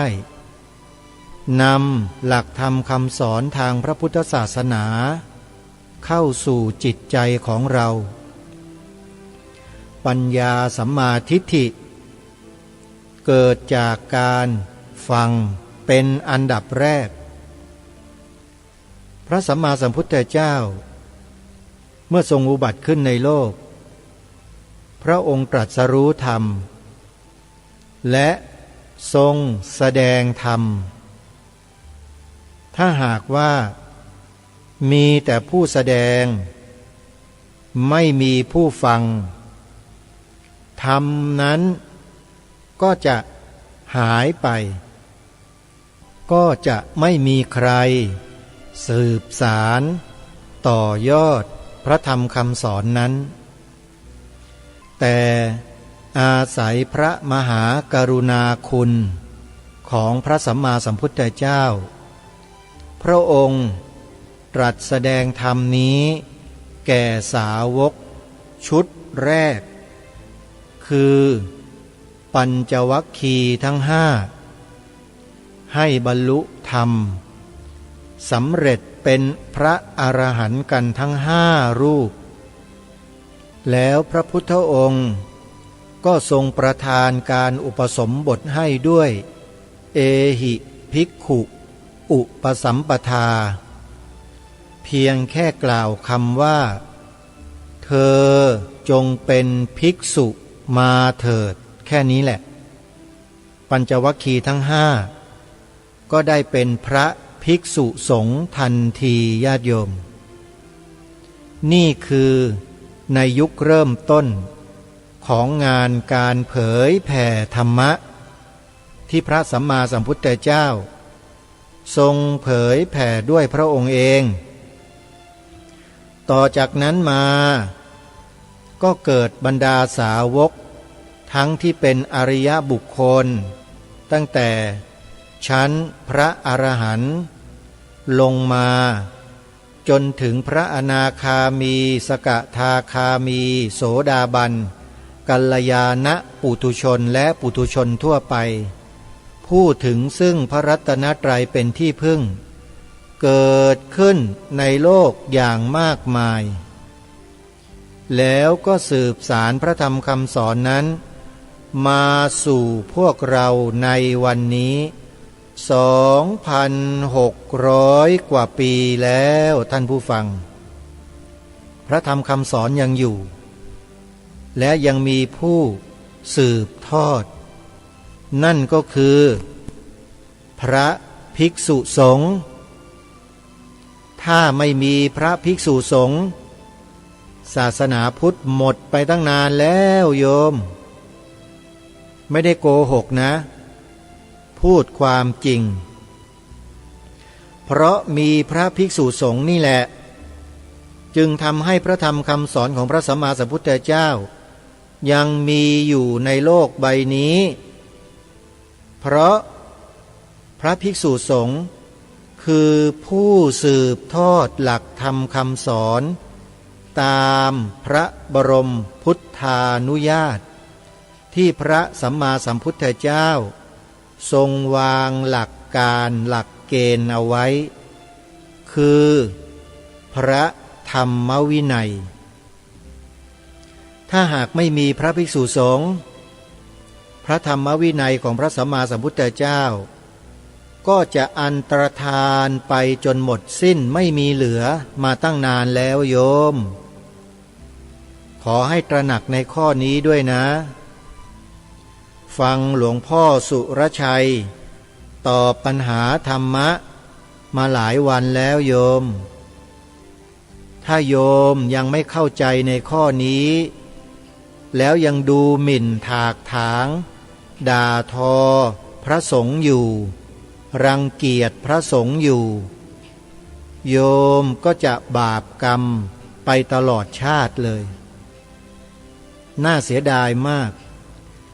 เกิดมาด้วยความสว่างแต่มาด่าพระด่าสงฆ์มารังเกียจพระรังเกียจสงฆ์สว่างมาแต่ตายแล้วก็ดันมืดไปโยมตกนรกหมกไหม้เป็นอะไรต่อไม่อะไรในอบายภูมิไม่ได้เกิดเป็นมนุษย์สักทีนะขนาดปลาทองนะเกิดมาจากอเวจีมหานรกมาเป็นปลาทองชาวประมงจับได้ไม่เคยมีมาก่อนใส่เรือยกเรือไปถวายพระเจ้าแผ่นดินเลยโยมปรากฏว่าพระพุทธเจ้า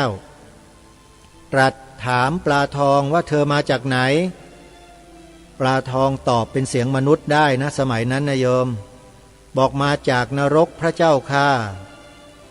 แล้วเธอเมื่อเธอไปจากโลกนี้แล้วเธอจะไปไหนกลับไปสู่นรกเหมือนเดิมเจ้าข้าพูดยังไม่ทันขาดคำดิ้นอย่างแรงหัวของปลาฟาดเข้าที่กราบเรืออย่างแรงน็อกเอาตายคาที่ลงไปนรกต่อนี่ที่เราฟังหลวงพ่อสุรชัยท่านปรารภในเรื่องนี้เห็นไหมโยมกรรมอะไรหนอที่ทำให้ปลาทองมีกลิ่นปากเหม็นไปทั้งบ้านทั้งเมืองเหม็นจริงๆโยมสวยฮะแต่ปากเหม็นเพราะในสมัยอดีตชาตินานไกลโพ้นมาแล้วด่าบริพาทพระภิกษุสงฆ์ใส่ร้ายป้ายสีด่าทอสารพัดพอตายไปแล้วก็ไปตกนรกหลายล้านกับเกิดมาแทนที่จะเป็นมนุษย์กลับเป็นปลาโยมเกิดเป็นปลาแล้วแทนที่จะเป็นปลาสวยๆมีคนชอบคนหลงไหลโด่งดังไปทั้งโลกเปล่าปากเหม็นไม่มีใครต้องการเสร็จแล้วก็ต้องตายอยู่ในเรือนั่นแหละในวันนั้นด้วยแล้วก็ลงนรกต่อมันเป็นความมหัศจรรย์นะโยมแต่เป็นเรื่องจริงนะในคัมภีร์พระไตรปิฎก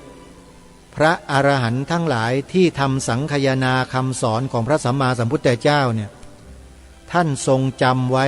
ด้วยดีทุกประการญาติโยมแล้วก็สืบต่อกันมาจนถึงพวกเราวันนี้นี่แหละพวกเราจึงเป็นมนุษย์ที่มันโชคดีสุดๆที่เกิดมานับถือพระพุทธศาสนาได้ศึกษาเล่าเรียนได้ฟังธรรมะครูบาอาจารย์เปิดธรรมะให้เราฟังกันทุกวันตลอด24ชั่วโมงพวกเรานี่โชคดีจริงๆสั่งสมบุญตลอด24ชั่วโมงเลยแต่หลายคนก็พลาดโอกาสไม่สามารถรับฟังได้ 1. ไม่รู้ 2. รู้แต่ไม่มีเครื่องรับฟังคือวิทยุ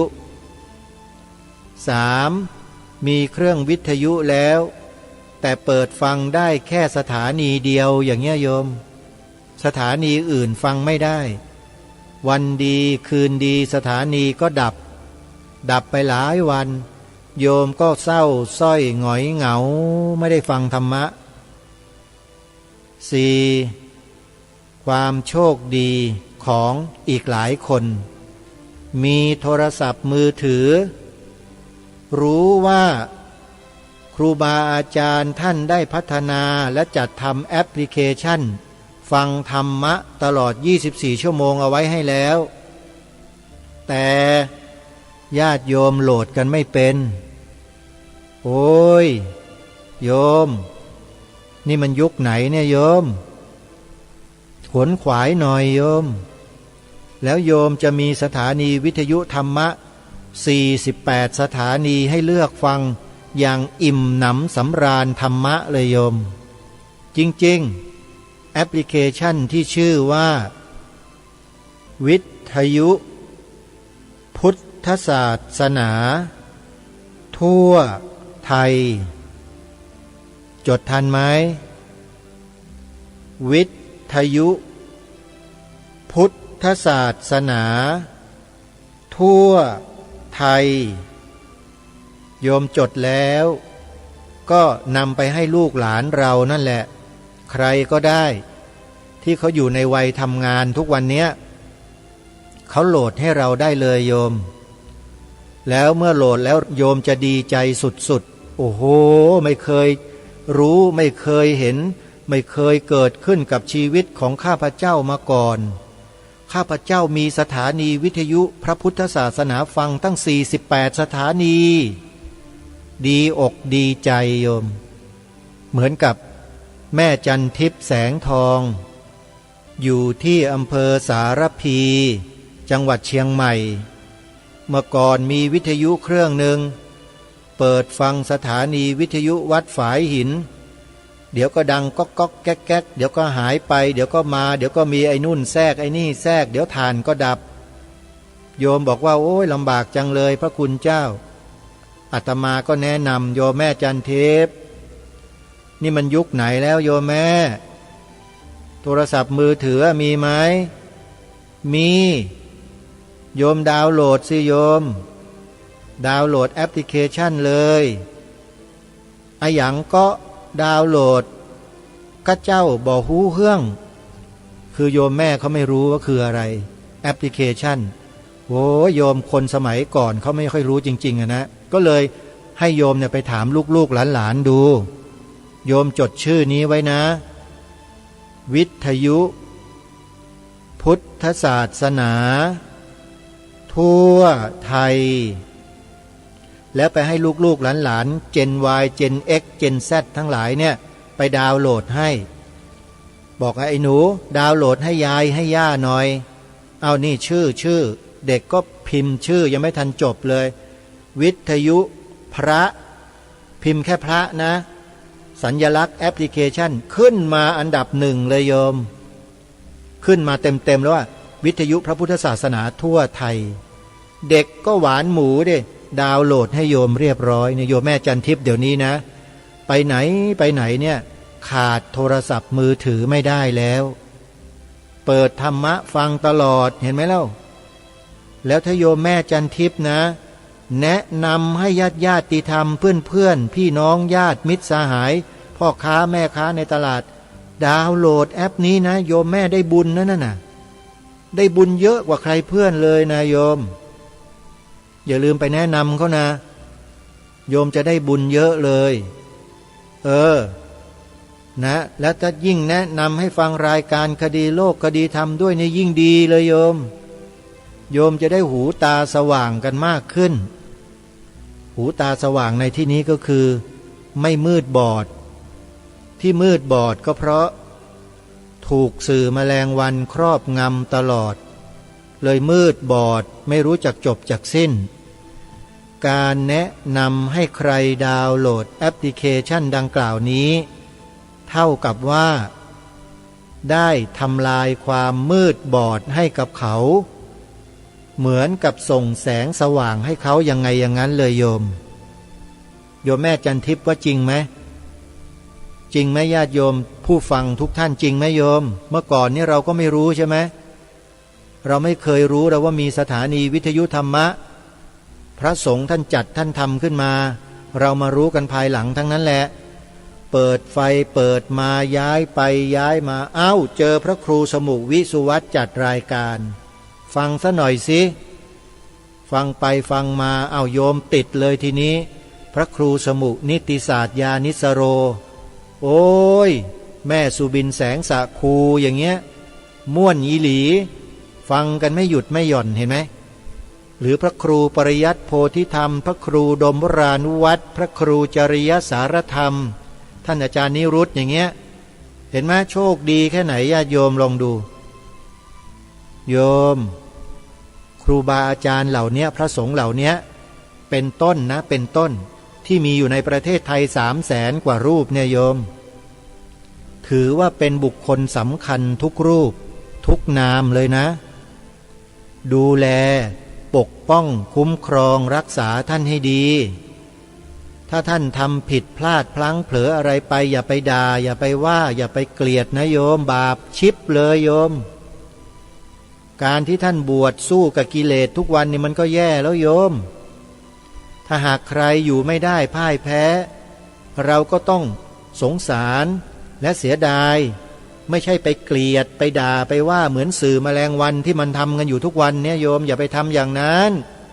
โคตรบาปเลยรู้ไหมขออภัยนะครูบาอาจารย์ครับมันชัดดีอ่ะโคตรบาปจริงๆนะด่าพระเกลียดพระเสียดสีพระเขียนข้อความด่าว่าอะไรตำหนิบาปทั้งนั้นเลยโยมฟังหลวงพ่อสุรชัยมา4-5 วันเนี่ยก็น่าจะรู้น่าจะสำนึกกันได้แล้วนะพวกเราอ่ะที่เกลียดพระไม่ชอบพระโกรธพระเนี่ยโยมอันตรายนะน่ะใครที่โกรธพระอยู่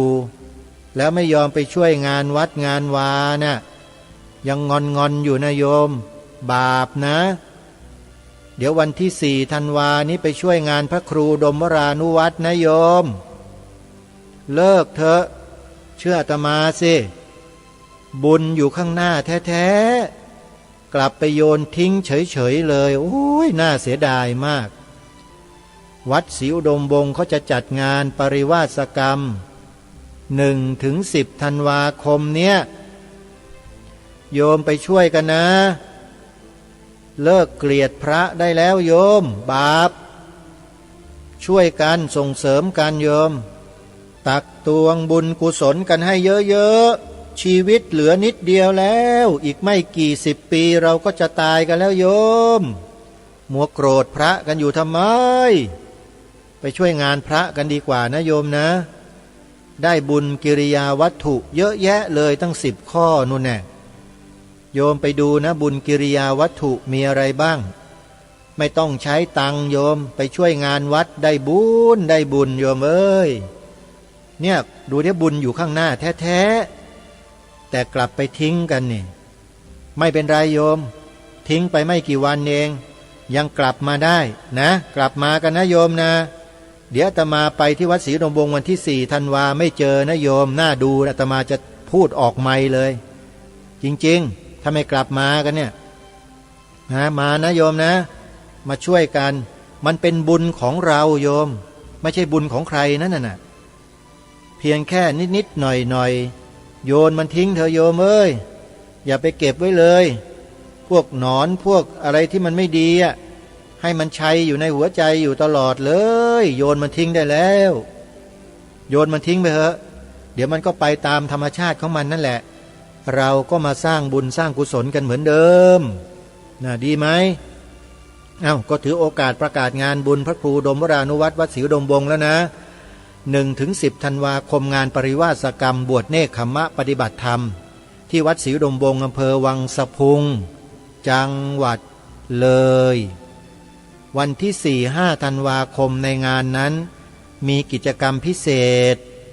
ปฏิบัติธรรมอุทิศถวายเป็นพระราชกุศล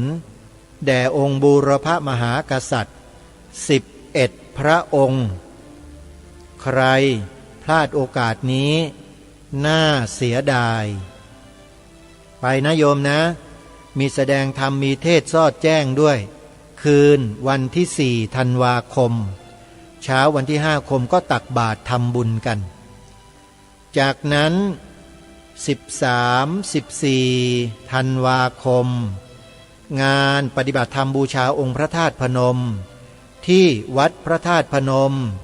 จังหวัดนครพนมใครสนใจก็เดินทางไปร่วมงานกันได้จากนั้นงานปฏิบัติธรรมสัญจรที่พระธาตุนาดูลวันที่17-18 มกราคมพระพุทธศักราช2569ต้นปีหน้าเป็นการจัดงานปฏิบัติธรรมสัญจรครั้งแรกของปีไปนะโยมนะอาตมาจะมีของดีแจกญาติโยมด้วยเป็นของที่ระลึกจากรายการคดีโลก คดีธรรมใครไปได้รับแน่นอนญาติโยมแต่จะได้ทุกคนหรือไม่นั้นมีเงื่อนไขมีเงื่อนไขนะบอกก็ได้โยมเงื่อนไขไม่ยากเลยท่องจำบทพระราชนิพนธ์ความหมายธงไตรรงค์ได้ทันทีนะหรือถ้าท่องไม่ได้ก็มีข้อยกเว้นถ้าท่องประโยคทั้งหมดไม่ได้เพียงแค่กล่าว2 ประโยคที่ทางรายการรณรงค์มาโดยตลอดจำได้ไหมโยมใครกล่าว2 ประโยคนี้ได้รับของรางวัลไปเลยโยมไม่มีข้อแม้แค่ท่องได้2 ประโยคนี้เท่านั้นอันนี้ลดหย่อนมาให้แล้วนะนี่คือเงื่อนไขนิดเดียว2 ประโยคนะโยมใครที่ฟังมาโดยตลอดท่องได้แน่นอน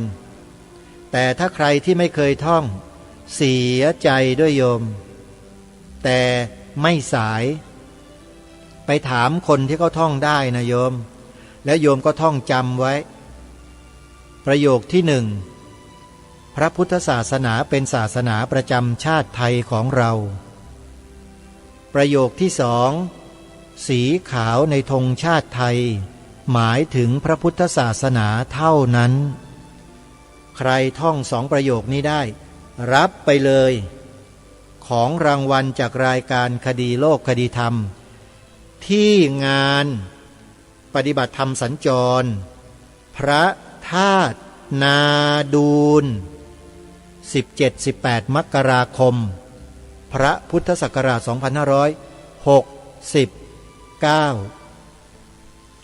เอาละญาติโยมสาธุชนนอกจากกิจกรรมที่ได้แจ้งบอกไปแล้วมีอีก1 กิจกรรมที่ไม่ควรพลาดใช้งบประมาณใช้ปัจจัยเพียงแค่500 บาทก็สามารถเป็นเจ้าของที่ดิน1 ตารางวาได้แล้วโยม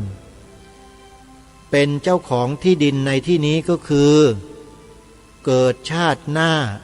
โยมจะได้เป็นเจ้าของที่ดิน1,000 ไร่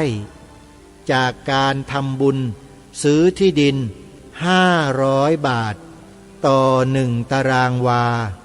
ถวายวัดป่าจริยธรรมเมื่อวานอาตมาทำไปแล้วนะ2 ตารางวา 1,000 บาทโยมใครจะร่วมสมทบร่วมบุญกับรายการคดีโลกคดีธรรมเพื่อซื้อที่ดินถวายวัดป่าจริยธรรมก็ยินดีนะโยมทำกับอาตมานี่แหละเกิดชาติหน้าก็จะได้ไปเจอกันอีกดีไหมเล่าหรือถ้าใครบอกว่าไม่เอาจะทำกับวัดป่าจริยธรรมโดยตรงเลยได้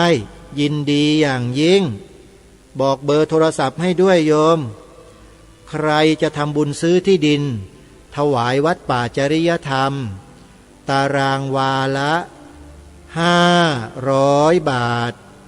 โทรศัพท์โ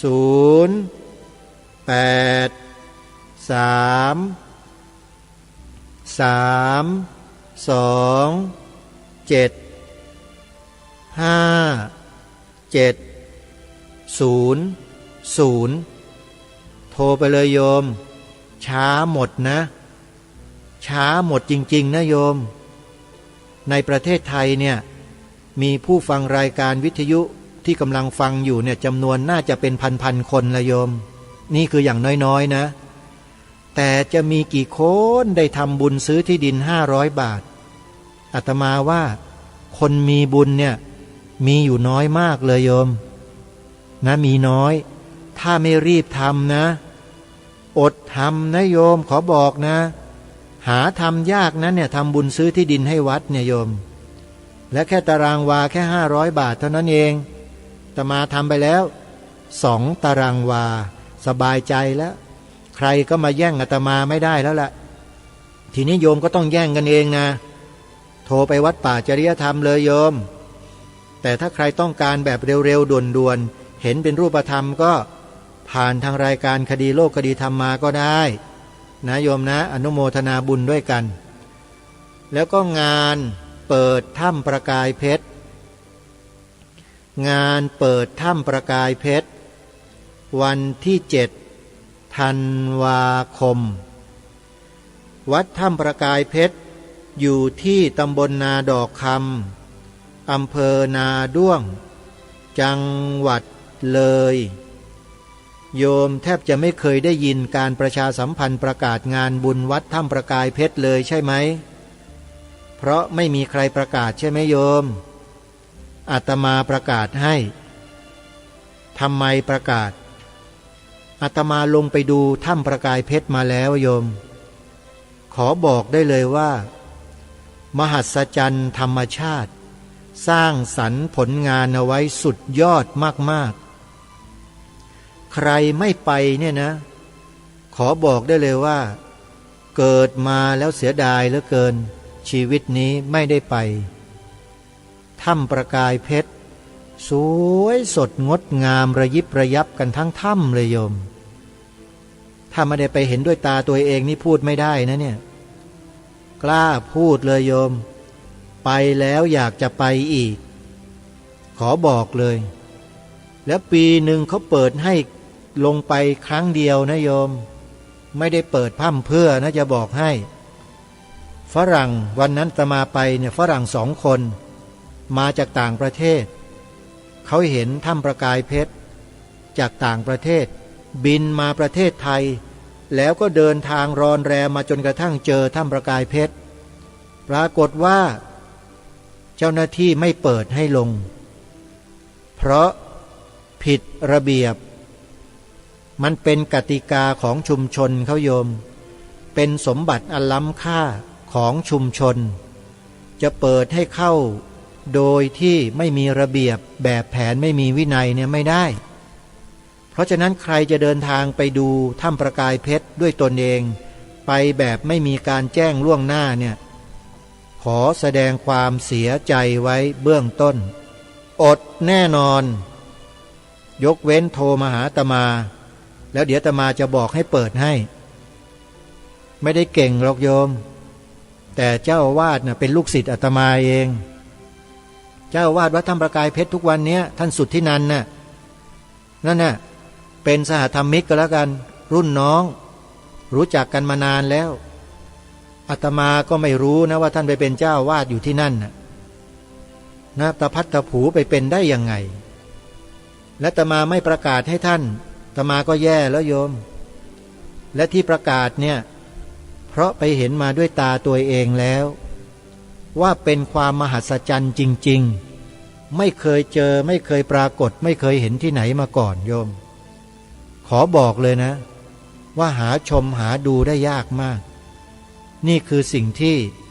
ทางรายการอยากจะให้พวกเราเนี่ยไปกันสักครั้งหนึ่งโยมงานนี้เขาจัดกันเฉพาะช่วงเช้านะวันที่7 ธันวาคมศกนี้แหละนะ7 ธันวาคมนะแล้วไม่ได้เปิดทุกปีด้วยอาตมาถามเจ้าอาวาสแล้วไม่ได้เปิดทุกปีนะพระอาจารย์ถ้าวันที่7วันไหนตรงกับวันเสาร์อาทิตย์เขาจะเปิดปีนั้นนะเปิดแต่ถ้าไม่ตรงเสาร์อาทิตย์เขาไม่เปิดเอาสิแต่ถ้าใครขอเป็นกรณีพิเศษเปิดได้ลงไปดูได้แต่ต้องอยู่ในระเบียบวินัยเท่านั้นพูดซะนานเลยเดี๋ยวครูบาอาจารย์ท่านบ่นเอาประกาศอะไรนักหนาถ้ำประกายเพชรก็เป็นธรรมชาติที่มหัศจรรย์นะครูบาอาจารย์ผมว่าพวกเราเนี่ยน่าจะไปเห็นกันสักครั้งหนึ่งนะครับนะขอเชิญชวนเลยนะเป็นความงดงามทางธรรมชาติที่มหัศจรรย์อีกแห่งหนึ่งของประเทศไทยของเราถูกปกปิดมานานมากๆมีพระธุดงค์ท่านเคยไปเห็นแล้วท่านก็มาบอกเล่ากับบรรดาลูกศิษย์ลูกหาปรากฏว่าพอไปแล้วเข้าไม่ได้ปิดชาวบ้านเขาหวงมากสมบัติของแผ่นดินสมบัติของชุมชนโยม นะใครสนใจก็เดินทางไปร่วมงานกัน เช้าวันที่7ธันวาคมมีการทำบุญใส่บาตรด้วยนะที่วัดถ้ำประกายเพชรวันที่7เนี่ยนะก็ขอเชิญชวนทุกท่านเอาละญาติโยมเวลาก็ล่วงเลยมาพอสมควรแล้วหลวงพ่อสุรชัยฉันทสูโรรอญาติโยมอยู่ลองดูซิวันเนี้ยหลวงพ่อท่านจะพูดเรื่องอะไรขอให้เราตั้งใจฟังนะโยมได้สาระได้ประโยชน์ในปัจจุบันนี้เต็มเลยไปติดตามรับฟังพร้อมๆกันได้นะบัดนี้ทำบุญกับขอทานต้องได้แค่ปลื้มไม่อาจที่ทำให้ปลื้มหรอกนะจะทำบุญกับใครดีทำบุญกับพ่อแม่ทีนี้คนพอไม่มีพระไม่มีศาสนาเนี่ยไม่มีการปลูกฝังต่อมสำนึกอะไรได้มากเท่าไหร่ก็จะกลายเป็นว่าเหลือแต่ส่วนของความสำนึกส่วนบุคคลไปการที่จะรู้คุณพ่อแม่ก็แทบจะไม่รู้คุณการที่มีพระศาสนาเนี่ยก็ยังมีการเน้นย้ำกระตุ้นปลูกฝังให้รู้คุณรู้สำนึกคุณที่เป็นคุณตามจริงของพ่อแม่ครูอาจารย์ของสิ่งที่มีคุณทั้งหลายแต่พอไม่มีกระบวนการที่ปลูกฝังหรือกระตุ้นเล้าเนี่ยก็จะมีเรื่องของแสงสีเสียงที่ทำให้เกิดขาดความเคารพแล้วนะขาดความสำนึกดีคือผู้คนก็ไม่คิดจะทำบุญทำคุณหรอกกล่าวว่าสมัยของโลกที่เสื่อมทรามแล้วเนี่ยในอีกนานนะไม่ใช่อย่างเวลานี้นะผู้คนไม่มีการทำความดีไม่มีแม้กระทั่งคำพูดไม่ต้องกล่าวถึงการกระทำความดีคำพูดดีๆไม่มีนะเพราะว่ามันเสื่อมถอยไปจากศีลธรรมเนี่ยพอเสื่อมหนักๆแล้วจะไม่มีอะไรปลูกฝังเลยนะจะหลุดหมดหลุดออกไปก็ย้อนกลับมาสู่ความเดือดร้อนของผู้คนมนุษย์ก็จะอยู่กันเหมือนกับกษัตริย์แล้วนะอยู่อย่างลักษณะถึงความสมตู่ไม่รู้พ่อไม่รู้ลูกไม่รู้แม่ไม่รู้ลุงป้าน้าอาไม่รู้จักถึงความสมตู่เหมือนกับแมวหมาหรือสัตว์เดรัจฉานทั่วๆไปเพราะความสำนึกถึงศีลธรรมเนี่ยมันหายไปหมดแล้วก็เป็นอันตรายถ้าตราบที่ยังมีสัญลักษณ์แล้วก็เกิดให้คนมีความเคารพมีความยำเกรงมีความละอายในเพศนี้นะก็ยังทำอะไรก็ทำแล้วคล้ายๆไม่สะดวกไม่ค่อยกล้าที่จะล่วงเกินมันยังมีเครื่องหมายเหลืออยู่แต่ถ้าเครื่องหมายหมดไปไม่มีการปลูกฝังแล้วมันไม่รู้จะทำบุญได้ไงมีแต่เรื่องบาปมีแต่เรื่องทำร้ายกันญาติโยมสาธุชนทุกท่านหลวงพ่อสุรชัยท่านพูดชัดเจนว่าถ้าไม่มีพระสงฆ์แล้วเนี่ยโลกอันตรายมากจะไม่มีกระบวนการเรียนการสอนอบรมพร่ำสอนให้คนเห็นบุญเห็นคุณของบิดามารดาครูอาจารย์แล้วคนเนี่ยก็จะกลายเป็นสัตว์จะสมสู่กันโดยไม่เลือกเลยพ่อลูกแม่อะไรมั่วไปหมดโยมว่าในปัจจุบันมันพอจะมีบ้างหรือยังลองคิดดูนะนี่ขนาดพระสงฆ์ยังอยู่ตั้งหลายแสนรูปนะโยมยังเกิดอะไรลักษณะเช่นนี้กันขึ้นมาเลยเห็นไหมแล้วถ้าไม่มีพระสงฆ์ล่ะมันจะหนักหนาสาหัสเพียงใดใช่ไหมทุกวันนี้นะโยมพระสงฆ์จำนวนหนึ่งที่ผ่านการอบรมเข้าค่ายอะไรต่างๆจนมีความรู้ความสามารถไปอบรมเข้าค่ายเด็กเยาวชนปลูกฝังคุณความดีปลูกฝังศีลธรรมให้รู้บุญรู้คุณต่อบรรพบุรุษพ่อแม่บิดามารดาปู่ย่าตายายพี่ป้าน้าอาครูอาจารย์มีความสัมมาคารวะเคารพผู้ใหญ่พระสงฆ์สอนทั้งนั้นเลยโยมทั่วประเทศเนี่ยเพราะฉะนั้น ราบใดที่ยังมีพระสงฆ์ท่านยังทำงานอย่างนี้อยู่เราวางใจได้ว่าประเทศของเราเนี่ยยังไม่ขาดคนดีหรอกโยมแต่ถ้าวันใดไม่มีพระสงฆ์ทำงานถูกใครก็ไม่รู้จัดการให้ออกไปจากการเป็นพระสงฆ์ด้วยวิธีอย่างไรก็แล้วแต่ให้รู้ไว้เถอะว่านั่นคือการทำลายประเทศชาติบ้านเมืองโดยไม่รู้ตัวจริงไม่จริงญาติโยมพระสงฆ์หนึ่งรูปโยมว่าทำคุณประโยชน์ให้กับสังคมมากมายแค่ไหนโยมลองนึกดูนะพระสงฆ์หนึ่งรูปทำคุณประโยชน์ให้กับชาติบ้านเมืองให้กับสังคมมากมายแค่ไหนตัวอย่างมีเยอะแยะมากมายเลยใช่ไหมนั่นแหละแต่เมื่อวันหนึ่งพระสงฆ์ที่ทำคุณประโยชน์ต่อชาติบ้านเมืองถูกทำลายด้วยกรณีใดก็แล้วแต่อันนั้นหมายความว่าประเทศไทยก็ถูกทำลายลงไปด้วยถึงแม้ว่าจะไม่ทำลายโดยตรงแต่เป็นการทำลายทางอ้อมคือทำลายบุคลากรที่สร้างสรรค์สังคมช่วยเหลือสังคมประคับประคองสังคมให้อยู่รอดปลอดภัยนี่คือการทำลายแบบนี้ท่านผู้ฟังถ้าหากเราพิจารณากันให้ลึกๆยาวๆไกลๆเราจะมองเห็นเลยจริงเนาะพระสงฆ์ท่านทำประโยชน์ช่วยเหลือสังคมอบรมลูกหลานเยาวชนคนไทยได้ประโยชน์มากมายเลยอยู่ๆท่านก็ต้องมีอันเป็นไปเพราะแมลงวันมาตอมท่านตอมทุกวี่ทุกวันตะบันตอมไม่หยุดแถมยังโพลธนาด่าว่าเสียดสีท่านใส่ร้ายป้ายสีสารพัดทีนี้คนเมื่อยังไม่มีศรัทธาเนี่ยโยมนอกจากเขาจะยิ่งไม่ศรัทธาแล้วยังรังเกียจพระสงฆ์เข้าไปอีก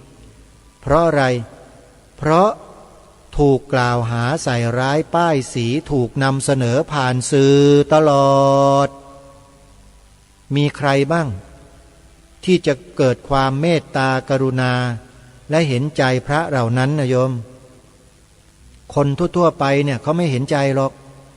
มีแต่จะซ้ำเหยียบย่ำซ้ำทำลายยิ่งขึ้นถูกไหมนี่ขนาดพระสงฆ์ยังมีอยู่นะพฤติกรรมแบบนี้มันยังเกิดขึ้นในบ้านในเมืองของเราเลยและถ้ายิ่งไม่มีพระสงฆ์ละโยมเป็นไงบ้านเมืองมันจะแย่กว่านี้ไหมล่ะขอให้เห็นนะโยมขอให้มองเห็นขอให้เข้าใจเถอะช่วยกันประคับประคองดูแลพระสงฆ์ของเราเนี่ยให้ท่านมีกำลังทำงานของท่านนะรูปหนึ่งเนี่ยโยมทำงานแล้วเกิดประโยชน์มากมายเลยโยมไปดูเถอะพระที่ท่านทำงานน่ะโยมจะเห็นอย่างชัดเจนเลย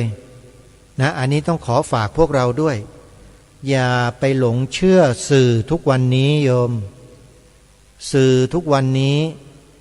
บางสื่อคืออาวุธของฝ่ายตรงข้ามอาตมาพูดชัดแล้วนะสื่อบางสื่อเป็นอาวุธของฝ่ายตรงข้ามเขาไม่นำเสนอเรื่องราวดีๆของพระหรอกโยม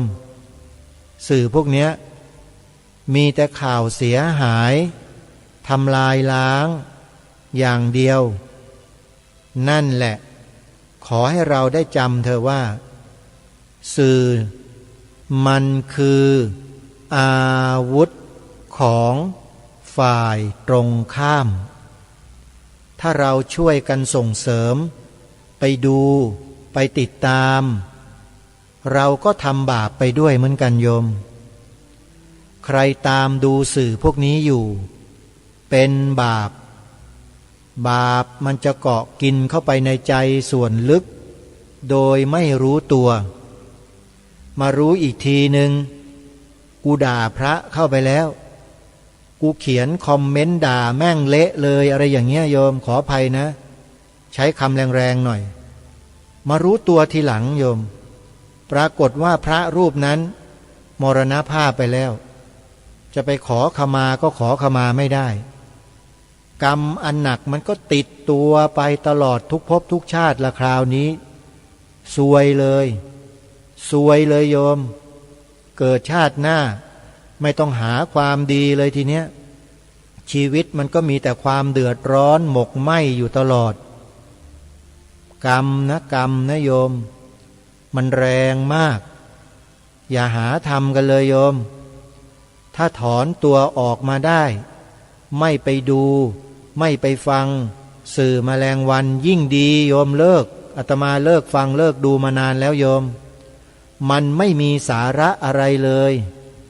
มีแต่จะทำลายสติปัญญาสมาธิความศรัทธาของเราหมดไม่มีเหลือเลยโยมอันนี้คือความจริงนะพระไม่ได้พูดโกหกเพราะศึกษาเล่าเรียนเหตุปัจจัยมาโยมรู้จักเหตุปัจจัยไหมปัจจัย24อะโยมถ้าต้องการจะเรียนรู้ไปเปิดพระไตรปิฎกเล่มท้ายๆเลยคัมภีร์มหาปัฏฐานโยมไปอ่านดูนะถ้าอ่านแล้วเข้าใจแล้วมาสอนอาตมาได้นะโยมอาตมายินดีฟัง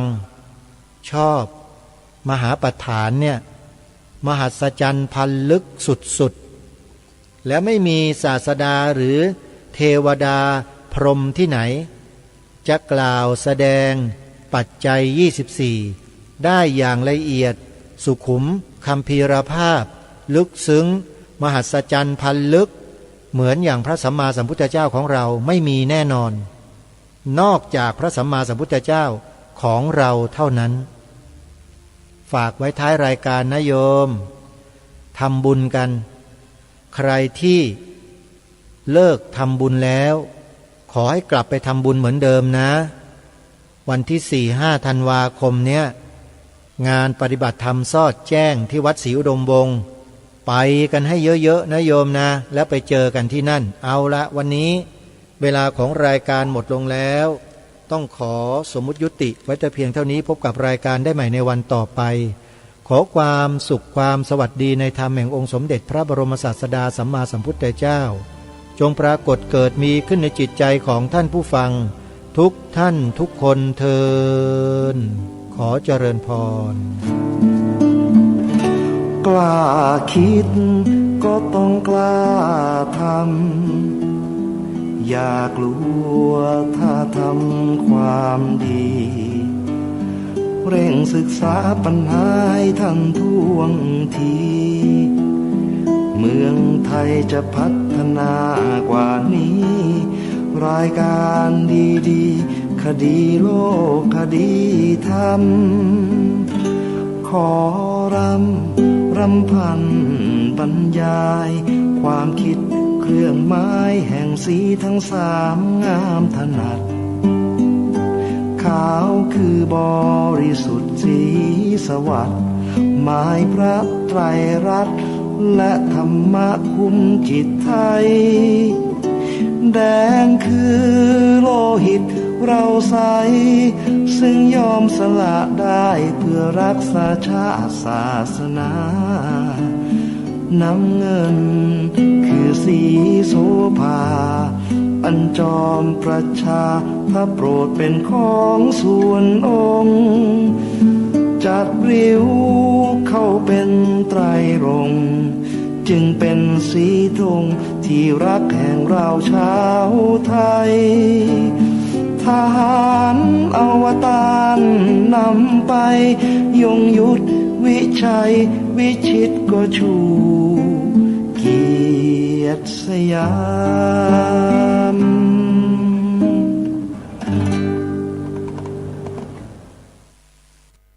ขอความเจริญในธรรมจะมีแต่ท่านผู้ฟังทั้งหลายแต่ร่มพระโพธิญาณกำลังนำเสนอสัมมาสติคือการตั้งสติระลึกในทางที่ชอบมาถึงช่วงที่เรียกว่าขันตภพะคือหมวดที่ว่าด้วยขันธ์ทั้ง5ประการคือในแง่ของความเป็นจริงถ้าเรามองตัวตนของเราที่จะมีการสมมติบัญญัติขึ้นก็จะพบว่ามันก็คือกองของขันธ์ทั้ง5ประการนั่นเองที่ทรงใช้คำเต็มที่ว่ารูปขันธ์คือกองแห่งรูปเวทนาขันธ์คือกองแห่งเวทนา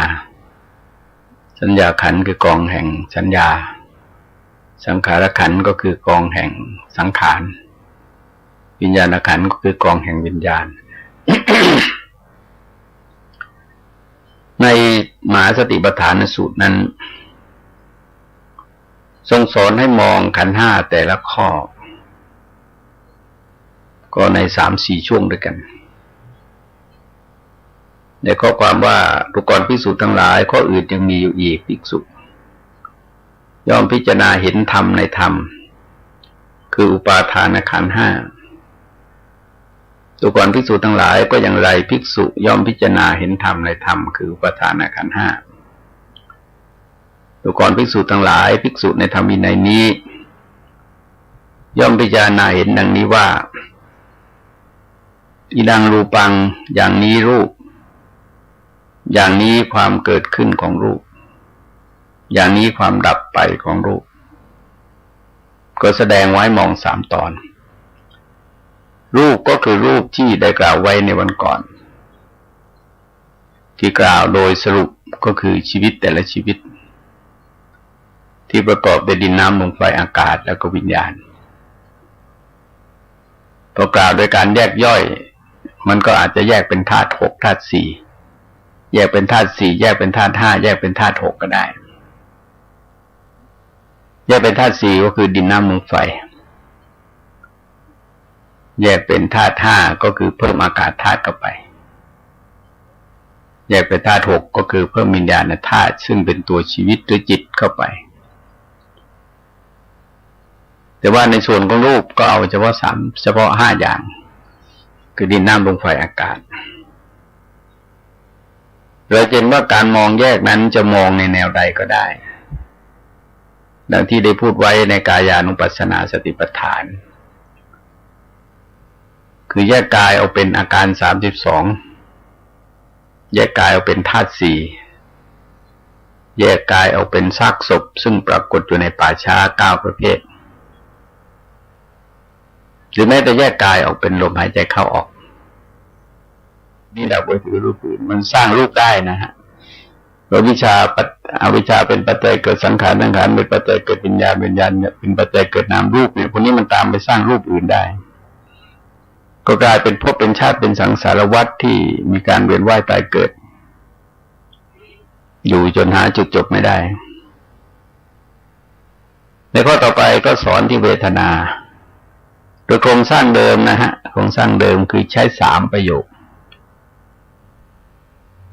เวทนาอิดังเวทนาอิติเวทนานะฮะอย่างนี้เวทนาเวทนานั้นแปลว่าความสวยอารมณ์ก็ที่จริงก็คือจิตทำหน้าที่เคี้ยวกินอารมณ์นั่นเอง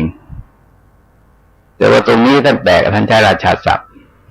ท่านแปลกันมาตั้งแต่โบราณนะว่าจิตสวยอารมณ์แต่ที่จริงจิตก็เคี้ยวกินอารมณ์เอามาเป็นสุขเป็นทุกข์ไม่ทุกข์ไม่สุขได้ออกมาเป็นเวทนา5ก็ได้เป็นเวทนา6ก็ได้เวทนา9ก็ได้18ก็ได้นะฮะ32ก็ได้จนถึงเวทนา108แต่เวทนานี้มันเกิดขึ้นมาจากอะไรจากอายตนะภายในภายนอกมาประจุกันคือตาเห็นรูปหูฟังเสียงจมูกดมกลิ่นลิ้นลิ้มรสกายถูกต้องเย็นร้อนนอนแข็งใจเหนียวนึกถึงอารมณ์ทั้งหลายมันก่อให้เกิดสิ่งที่เราเรียกวิญญาณที่อาศัยอายตนะภายในอายตนะภายนอกวิญญาณเนี่ยมันกลายเป็นสัมผัส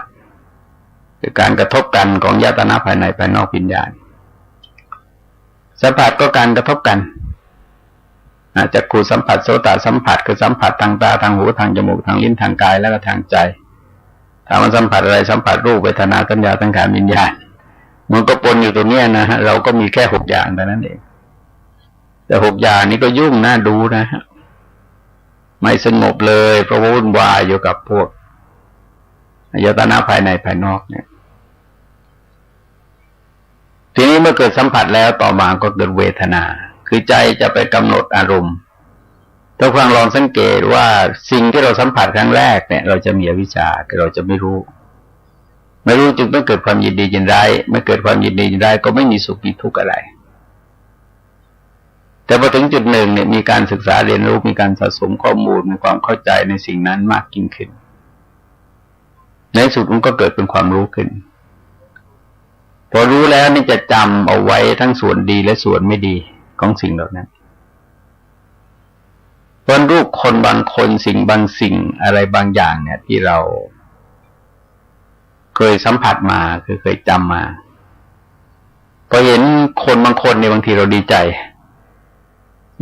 มากๆวิ่งก็ไปหาเลยเห็นคนบางคนเนี่ยเห็นปั๊บเราไม่ชอบปุ๊บทันทีเลยแล้วก็บางทีก็วิ่งเข้าใส่เหมือนกันก็วิ่งก็ไปชกต่อยกันอย่างศัตรูคู่อาฆาตกันเนี่ยพอเห็นก็วิ่งรี่ก็ต่อสู้กันนั่นก็แสดงว่ามันเกิดจากเวทนากับสัญญาคือความจำความ พระองค์ตรัสไว้ชี้ทางใจให้ภาคเพียรเบญจศีลเบญจธรรมท่องจำสมัยเราเป็นนักเรียนธรรมะไม่เคยแปรเปลี่ยนแต่เรายังจำได้ที่เมืองนนท์ก็ไปตั้งข้อสังเกตแต่ก็ฟังตัวผู้ฟังเป็นผู้ระดับผู้อำนวยการการศึกษาอุสปช.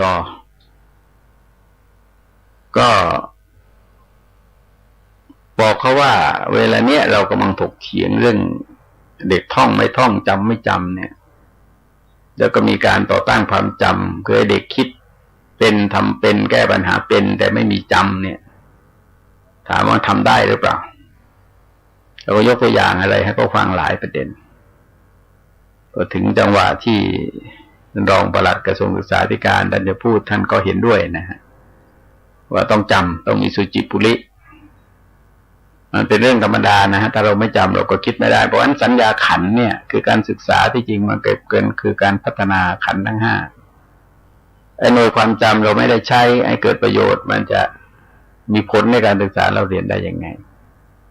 ผลจากอาการตรงนี้ทำให้เวทนามันออกมาเนี่ยออกมาจากเราจำนะฮะถ้าเราไม่จำไว้เนี่ยเวทนามันก็ไม่เกิดเป็นสุขเป็นทุกข์เป็นทุกข์ก็ไม่สุขหรอกสิ่งที่เป็นทุกข์เป็นสุขนั้นสิ่งที่เราต้องสัมผัสมาแล้วซ้ำซาก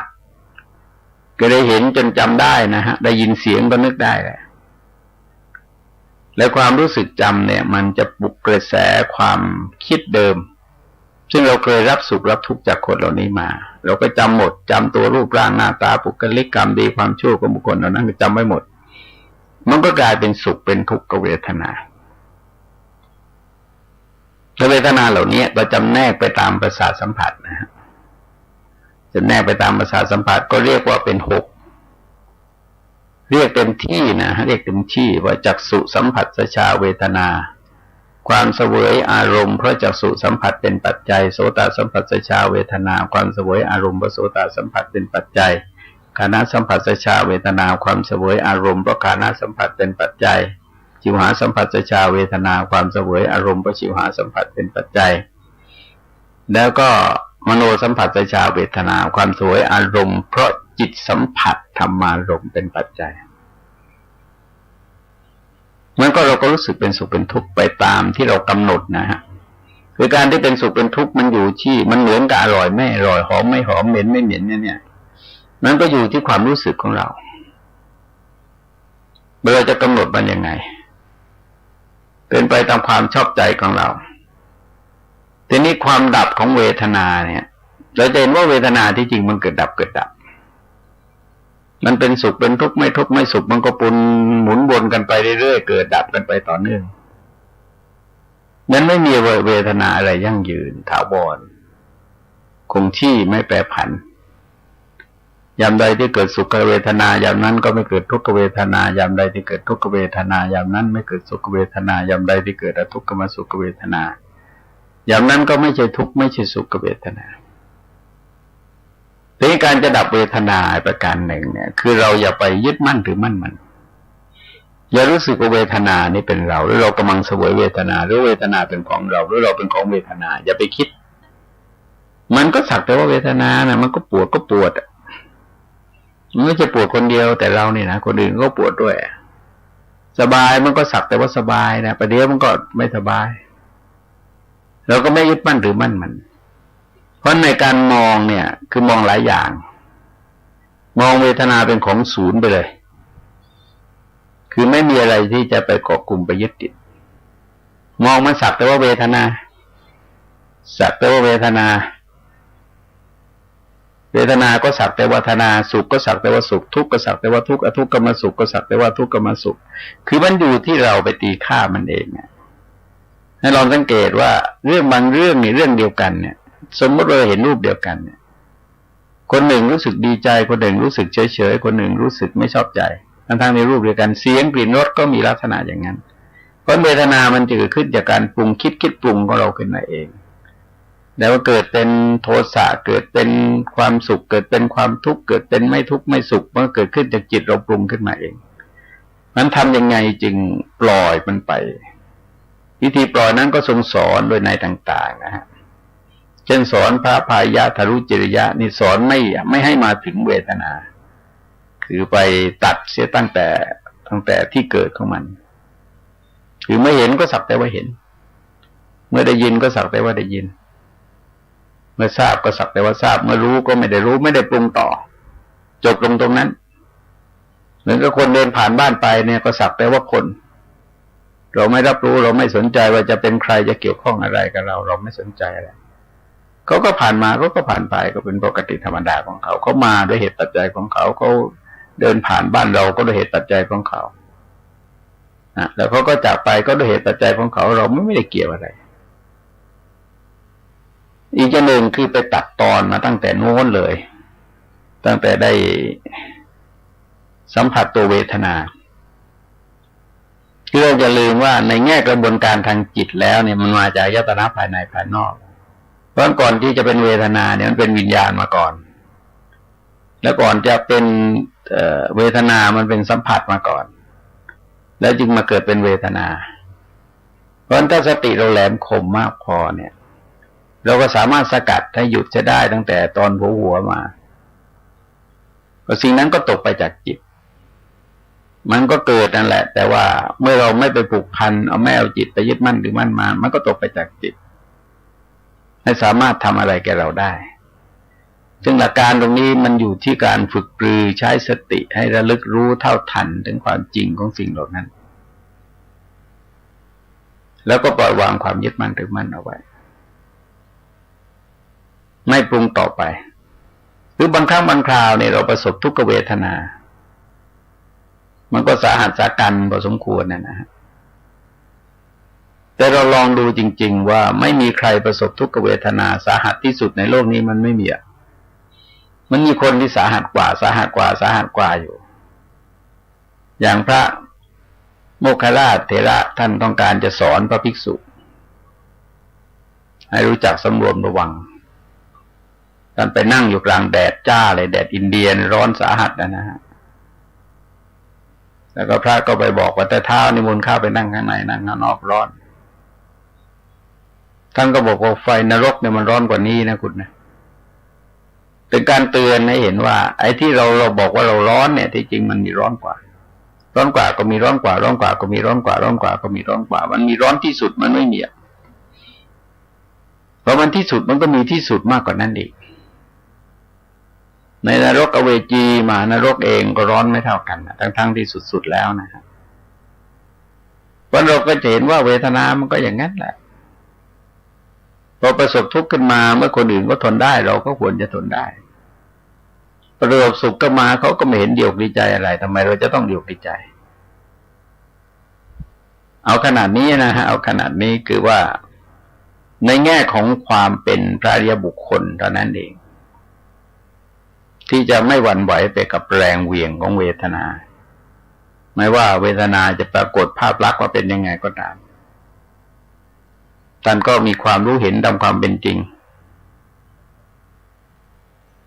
สมมติว่าสุขเวทนาทุกขเวทนาทุกขสุขเวทนาเกิดขึ้นท่านก็รู้ว่าเวทนานี้เกิดขึ้นแล้วแก่ท่าน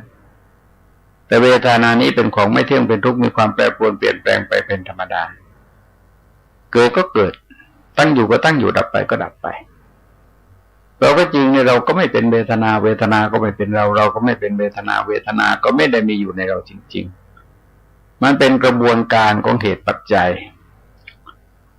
ที่เราเอาใจไปผูกโยงเอาไว้โดยความรู้สึกว่าเป็นของเราว่าเป็นเราว่าเป็นตัวเป็นตนของเราเพราะถ้าหากว่าเราเข้าใจความจริงแล้วเวทนาทุกรูปแบบทุกรูปลักษณ์ไม่ว่าจะอยู่ที่ใดก็ตาม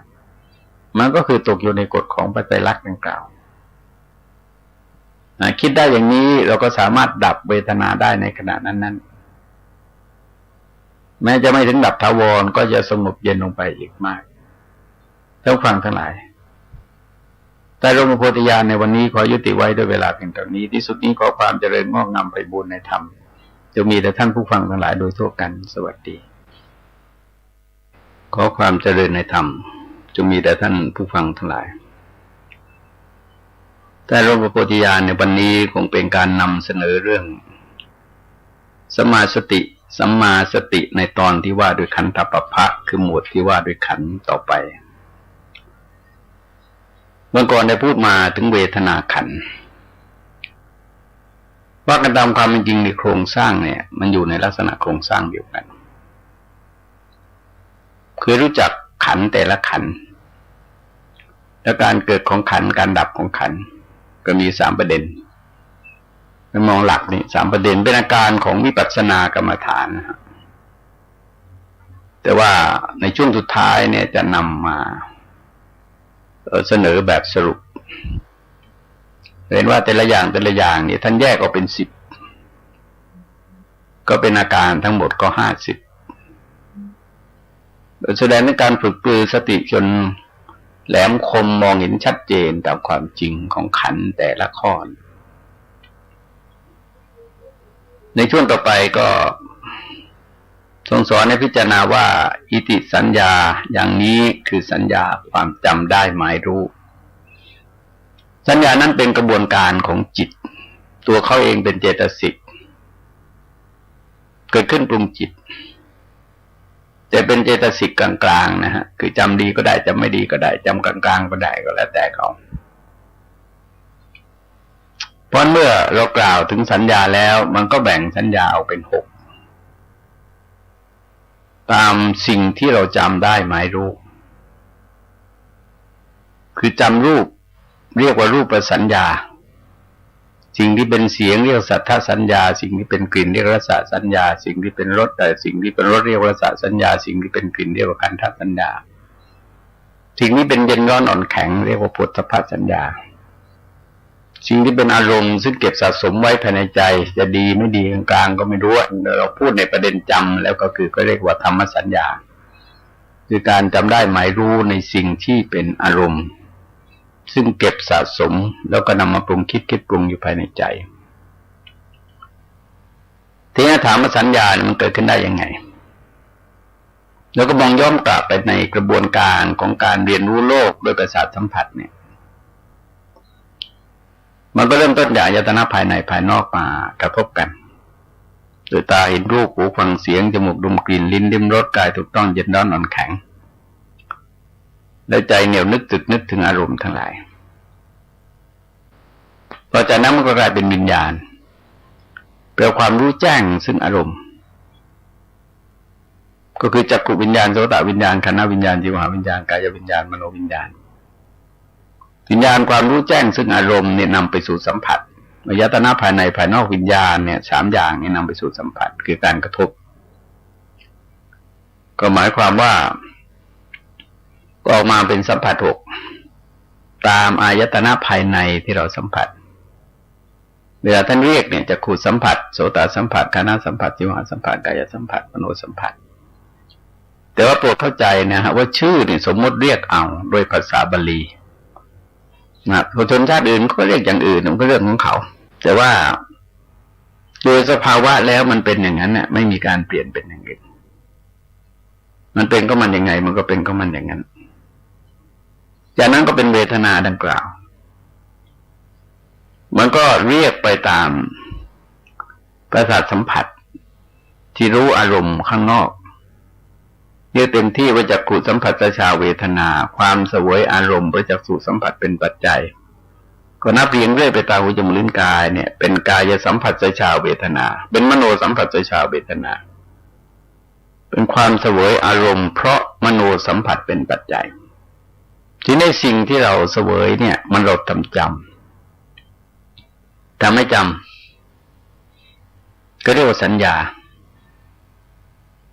โบราณเนี่ยท่านแปลดีท่านแปลว่าจำได้หมายรู้ถ้าความลองสังเกตว่าบางทีความจำของเราเช่นว่าลูกขวาแฝดเนี่ยมันเราต้องจำได้หมายรู้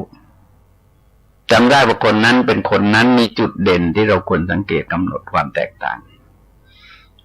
ที่วัดบวรเนี่ยมีพระสองรูปพี่น้องขวาแฝดรูปน้องนะเพิ่งบวชองค์พี่นะบวชมานานแล้วมาจำไม่ค่อยออกแต่พอท่านมาบวชอยู่ด้วยกันเนี่ยเราสังเกตบ่อยๆเราจำได้ตอนนี้ดูข้างหลังก็จำได้แล้ว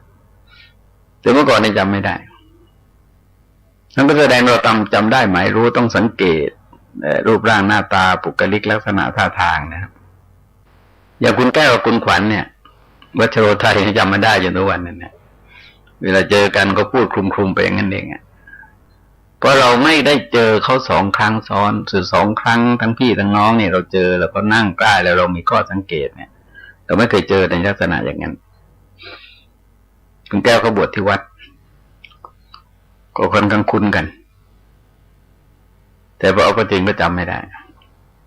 เพราะเราต้องมีจำได้หมายรู้อยู่เยอะพอสมควรมีจุดสังเกตจุดแตกต่างจุดคล้ายคลึงจุดแผกเพี้ยนอะไรต่ออะไรเนี่ยวันสัญญาเนี่ยมันจึงเป็นอาการของปัญญาแต่ว่าปัญญาแบบก๊อปปี้นะฮะคือแบบจำมาเลยถ้าเขาเปลี่ยนแปลงอะไรนิดหน่อยบางทีก็งงแล้วมันเหมือนกับตอนเราเป็นเด็กที่เราจำหนังสือกอไก่ขอไข่เนี่ย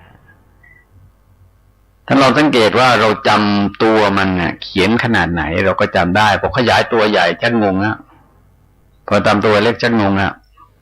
เพราะเราจำแบบสัญญาแต่ว่าเป็นพื้นฐานที่จะนำไปสู่ความจำอย่างอื่นมันต้องเริ่มจากหน่วยความจำซึ่งเป็นวัตถุดิบที่เก็บสะสมไว้ภายในจิตก่อน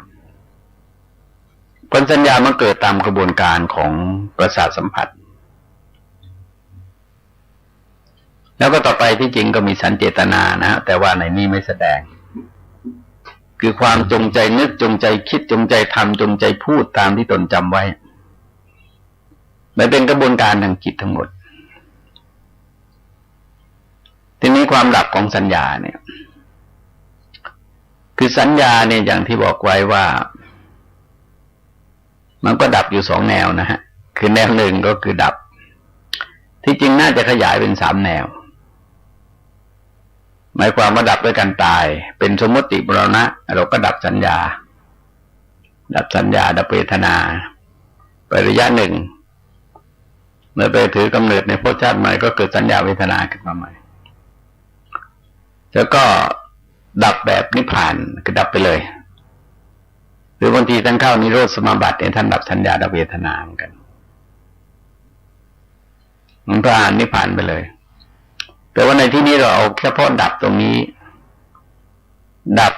ความปรุงคิดปรุงถึงสัญญาเพราะสิ่งที่เราจำนั้นมีชอบมีชังเห็นไหมคนบางคนเราชอบบางคนเราชังบางคนเราเฉยสิ่งบางสิ่งเราชอบบางสิ่งเราชังบางสิ่งเราเฉยมันก็อย่างเงี้ยมันก็จำไว้ในแนวโครงสร้างของเวทนานั่นแหละมั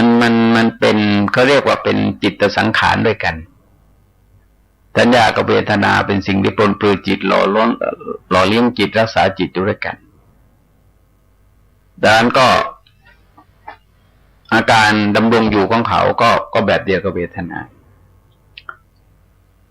าฉันอย่างใดสัญญาก็อย่างนั้นสัญญาอย่างใดก็เวทนาก็อย่างนั้นในเรื่องเดียวกันเพราะว่าเวลาสัมผัสอารมณ์เนี่ยมันเกิดพร้อมกันทั้งสัญญาทั้งเวทนาเห็นคนปั๊บเนี่ยเราดีใจเสียใจทันทีจะถามทำไมดีใจเพราะเราจำความดีของเขาไว้และเราเคยเสวยสุขจากความดีของเขาทำไมเราไม่พอใจเพราะเราจำความไม่ดีของเขาไว้แล้วเราก็เสวยทุกข์เพราะการไม่ดีของเขาแต่วันนี้มันก็เกิดเราก็ไม่สังเกตนะคือถ้าเราดูวิธีการที่พระเจ้าทรงแสดงสั่งสอนเนี่ยนักบวชนอกศาสนาบอกว่าพระพุทธเจ้าเหมือนกับไปอยู่ที่ปากทะเลนะฮะปากแม่น้ำที่ออกทะเลสามารถจะแยกน้ำได้น้ำนั้นมาจากนั้นน้ำนั้นมาจากนั้นน้ำนั้นมาจากนั้นนี่สามารถแยกได้เพราะการไปแยกสัญญาแยกเวทนาเนี่ยไม่ใช่เรื่องง่ายๆนะที่จริงแยกยากจะลองนึกดูตัวเวทนาดูตัวสัญญาเนี่ยมันปนกันอยู่เพียงแต่ว่าหน่วยหนึ่งนี่ทำหน้าที่จำหน่วยหนึ่งทำหน้าที่เสวยอารมณ์เพราะฉะนั้นจำอารมณ์ใดก็เสวยอารมณ์นั้นเสวยอารมณ์ใดก็จำอารมณ์นั้นเพราะฉะนั้นทำยังไงจึงให้มีความรู้สึกต่อสัญญาในแง่ที่ไม่เที่ยงแท้แน่นอนอะไรไร้สาระเป็นพยับแดดดูคล้ายๆจะเป็นรูปแต่มันไม่เป็นมันเหมือนกับเรานั่งไปในรถเนี่ยนะเรามองถนนข้างหน้านี่มันมามึนแต่นั่งไปเถอะไม่ถึงอ่ะไม่เคยเจอเลยถนนที่เป็นมันมามึนเลยมันเป็นธรรมชาติอย่างหนึ่งที่ว่าระยะห่างขนาดนั้นมันมองเห็นอย่างนั้นพอเข้าไปใกล้แล้วเนี่ยภาพนั้นมันก็ถอยห่างออกไประยะเดิมพอเรามองไกลไปจริงๆมันก็ไม่มันมามึนนั่นอยู่จุดหนึ่งนั่นแสดงว่าเป็นกระบวนการของธรรมชาติใครจะบัญญัติชื่อยังไงมันก็อีกเรื่องหนึ่งนะฮะแต่เราจะเห็นว่ามันเป็นกระบวนการของธรรมชาติไม่มีใครมาสร้างขึ้นมันก็สอนให้มองสัญญาในแง่ของความเป็นของไม่เที่ยงเป็นทุกข์เป็นอนัตตาเช่นเดียวกันนะฮะเช่นเดียวกันกับข้ออื่นทีนี้ข้อต่อไปนี่คือพวกสังขารคำว่าสังขารในขันธ์ห้ากับสังขารในที่ทั้งหลายนี่ไม่เหมือนกันเช่นว่าเราเองเนี่ยเป็นสังขาร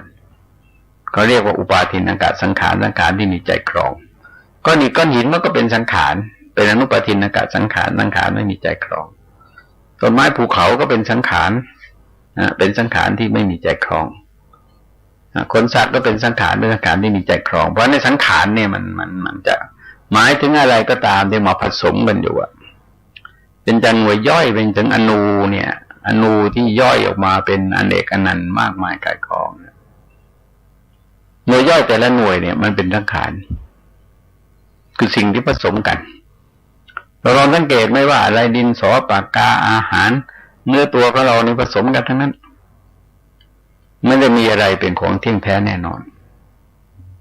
แต่ว่าสังขารในขันธ์ห้าเนี่ยมันเป็นการแยกประเภทออกมาคือแทนที่จะไปนับรวมเอาอย่างนั้นท่านก็แยกประเภทออกมาเป็นสังขารคือสิ่งที่เกิดขึ้นปรุงจิตทั้งสามประเภทนะฮะทั้งสามประเภทคือประเภ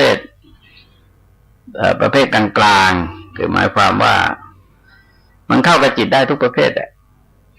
จิตดีก็ได้จิตไม่ดีก็ได้จิตที่เป็นกลางๆก็ได้อันนี้เขาเรียกว่าสำนวนทางอภิธรรมเนี่ยเขาเรียกว่าสัพพสาจิตตสาธารณเจตสิกคือเจตสิกที่ทั่วไปแก่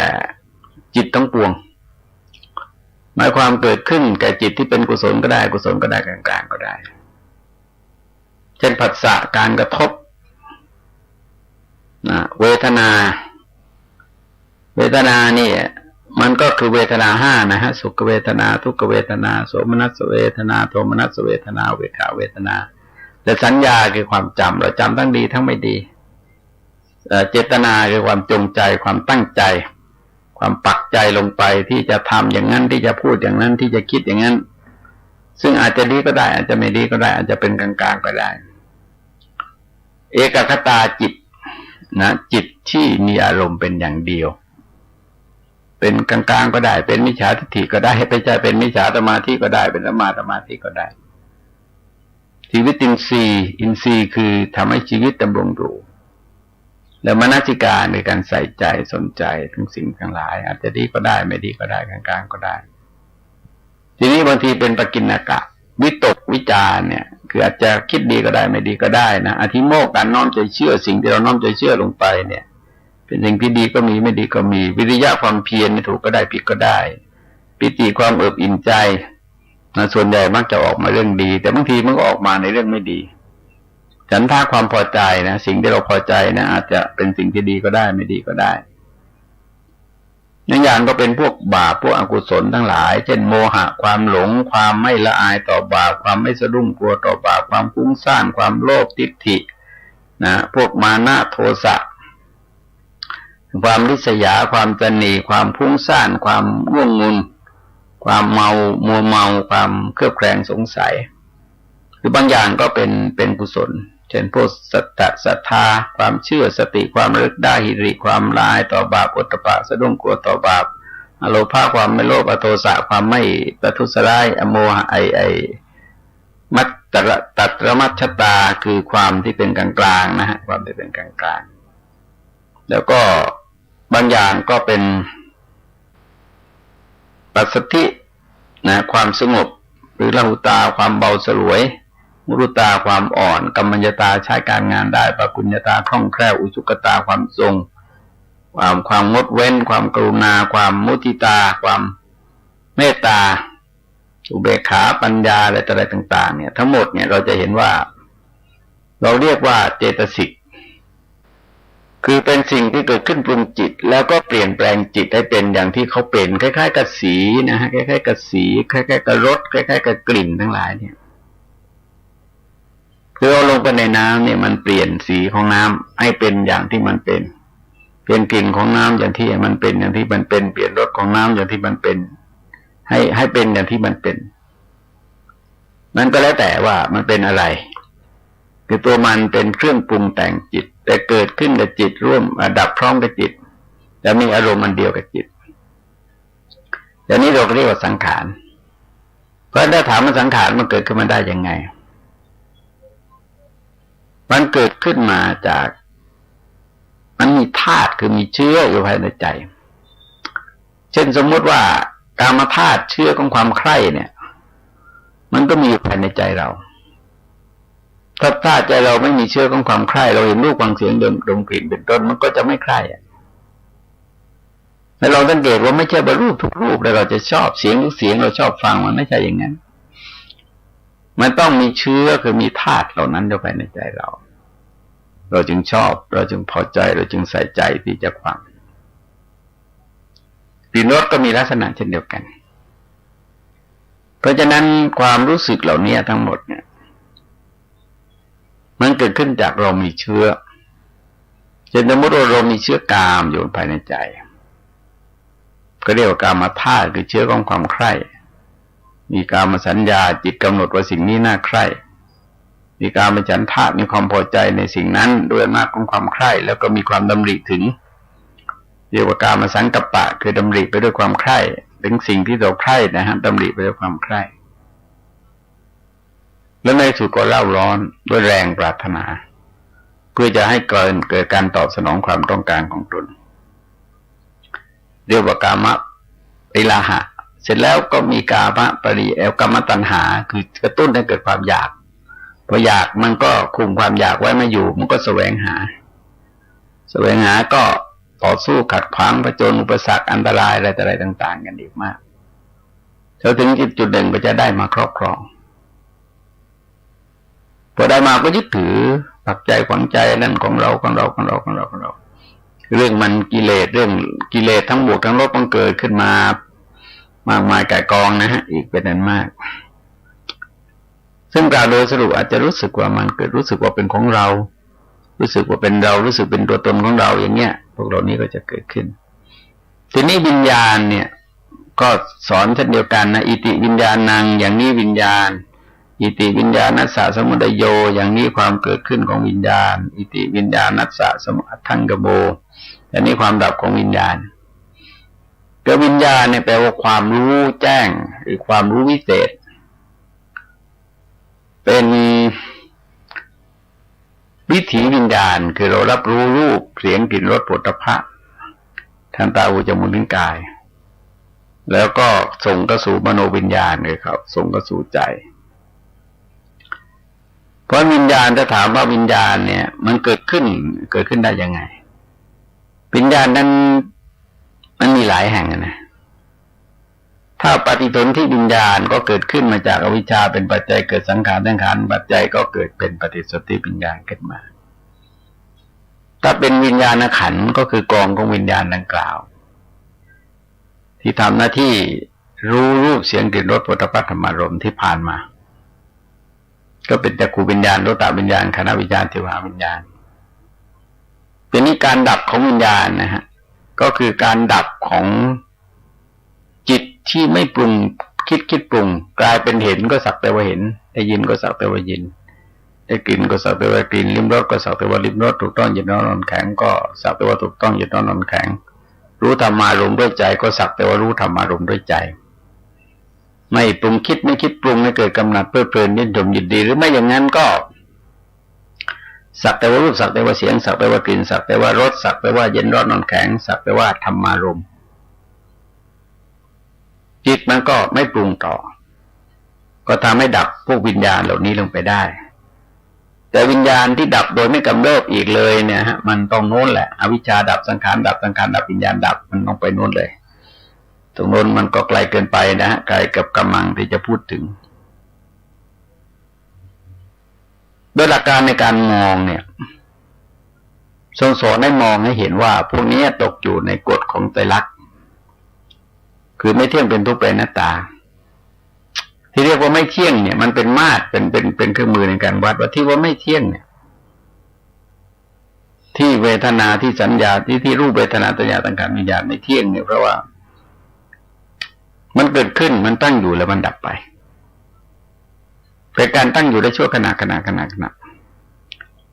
มีความแปรปรวนเปลี่ยนแปลงอยู่ตลอดแล้วก็ตรงกันข้ามกับสิ่งที่เที่ยงแท้แน่นอนที่เราคิดว่ามันเที่ยงแท้แน่นอนน่ะที่จริงมันไม่มีไอ้สิ่งเที่ยงแท้แน่นอนถ้ามีก็ไม่มีตัวตนให้เที่ยงแท้แน่นอนคือนิพพานเนี่ยเป็นของเที่ยงแต่นิพพานไม่มีตัวตนให้ไปเที่ยงนะฮะและที่เป็นทุกข์เนี่ยเพราะว่ามันเกิดขึ้นมาจากเหตุปัจจัยคงอยู่ในสภาพเดิมไม่ได้มีความแปรปรวนเปลี่ยนแปลงไม่คงที่แล้วก็ถูกแผดเผามีความเร่าร้อนด้วยอาการต่างๆแล้วก็เป็นอนัตตาหรือไม่ใช่ตัวใช่ตนไม่มีตัวมีตนไม่เป็นตัวเป็นตนเพราะอะไรเพราะว่าหนึ่งเราบังคับบัญชาสั่งการให้มันเป็นไปตามที่เราต้องการไม่ได้สองตรงกันข้ามกับภาวะความคิดเรื่องอัตตาตัวตนทั้งหลายแล้วก็สามแยกย่อยออกไปแล้วนี่มันหาตัวตนอะไรถาวรยั่งยืนไม่ได้มันสักแต่ว่าสิ่งนั้นมาเกาะกลุ่มกันเป็นอณุเล็กๆนะฮะพอย่อยออกไปก็เป็นปรมาณูหายไปเลยแล้วก็ไม่มีใครเป็นเจ้าของอะไรจริงๆคนมีความรู้สึกว่านั้นของเรานั้นเป็นเรานั้นเป็นตัวตนของเราก็จริงมันไม่มีอะไรเป็นเราจริงๆแม้ตัวเรายังไม่เป็นของเราเลยนึกดูร่างกายเราเนี่ยอยู่กันมาตั้งนานแล้วนะไม่เคยพูดจากันรู้เรื่องเลยสั่งอะไรก็ไม่เอาทำอะไรก็ไม่ได้เราก็ต้องคิดเองต้องทำเองนะก็ยืมเครื่องมือเขาใช้ซึ่งในที่สุดเนี่ยเราก็เอาเขาไว้ไม่อยู่เขาเป็นกระบวนการของเหตุปัจจัยเกิดดับเนี่ยดำรงอยู่ด้วยเหตุปัจจัยเกิดขึ้นตั้งอยู่แล้วก็ดับไปถ้าต้องการให้มองขันธ์ห้าตามกฎของพระไตรลักษณ์อย่างที่เคยยกตัวอย่างไว้ในอนัตตลกนัสสูตรเนี่ย คือมองเห็นว่าขันธ์ห้าอย่างใดอย่างหนึ่งที่เป็นอดีตก็ดีอนาคตก็ดีปัจจุบันก็ดีหยาบก็ดีละเอียดก็ดีเร็วก็ดีประณีตก็ดีอยู่ไกลก็ดีอยู่ใกล้ก็ดีขันธ์ห้าเหล่านั้นเอาก็จริงมันก็สักแต่ว่าขันธ์ห้ามันไม่ใช่ของเราจริงๆแล้วเราไม่ได้เป็นขันธ์ห้าจริงๆแล้วเราก็ไม่ได้เป็นตัวเป็นตนของเราจริงๆโดยทรงสอนให้ด้วยปัญญาชอบว่าความจริงแห่งโลกแห่งชีวิตแล้วมันเป็นอย่างนี้แหละไม่ได้ล่วงพ้นความเป็นอย่างนี้ไปได้หรอกต้องฟังทั้งหลายแต่เรื่องโพธิญาณในวันนี้ขอยุติไว้ด้วยเวลาเพียงเท่านี้ที่สุดนี้ขอความเจริญงอกงามไปบูรณนในธรรมจงมีแด่ท่านผู้ฟังทั้งหลายโดยทั่วกันสวัสดี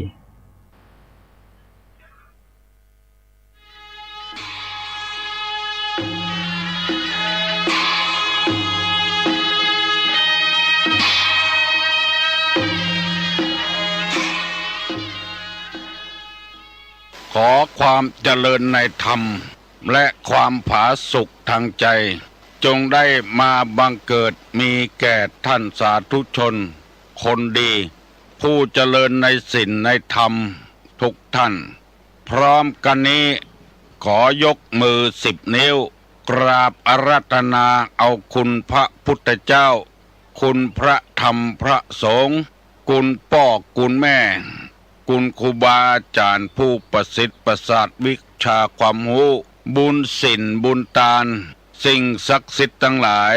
อันมีพระสยามเทวาธิราชพระบรมธาตุดอยสุเทพและครูบาเจ้าศรีวิจัยเป็นต้นขอได้โปรดมาอภิบาลปกปักรักษาพระสงฆ์พระเจ้าพระเนนเถนน้อยและท่านผู้รับฟังรายการทุกคนทุกท่านเพื่อปากันมีความสุขกายสุขใจเหมือนกันทุกตนทุกองค์ทุกผู้ทุกคนตลอดกาลนานเฮาไหว้ครูบาอาจารย์เนี่ยก่อนเนอะอาลังหังสัมมาสัมพุทโธภควาพุทธังภวันตังอภิวาเทมิกราบสวากขาโตภควตาธัมโมธัมมังนัมมัสสามิกราบสุปฏิปันโนภควโตสาวกสังโฆสังฆังนัมมามิกราบหันทัพไมยังพุทธัสสะภควโตบุพาภะคณะมะกะลังกะโลมาเสนะโมตัสสะภะคะวะโตอะระหะโตสัมมาสัมพุทธัสสะนะโมตัสสะภะคะวะโตอะระหะโตสัมมาสัมพุทธัสสะนะโมตัสสะภะคะวะโตอะระหะโตสัมมาสัมพุทธัสสะพุทธังสรณังกัจฉามิธัมมังสรณังกัจฉามิสังฆังสรณังกัจฉามิตุติยัมปิพุทธังสรณังกัจฉามิตุติยัมปิธัมมังสรณังกัจฉามิตุติยัมปิสังฆังสรณังกัจฉามิตติยัมปิพุทธังสรณังกัจฉามิต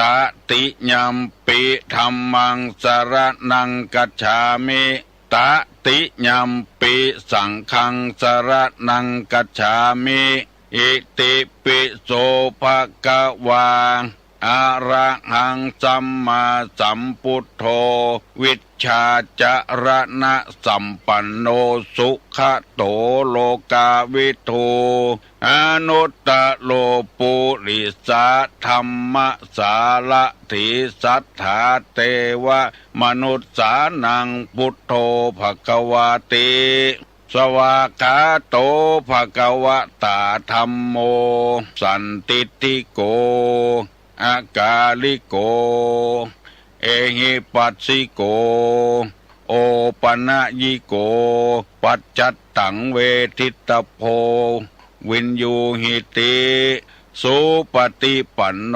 ภควโตสาวกสังโฆ อุจุปฏิปันโนภะคะวะโตสาวกสังโฆญาญะปฏิปันโนภะคะวะโตสาวกสังโฆสามิเจปฏิปันโนภะคะวะโตสาวกสังโฆญาติตังจัตตาลิปุริสายุคานิอัฏฐะปุริสาปุคลาเอสาภะคะวะโตสาวกสังโฆอาหุไนโยปาหุไนโยทักขิไนโยอัญจลิกาละนิโยอนุตตะลังปุญญเขตังโลกัสสาติกราบหนึ่งกราบสองกราบสามมาแถมแล้วเนอเสียงก้องเสียงกองเสียงมองต่ำเข้าเสียงตุเจ้าเทศนาธรรมมาเยี่ยมมาใจท่านสาธุชนคนดีตั้งหลายถึงบ้านถึงจองเหมือนกันทุกวันได้ไหว้พระสงฆ์ครูบาอาจารย์แล้วเหมือนกับนักมวยตีไหว้ครูมวยไทยนะมวยไดได้ไหว้ครูแล้วก็เหมือนกับครูบาอาจารย์จะมาอยู่กับหม่อมจอมขวัญอยู่ในหัวเฮาแล้วเฮาก็ได้สบายใจมีคนพิทักษ์รักษาเฮาตลอดเวลาได้ไหว้ได้สาอันนี้เป็นวิธีของคนไทยกู้คนเพราะว่าเปิ้นยกย่องครูบาอาจารย์นี่มาเป็นผู้ที่สูงสุดแต่ก่อนสมัยพุทธกาลมาแล้วก่อนเมื่อพระพุทธเจ้าประสูตินั้นคนในสมัยนั้นมีศาสนาถือไปคนอย่างแบ่งคนเป็นชนชั้นชั้นสูงชั้นกลางชั้นต่ำชั้นสูงนี่เรียกว่าเจ้าฟ้าพระมหากษัตริย์ปกครองบ้านปกครองเมืองชั้นต่อมาเปิ้นฮ้องกันว่าพราหมณ์ผู้เป็นครูบาอาจารย์แล้วก็ชั้นต่อมาเรียกว่าแพทย์นี้คือหากินตามความรู้ของตนเองเช่นกาขายกาทำเกษตรทำสวนกาอุตสาหกรรมต่างๆนี่เป็นแพทย์อันสุดท้ายเพิ่นฮ้องว่าสูตรหมู่นี้บ่ได้อาศัยมันสมองอาศัยกำลังกายทำงานรับจ้างเป็นรับจ้างเปิ้นล้างถ้วยล้างจานกาซักผ้าซักครัวการับจ้างบกสวนหรือเปิ้นนี่การับจ้างกูอย่างขายแรงงานวันเตอะเปิ้นแบ่งเป็นชั้นเพราะฉะนั้นครูบาอาจารย์นี่เปิ้นเทิดทุนไว้เป็นอันดับสองแต่วิธีพูดของเขานี่เอาพ่อเอาแม่ก่อนแล้วก็ครูบาอาจารย์เพราะพ่อแม่เป็นผู้ฮื้อกำเนิดฮื้อชีวิตฮื้อร่างกายครูบาอาจารย์เป็นผู้ฮื้อวิชาความรู้เฮาอยู่ได้กินได้ถึงวันเพราะครูบาอาจารย์เปิ้นสอนตรัสรู้เองโดยชอบมีพระพุทธเจ้าคนเดียวในโลกนี้คนใดหูเอาคนเดียวนี่นะมีองค์เดียวนะแล้วก็หูอย่างจิรังยั่งยืนตัวหูอย่างเฮาหูกันถึงวันนี่มันเรียกว่าจินตามยปัญญาพิจารณาเอาแค่อย่างเดียวนะคือเสาะว่าหากินแปลงล่วงกาแปลงกับดักกาแปลงหมู่เนี้ยแปลงแห่แปลงจำหมู่นี้เกิดขึ้นมันสมองคนเดียวเป็นวิชาที่บัจิรังยั่งยืนทำลายกันแต่ความหูของพระพุทธเจ้านี่หูชนิดที่ว่าบ่มีพิษบ่มีภัยเลยสบายเลยเหมือนกับป่ากระป๋องสำเร็จรูปเลยเปิดฝากินได้เลยธรรมะในพุทธศาสนา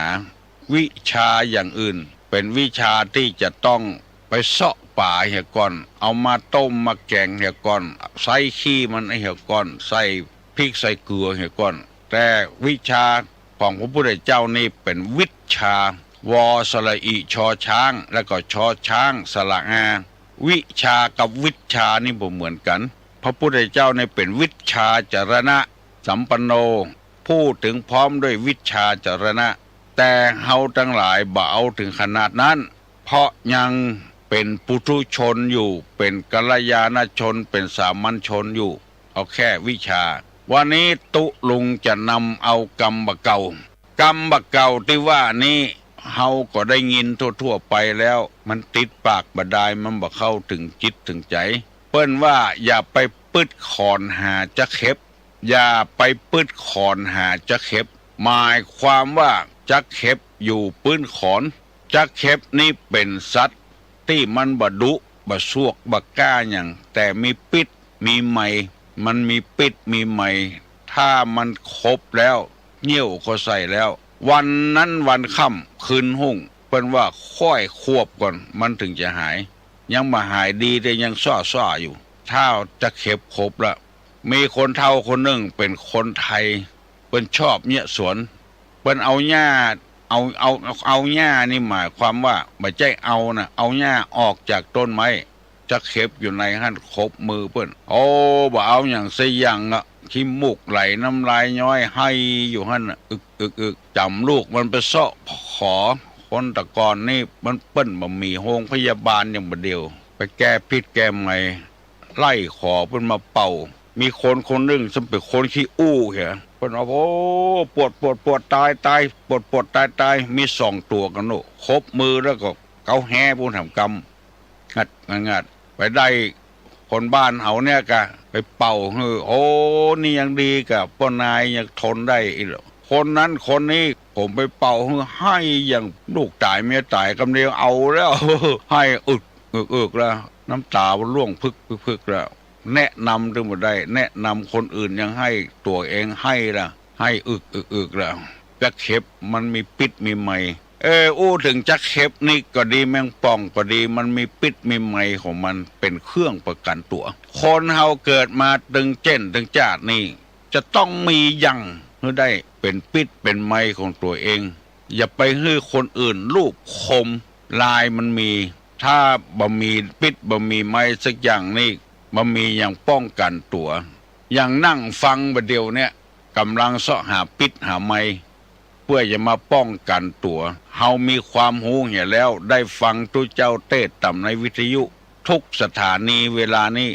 เอาปิดเอาไมมาใส่ตัวเพื่อจะได้สะสมความหูจักเข็บมันอยู่ดีๆแล้วไปปืดหามันกำเดียวมาจี้หัวมันเจ็บมันแสบมันปุด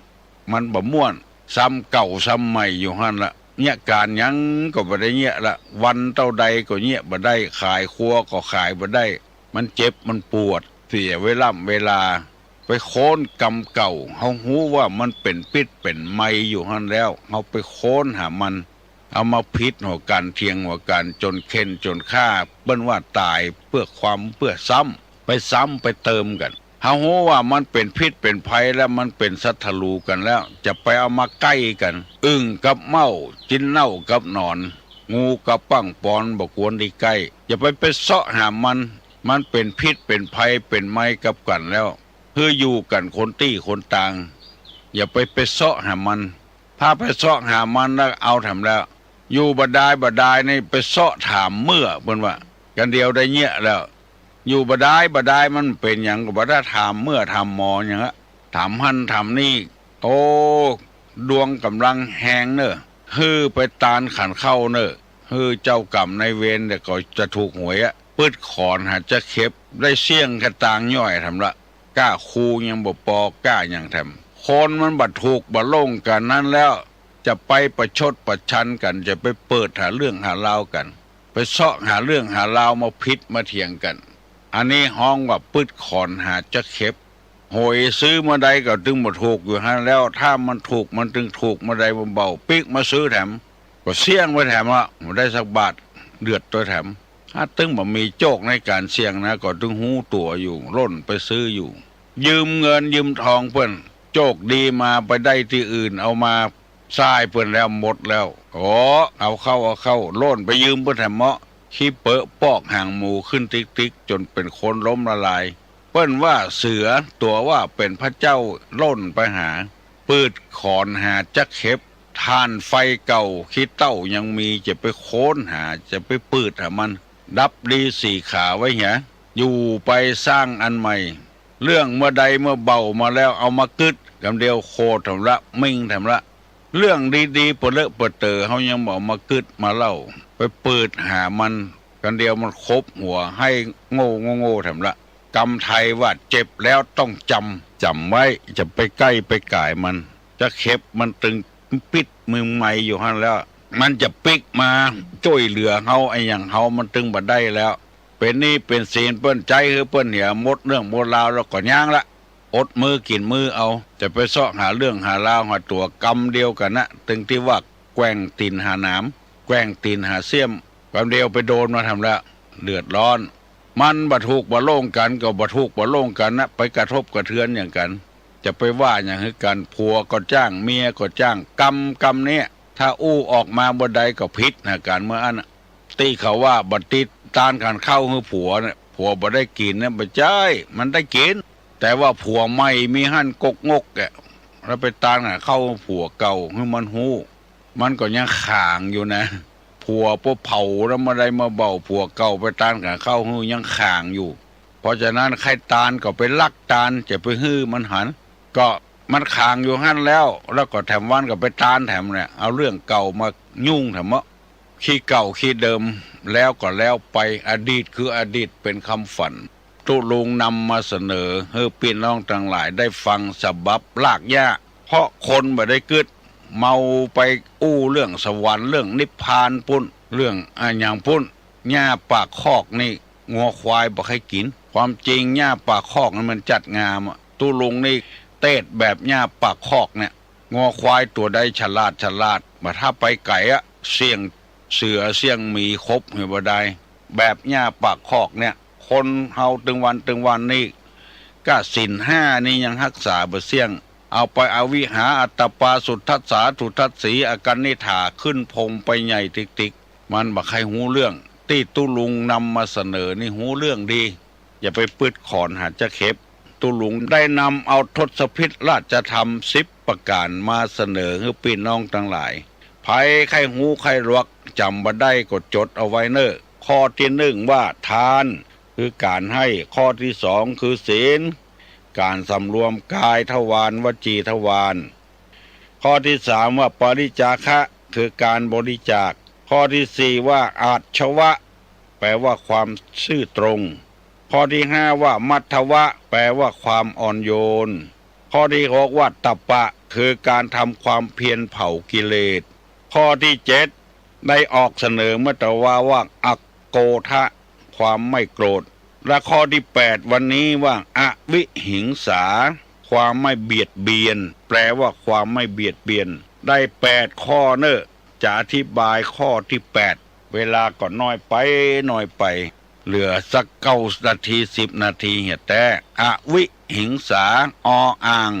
วอแหวนสระอิหอสระอิงองูหิงสอเสือสระอาอวิหิงสาความไม่เบียดเบียนพระเจ้าแผ่นดินนี่บ่เบียดเบียนไผปกครองด้วยธรรมถึงอายุถึง80 ปีเข้ามานี้แล้วครองราชย์ได้60 ปีบ่มีมะละบ่มีมนทินอย่างสักอย่างเพราะเพิ่นปกครองด้วยธรรมในสมัยโบราณนั้นยุคปกครองแบบพระเจ้าแผ่นดินปกครองประเทศทราชบ้านเมืองเปิ้นไล่ปราบปรามบ้านน้อยเมืองใหญ่เอามาเข้าในเขตปกครองของตัวบอกว่าชาติใดเชื้อใดเอาอยู่ในความปกครองของตัวเองปกครองแบบสมบูรณาญาสิทธิราชได้เขตได้อาณาจักรนักเท่าใดดีเท่าอันเอามาเป็นข้าทาสบริบาลของตัวเองดังที่เฮาจะหันว่าเจ้าฟ้ามหากษัตริย์ตะก่อนไปไล่ขึ้นไปเพียทางเหนือปุ่นไปได้เจ้าเมืองวะเมืองลุลวงเมืองยองเอามาบ้านเฮาเมืองเลนเมืองศาสตร์เอามาบ้านเฮาเอามาเป็นทาสบริวารพระเจ้าแผ่นดินเฮานี่ไปบ่ไปเบียดเบียนอย่างนั้นไล่ฆ่าคนผู้คนทั้งหลายแล้วก็เอามาต้อนมาเป็นข้าศึกเอามาอยู่ในอาณาจักรไทยก็เลยเป็นเหตุให้ลูกหลานถึงวันนี้เกิดเดือดร้อนกันยุ่งกันเหมือนเอาไข่เป็ดให้ไก่ฟักแม่มันอยู่ที่หนึ่งลูกมันอยู่ที่หนึ่งลองพอเถอะเอาไข่เป็ดให้ไก่ฟักห้องกุกอย่างใดก็มันดึงมาคืนมาเพราะว่ามันบ่ใจไข่ของตัวเองไปไข่ของคนอื่นแล้วเอามาฟักแม่มันอยู่บนบกปุ่นลูกมันลอยน้ำปุ่นเป็นอย่างเอี้ยตลอดเวลาบอกว่าเช่นใดจัดใดปราบปรามถึงบ่ลงแต่คนทางเหนือเฮานี่มันได้รับอิทธิพลจากพระพุทธศาสนาใจอ่อนแต่ก่อนนี้เฮาปกครองของเฮา อย่างสบายเพิ่นมาไล่มาปราบมาปรามมาเป็นอาณาจักรเฮาก็เลยว่าอาณาจักรล้านนากินก็บ่เหมือนกันอู้ก็เหมือนกันเฮาว่าดอยเพิ่นว่าภูเขาเพิ่นว่าสะเดาเฮาว่าสะเหลียมเพิ่นว่ากระเทียมเฮาว่าหอมขาวเพิ่นว่ากะเพราเฮาว่าบักกอมก้อเนี่ยมะละกอเป็นบักกล้วยเต้ผักกระเฉดก็ผักหนองฟักทองก็ฟักแก้วเขี้ยวแปลว่าฟันขันแปลว่าสลุงกระบุงแปลว่าขี้เปียดหน้าเกียรติก็ว่าหน้าจังตั้งก็ว่ายองมองก็ว่าพ่อรูปรอก็คือรูปงามตามไปวัดตยขโมยเป็นโจรตะโกนเป็นห้องไอ้น้องคือเด็กเล็กคือน้อยคอยคือท่าฝากหน้าก็ฝากโน้นโดนตีก็โดนบุบยุบก็ว่าจับมิดยับก็ว่าตะไคร้อะไรก็ว่าอันหยังถังไปว่าน้ำคุอู้ก็ว่าคุยมุยก็ว่าขวานนานก็ว่าเมินเกินก็ว่าล้ำก็คืออร่อยอีกหน่อยแปลว่าน้อยเดียวเกือบแผวก็เกือบถึงสึงตึงแปลคนเดียวแปลคนเดียวมันเถอะเนี่ยมันเหมือนกันเอาไก่เป็ดมาคือไข่ฟักทำนองเนี้ยแต่พระเจ้าแผ่นดินของเฮานี่มีความเพียรแล้วก็มาอาวิหิงสาบ่เบียดเบียนไผมีฮื้อกับฮื้ออยู่ตลอดเวลากษัตริย์ต่างๆที่ผ่านมานั้นอายุเปิ้นบ่ยืนต่อใดแล้วก็การครองราชย์ก็บ่ยืนต่อใดเพราะเปิ้นไปไล่ปราบปรามบ้านน้อยเมืองใหญ่อย่างแต่ก่อนเนี่ยจนพระเจ้าแผ่นดินได้ตายคำคอจ้างก็มีบ่ถึงเวลาที่จะต้องสวรรคตเพราะว่าไปไล่เอาประเทศสลาดบ้านน้อยเมืองใหญ่เข้ามาอยู่ในตัวเอาไก่ไข่เป็ดคือไก่ฟักมันก็ต้องอย่างอั้นตลอดเวลาเพราะมันบ่ใช่แม่ของมันแม่มันลงน้ำมาได้อยู่บนก็กุกกุกกุกกุกกุกพระเจ้าแผ่นดินเปิ้นบ่เบียดเบียนไผถือพุทธภาษิตที่ว่าอภยาปชังสุขังโลเกการไม่เบียดเบียนเป็นข้าศึกในโลกการสุขังโลเกการไม่เบียดเบียนเป็นความสุขในโลกอยู่ป้อไผ่ป้อมันบ่เบียดเบียนไผบ่โลภบ่อำของไผบ่โลภคันนาบ่กาตาฟังไผกินของไผของมันเนี่ยของไผของมันเรียกว่าพอใจอยู่สันโดษกับประเทศเฮานี่พัฒนายังบ่กุ้มอยู่แล้วแต่พระองค์เฮาของเฮาเนี่ยบ่เบียดเบียนไผมีแต่ฮื้อกับฮื้อปะที่ไหนอินดูสงเคราะห์ช่วยเหลือคนทุกข์คนยากคนมั่งมีสีสุขก็ช่วยเหลือจะเลียเกี่ยกายกันลุ่มดอนมันจึงเป็นธรรมชาติพอดอยกะทะเลกะมันคนละเรื่องดอยก็สูงทะเลก็ต่ำคนเฮาก็มีสุขทุกแต่พระองค์บ่ได้ช่วยเหลือคนสบายไปช่วยเหลือคนที่มีความทุกข์ปุ้นอันเนี้ยบ่เบียดเบียนไผการเบียดเบียนกันนี่มันเดือดร้อนตุลุงได้นำมาเล่าว่าคนเอาอยู่ด้วยกันถึงวันเนี่ยเหมือนจิกกุ่งอยู่ในห้อยลองไปถามจิกกุ่งกูตัวเนี่ยที่เขาขุดได้เอาห้อยขอไปที่ไหนพุ่นเตาไฟพุ่นกูตัวก็มาเป็นน้ำพริกก็ทอดจุบแป้งทอดเข้าปากมนุษย์มดคนเฮานี่ไปที่ไหนอนาคตไปหน้าก็ไปหั่นหมดไปเหี้ยวพุ่นหมดในวิถีพูดนี่ใจเผาเอาเพราะว่ามันบ่เปลืองตี้เนี่ยไปฝังหั่นฝังนี่มันเปลืองตี้ต้องซื้อตี้ซื้อตังคนมันนักขึ้นนะวิถีของพุทธศาสนานี่เผาเอาวิถีของพราหมณ์ในประเทศอินเดียที่แม่น้ำคงคาถึงวันในเผาได้3,000 กว่าปีมาแล้วไฟมันถึงมาดับสักเตื้อเผาถึงวันเมื่อค่ำเมื่อคืนก็เผาเมื่อวันก็เผาคนเฮาก็อันน่ะไปหาไปเหี้ยวเหมือนกันกูคนเฮาอยู่ด้วยกันถึงวันอยู่ม่วนบ่ดีกะไปจุจี้กันว่าคือกันมันถึงไปเหี้ยวกูคนน่ะเหมือนจิกกุ่งอยู่ในห้อยน่ะจิกกุ่งอยู่ในห้อยไปพอเด้อมันจะไปเตาไฟเหมือนกันกูตัวจิกกุ่งบางตัวนี่ตึงไปอยู่ดีลงอยู่ในห้อยหั่นล่ะไปที่ไหนตึงมาได้ดีดกันหั่นน่ะแพบเรือขาเดียวขาหนึ่งร่อนไปแล้วก็ดีดกันอยู่โอ้ยไปเนี่ยอย่างอันอย่างลำเหลือไปข้ามขาลาวีกันนี่ยัง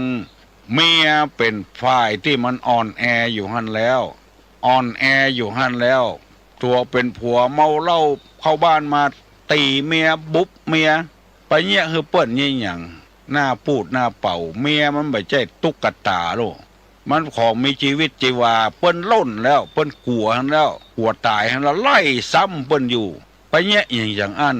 ลองกึดใจพอเตอะตาเปิ้นตาตัวเฮาเปิ้นก็กลัวตายตู้ลุงเคยทดลองมาหมาในวัดนี่จ้างเอามือบีบหูดังมันแง่งเขาใส่กองมันแง่งเขาใส่เฮาก็โคตรมันแล้วก็มีหมาตุ๊กตาตัวหนึ่งที่เขาซื้อมาถวายวันเกิดเป็นตัวเปิ้งบีบจะได้มันก็บ่แง่งเฮามาเกิดใจเอาละตั้งหั่นมาก็เฮาก็เลยบ่บีบหูดังหมามันเจ็บลูกมันก็แง่งเขาใส่แล้วเอาไปโคตรมันแถมแล้วเฮาบีบหูดังตัวเก่าเฮาก้อยกะมันเจ็บลูกมาตุ๊กตานี่มันบ่เจ็บลูกบีบจะได้ก็จ้างมือจนพอแป๊บมันก็บ่ฮ้องมันมามีจิตมันมีใจลูกคนเฮาอยู่ด้วยกันถึงวันเนี่ยไปเบียดไปบังกันกล้าขายอันหยังกอบแข่งกันหยังกันกลัวกันได้ล้ำได้เหลือสะปะสะปืนเป็นอกุศลเป็นกิเลสเนอะทำให้บ่ม่วนอกบ่ม่วนใจสตางยังมีหั่นอยู่แล้วมาโคตรด้วยคนแถมเอานั้นจ้องใส่กันนี่จ้องใส่กันโยนหั่นโยนนี่จะไปเงี้ยน่ะเจื้อตุลุงเตอะอยู่ปอไผ่ปอมันเตอะจะไปเบียดเบียนกันมันเหมือนกันกูคนเฮาตึกเตอะยังจะจิกกุ่งอยู่ในห้อยน่ะตุลุงนำมาเสนอนะเสนอให้พิจารณาตาเปิ้นตาตัวน่ะตาตัวพ่องเป็นจะได้ตาเปิ้นพ่องเป็นจะได้มันแบบเหมือนกันคนเฮานี่ตึงสองกรรมเนี่ยเปิดขอนหัดจะเข็บกับมันเนี่ยเบียดเบียนที่พระพุทธเจ้าเปิ้นทำพระเจ้าแผ่นดินเปิ้นทำมาเนี่ยอวิหิงสาไม่เบียดเบียนใครอยู่ปอไผ่ปอมันนั่นเตอะขวดน้อยก็ใส่น้ำได้น้อยขวดใหญ่ก็ใส่น้ำได้นักมันตึงอยู่อย่างสบายลองเชื่อเถอะลองอยู่อย่างสบายบ่กึดเบียดเบียนไผ่บ่กึดจังไผ่ปอไผ่ปอมันนั่นน่ะมันเข้าก็ไปหาไปเหี้ยวกันหมดอ่ะคนตุกก็จ้างคนรวยก็จ้างเจ้าฟ้ามหากษัตริย์คนบ้านนอกคนในเวียงเหมือนกันหมดอยู่อย่างสบายวันนี้ก็แล้วไปละบ่ต้องเสาะหากรรมหาเวรเขาใส่ตัวบ่เบียดเบียนไผมันเหมือนกันกูคนน่ะมีหมาตัวหนึ่งอยู่บ่ได้แต่นั่งพอตะวันนั่งพอเดือนออกมาเจ้าเมื่อคืนเฮ้กูเป็นหมานี่บึดหมอหนึ่งเตะหมอหนึ่งทีบเนี่ยอย่างบดีก็จัดหมาเจื้อหมาเอาไปเตะหมาขี้ค้านอย่างหมาลวกอย่างหมาอันใดบดีเอาไปเปรียบหมาหมดไปนั่งพอเดือนแต่ว่าหนังสือพิมพ์ลงโอ้เป็นดีอินดูหมามันตึกหมาท่านแล้วเตี้ยวก็มีเสื้อก็มีบ้านจองของตี้ก็บ่มียังซักอย่างเอาน้ำฮ้อนไปลวกเปิ้นแถมโอ้ยอย่างจากอันน้ำเหลืออย่าไปเบียดเบียนสัตว์มันตึกหมาอยู่หั่นแล้วมันถือบ่งอกงามไพบุญอย่างแล้วจะพ่ำเฮียนเป็นเจ้าเป็นนายยังบ่พอเอาน้ำไปหดน้ำฮ้อนไปหดเปิ้นไปหงยาก็บ่ได้อย่างก็บ่ได้เว้ยคนเฮาอย่างจากอันไปเนี่ยอย่างจากอันย่างเฮเตอพี่น้องเฮยมีหมาตัวหนึ่งนั่งพอเดือนมันว่าเป็นเดือนนี่สบายเย็นก็เย็นค่ำมาก็เอาฮื้อคนพ่อคนกอยคนก็ยกย่องว่าหน้าผิวเหมือนผิวพระจันทร์อันใดดีๆก็ไปเปรียบเทียบเดือนประตกประเสียงแม่พระจันทร์เต็มดวงแม่พระจันทร์อย่างอันนะจันฉายกาจันจิลากาเฮาใครเป็นเดือนดีกว่าฮะเป็นหมานี่ตุกอยู่บ่ได้น้ำฮ้อนมาหดมันเซาะกะกินด้านน่ะมันบ่มีมันก็บ่กินมีมันก็กินแล้วมันบ่เอาไปใส่ถุงเตี้ยวถุงเสื้ออย่างคนเฮานี่ใครเป็นเดือนฮะเป็นเดือนแรงอธิษฐานบุญบารมีมันเก่ามันมีเลยเกือบได้ไปเป็นเดือนแต่โอ้เป็นเดือนดูตั้งพอดูตั้งกอยคนก็ซ่องสาธุการดีใบดีบอดบางวันไข้ซ่องพออันหยังบ่หันแล้วก้อนเมฆมาบังโอ้เป็นเดือนยังสู้ก้อนเมฆบ่ได้เรื่องอธิษฐานมาเป็นก้อนเมฆพอได้เป็นก้อนเมฆแล้วโอ้รู้ตั้งปิดเดือนนะกะบางทีจะปิดเดือนบ่ฮือพออย่างลมมาปัดแต่หมอก้อนเมฆยังสู้ลมบ่ได้เตื้อเอาตีกันตึ้งตั้งฟ้าห้องฟ้าผ่าสู้ลมบ่ได้มาเป็นลมลมปัดไอ้ยังลุหลังมดลมใต้ฝุ่นลมไอ้ยังตีปัดตั้งใต้ฝุ่นปัดจอมปวกบ่ลงขอมาเป็นจอมปวกแล้วจะบ่ฮื้อลมปัดมาเป็นจอมปวกวันดีคืนดีควายเอาก้นมาถูโอ้ไป เป็นจอมปลวกยังสู้ควายบ่ได้เมื่อเป็นควายแถมเป็นคอควายก็ดูตั้งสีจอมปลวกบางวันจะสีบ่ได้เพราะว่าเชือกมัดไว้มาขอเป็นเชือกแถมพอได้เป็นเชือกดูตั้งมัดควายโอ้สู้หนูบ่ได้แถมเพราะหนูมาคบเป็นก้อมเป็นแก้มเชือกข้าวเส้นบะเละบะเล่นก็ยังคบมาเป็นหนูพอได้เป็นหนูแล้วดูตั้งคบเชือกโอ้แมวหันที่ไหนไล่กินที่หั่นสู้แมวบ่ได้มาเป็นแมวดูตั้งกินหนูลงคันกระล่างบ่ได้แถมหมาไล่คบเป๊กไปเป๊กมาขอเป็นหมาอย่างเก่าขอเตอะพี่เหยน้องเหยเจือดพระธรรมกรรมสั่งสอนเตอะจะไปเบียดเบียนไผหากินของไปของมันจะไปว่าอย่างหื้อไผ่จะไปจู้ไปจี้ไผ่อยู่อย่างมีความสุขคนใดมาขอความอนุเคราะห์ก็ช่วยเหลือเฮียมาขอก็แล้วไปจะไปแกว่งตินหาหนามจะไปเปิดเสื้อเปิดขอนหาจะเข็บพระเจ้าแผ่นดินเปิ้นประกอบไปด้วยอวิหิงสาไม่เบียดเบียนกันข้อนี้ตุลุงจะนำมาเล่าแถมวันพุกเนอะอวิหิงสานี่นะยังมีนิทานเจี้ยม่วนอันเนี้ยที่เขาว่าตุลุงอู้ม่วนเตะทำม่วนฟังแล้วมันสบายใจเพราะว่าเขาเอากรรมที่อยู่ด้วยกันม่วนเนี่ยไม่ใช่ว่าทำลายอย่างเดียวหรอกทำลายอย่างเดียวว่าคืออย่างเดียวตุลุงจะย่างก่อนเนอะขอให้มีความสุขความสบายอยู่ในศีลกินในธรรมไปใจเนอะมีหลายคนมาบอกว่าตั้งแต่ได้ยินตุลุงมาตักมาเตือนสติเนี่ยดีขึ้นมาจากนักก็ขอให้ดีๆต่อไปเนอะให้เข้าอกเข้าใจจะไปคิดในทางอกุศลมาแจ้งมาด่ามาว่าคนนั้นคนนี้มันจะเข้าป่าเข้าหญ้าไปติ๊กอยู่ดีมีสุขยมมันขอนยืนเนอยกมือไหวเนอปั่นปอนนะสัพปิติโยวิวัจจันตุสัพพะโรโกวินาศตุมาเตภวะตวนตะลาโยสุขีติคายุโกภวะอภิวาทานาสีริสนิจังบุทาปจายโนจัตตาโลธรรมาวัฏันติอายุวันโนสุขังปลัง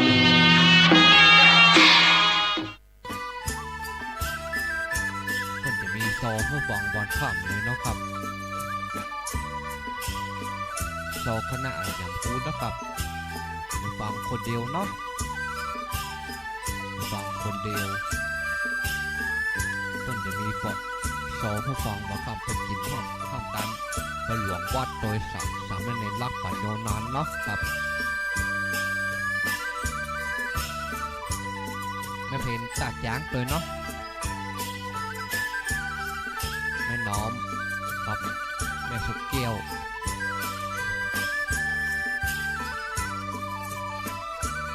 ตอนเดียวแม่เพชรได้ฟังเทปเก่านะครับ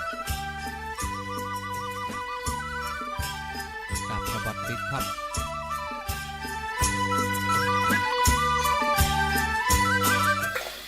กินของฮ้อนใจจ้อนกลางล้างมือบ่อยๆช่วยป้องกันโรคลุท้องอาหารที่มีกะทินมและไข่เป็นส่วนประกอบบ่ควรทำไว้ล่วงหน้าเกิน4ชั่วโมงเพราะเชื้อแบคทีเรียหรือไวรัสอาจปนเปื้อนอยู่กับอาหารทำให้บูดเสียได้ง่ายกินเสร็จก็เก็บใส่ตู้เย็นที่สำคัญห้ามกินอาหารสุกๆดิบๆหรือมีกลิ่นมีฟองเพราะเชื้อที่ปนเปื้อนจะแยกให้เมาหัวมีไข้เจ็บท้องและถ่ายอุจจาระออกมาเป็นน้ำบางรายอาจรุนแรงถึงขั้นติดเชื้อในกระแสเลือดส่งผลกระทบต่อระบบประสาทเกิดอาการจักเป็นลมหรือรุนแรงถึงขั้นเสียชีวิตโดยเฉพาะละอ่อนและผู้สูงอายุหากเกิดอาการดังกล่าวให้ดื่มน้ำเกลือแร่ทันทีกินอาหารที่ย่อยง่ายและหากรุนแรงถึงขั้น5ถ่ายออกมาเป็นมูกเลือดมีไข้ให้ฟังป้าไปหาหมอทันทีหรือโทรสอบถามได้ที่กลุ่มสื่อสารความเสี่ยงและพัฒนาพฤติกรรมสุขภาพสำนักงานป้องกันควบคุมโรคที่1เจียงใหม่053-140-774-6หรือสายด่วน1422อากาศก็ร้อนคนก็เผา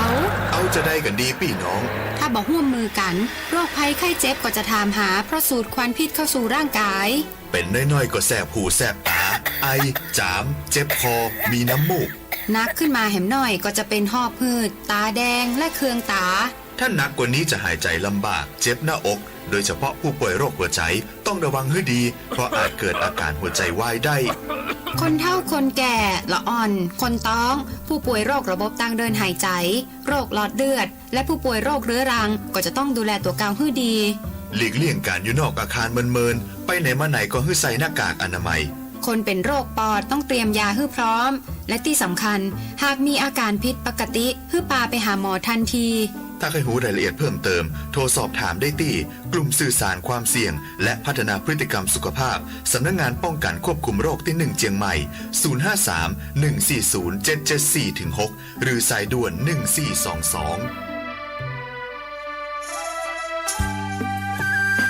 ดาวประชาและเครือข่ายวันนี้ก็เสนอสาระธรรมะดีกว่าเนาะเสนอสาระธรรมะจากองค์สมเด็จพระสัมมาสัมพุทธเจ้าเปิดได้เทศนาว่าบุคคลหาได้ยากบุคคลหาได้ยากก็คือผู้มีอุปการะก่อนเช่นพ่อแม่ครูบาอาจารย์ถ้าพ่อแม่เฮาบ่มีพ่อบ่มีแม่เฮาก็บ่ได้มาเกิดเนี่ยศรัทธาญาติโยมคนเฮานี้ผู้มีอุปการะเป็นครูคนแรกก็คือพ่อแม่ของเฮาที่ได้สั่งได้สอนลูกได้สั่งได้สอนในการหัดอู้หัดยาหัดยาเข้ามาก็เป็นหน้าที่ของพ่อแม่เป็นคนเริ่มสอนเริ่มเพื่อฮ้องพ่อฮ้องแม่ครูต่อไปก็ครูสอนสอนวิชาต่างๆหนังสือหนังแหก็ดีบางคนบ่ได้ห้ามได้เรียนบางคนสมัยแต่ก่อนเนาะบางคนบ่ได้ห้ามได้เรียนหนังสือก็เรียนศิลปะวิชาจากครูมันจึงมีหรอมันจึงมีบางคนก็ขอเรียนวิชาอาคมจากครูบาอาจารย์บางคนก็เอาครูกระท่องคาถาเนี่ยเพราะว่าเป็นผู้ที่หาได้เนี่ยครูบาอาจารย์ก็สอนไปแต่สมัยเรียน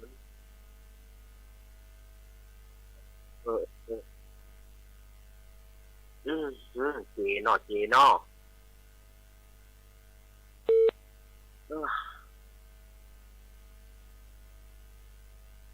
ศรัทธาญาติโยมต่างหลายก็อย่างที่เขาหูกันนั่นแหละครูบาอาจารย์บอกว่าพ่อแม่บอกว่าครูบาอาจารย์เนี่ยก็เป็นผู้อุปการะผู้มีอุปการะคุณต่อศรัทธาญาติโยมต่อคนเฮาต่างหลายเรียนอยู่กับวัดกับวาสมัยก่อนนี่ถ้าภัยจะโดยเฉพาะอย่างยิ่งละอ่อนพ่อใจนี้จะมีโอกาสที่จะเรียนได้นักเพราะว่าละอ่อนพ่อใจนี่ลบเข้าวัดได้ละอ่อนไม่ยิงส่วนมากก็จะอยู่กับพ่อกับแม่บ่ค่อยได้ห้ามได้เรียนในสมัยก่อนนี่บ่ได้เรียนเลยเพราะว่าการศึกษาการโรงเรียนเนี่ยมันบ่มีเหมือนกันแต่ว่าเปิ้นบ่ให้บังคับกันบ่ได้บังคับกับจับด้วยการเรียนหนังสือหนังหาสมัยบัดเดียวนี่ก็ต้องเรียนนะสมัยบัดเดียวมันเป็นภาคบังคับอย่างเก่ง